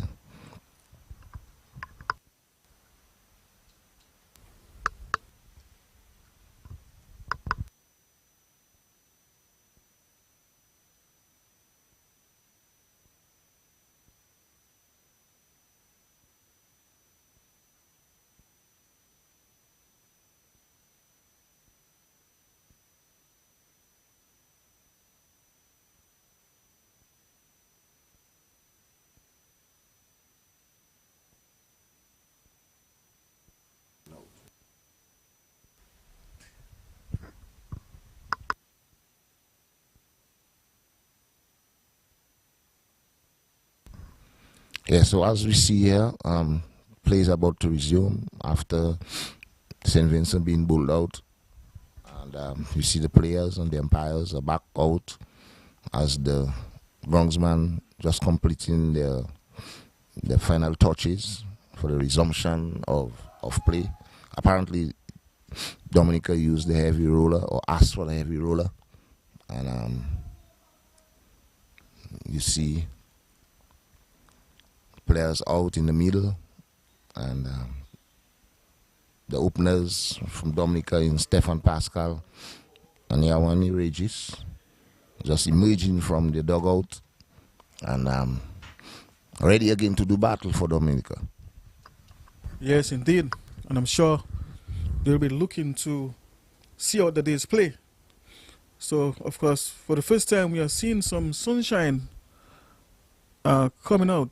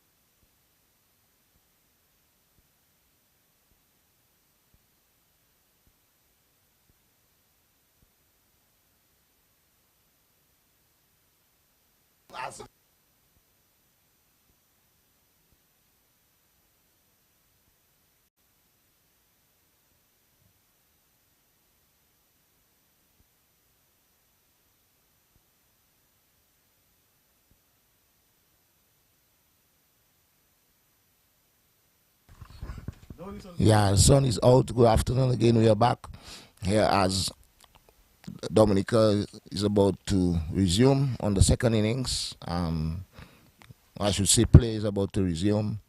Dominica batting the second time. As you can see, Stefan Pascal taking his guard from umpire Andy Williams. Bascom is on top of his bowling mark.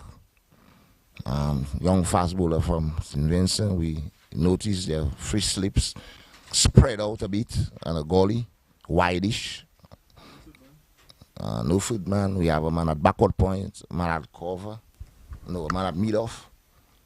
We noticed there some adjustments is being made in that regard where they're putting in a man at extra cover and removing one of the slips. So they have two slips now and a goalie,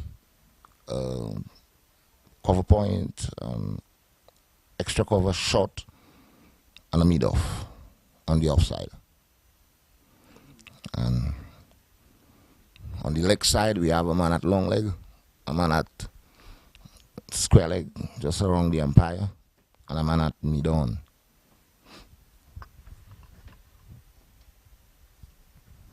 The first ball being bowled outside the off stump, and Pascal lets it go to the wicketkeeper who takes cleanly. Yes, of course. Really being very selective there. Very watchful, actually. Doing it exactly as an opener should be doing, especially in the first couple of overs. It's a skill. It's something that you actually have to learn to do, Beno Pascal, as an open batsman.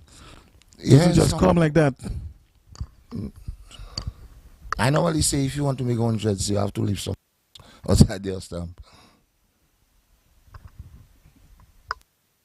So he's really showing that maturity, that selectiveness, and that is a very crucial aspect of the game of an open batsman if you really want to spend time at the crease and score runs. Yes, indeed. You don't go fishing outside the stump. My dad used to say to me, as a batsman, you don't score runs in the pavilion.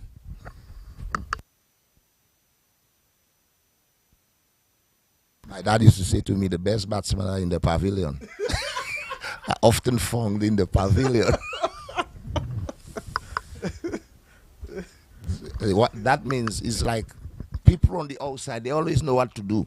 They can tell you which shot to play, but they can't play themselves. But they know what you should be doing and what you shouldn't. So my dad contended that the best batsmen are usually found in the pavilion.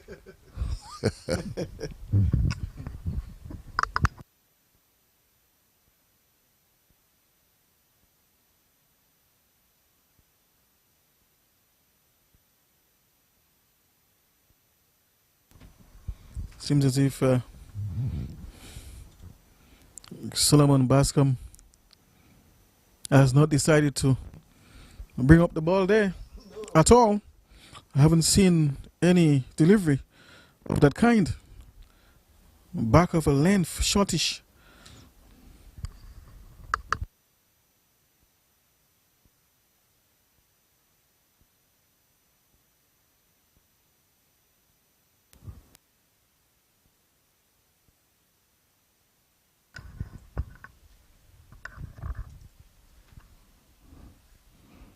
Here we see Stefan playing an entire over without playing a shot outside the stump, letting each of the deliveries go outside. I think that's a good plan to him by Bascom.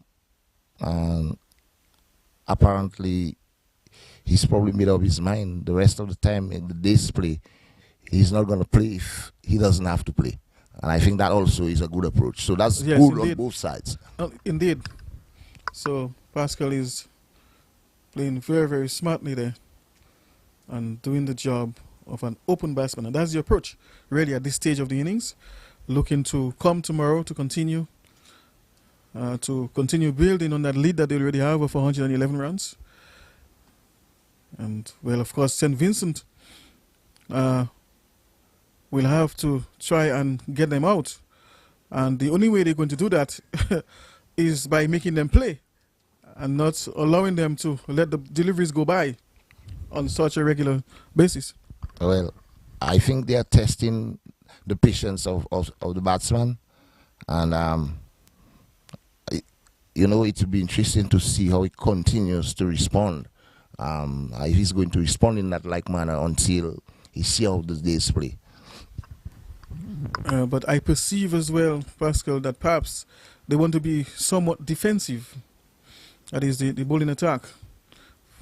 Somewhat, especially the first over, was somewhat defensive. See, Yawani, Regis there, we see trying to drive a ball that was well pitched up to him, and he's been, well advised to don't go after these deliveries at this stage of the inning. Indeed.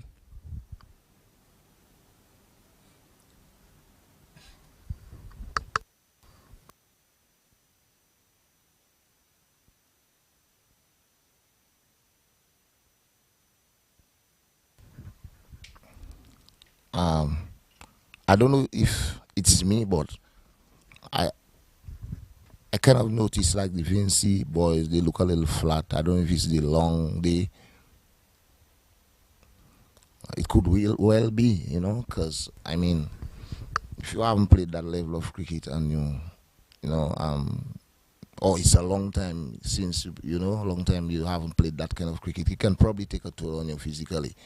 So Yes, indeed. Yeah, to me, they looked a little bit lively in the first innings when they were in the field. It's almost like a situation where they was apparently going through the motions. Yeah, that's a possibility.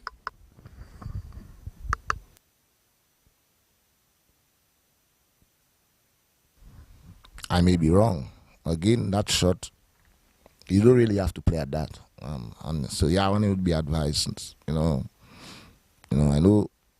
it's natural for a batsman to put bat to ball, but sometimes you play the situation, and I'd like to see a little more of that. Not that you play negative cricket, you can still leave the ball and leave it aggressively, if you know what I mean. Yeah. I think they should just play normal cricket there. They already have a leader for 111 runs. And of course, they made 186 in the first innings, just playing regular cricket. I think they should take a similar approach in the second innings, because at the end of the day, if they do that, I think it will give them a significant lead, a strong enough total that they can defend tomorrow. So I'm including tomorrow as well when they go in tomorrow and bat. I think they should just play regular cricket. Yeah, just try to get to the 200 mark, Mhm. at least by lunch. So if they can bat up to lunch, I think they can very possibly win this game. Yeah, I tend to agree. I think that should be the plan. That should be the plan. I think they should play as normal as they possibly can. Take what they give them and just play. The Vinci boys will have other ideas as well. And it appears that they have a clear plan to try to play on the patience of Stefan. If the Lions they're bowling in this innings outside their stump, I think from how they're looking, it appears as if there is a clear plan to just bowl outside their stump, and let him go after it.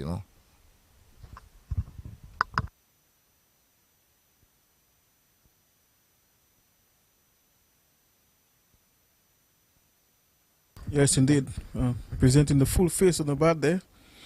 It was a pretty good delivery as well. Short of a length, but Pascal was equal to the task. Very much so.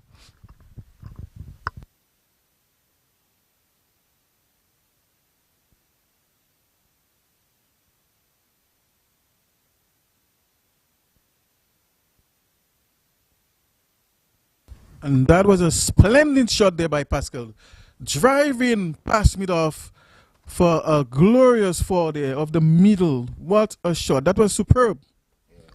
Yeah, that was elegantly driven through the mid-off area and into the boundary for four. That shot looks on.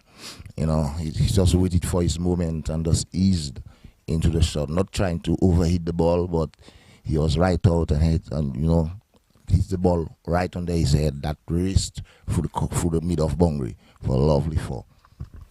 Indeed.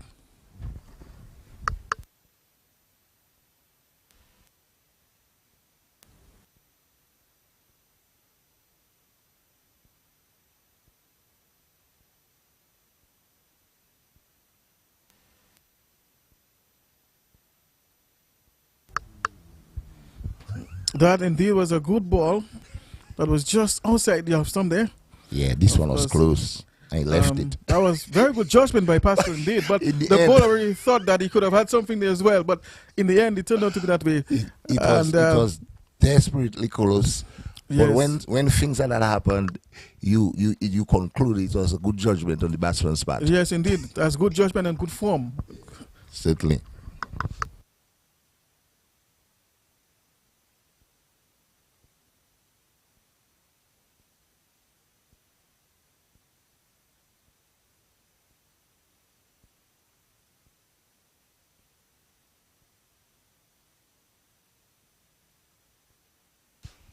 When you compare Stefan's innings this morning in the beginning of the game and you compare this afternoon, it appears that this afternoon is a little bit more, relaxed. This morning I thought he was very nervous. he was like, I couldn't believe it was he. I mean, having known him very well, I was about to say that's your son. And yes, most definitely. Who better person? Yeah, he was like, wow, I couldn't believe what I was seeing. But it appears this time in comparison to this morning to be a little bit more, in control or more relaxed, so to speak. What I'm appreciating about him is his balance. I've been watching young Pascal, and well, that's it. It seems as if the umpires have called it a day's play. That's the end of the day's play. So at the end of the day's play, Dominica is 6 without loss. Pascal on 4 and Yawani Regis on 2. A lead of 117.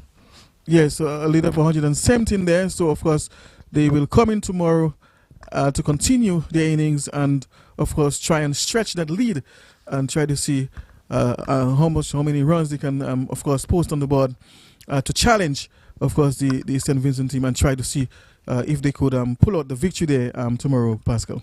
Yes, most definitely. I thought it apparently the opening batsman would have known the number of overs they would have to face this afternoon, and that is why they, they were not going to get into indiscretion and stuff. And they played very well the few overs, although he played one or two balls that he probably did not really need to play at. But all in all, I think they did well. When you look at the day's play, I think Dominica posted 186, and in reply, St. Vincent and the Grenadines 75. I thought Dominica had the better of the two teams for the day's play, and they will look to come tomorrow and pile the pressure. I'm sure St. Vincent will have other ideas. They'll come and try to get into make inroads into the batting lineup and try to get Stefan out, because I think he's probably a trump card if they believe. He's a good player. He's a decent player, and I think they'll be looking to get him out early and see how far that can take them, because but we have quite a bit of competent batsmen in the Dominica team, like we saw earlier today. Guys like Moransi and guys like Jason Vidal, people like Shekwan Tuse. All these guys are quite capable. We have the Joseph boys that bat in the top 5 this morning. They too will want to prove, that they merit their places there, and Dominica will be in for St. Vincent will be in for a long day. Yes. Yes, indeed. So so accurately analyzed this. So of course we're gonna call it a day now. So of course this is the end of the day's play. So tomorrow, of course, the battle will continue between those two teams. Wherever you are, continue supporting. Come to the stadiums and support the boys. And of course, on behalf of my fellow commentator and the rest of the production team, I say a very good evening to you, and see you tomorrow.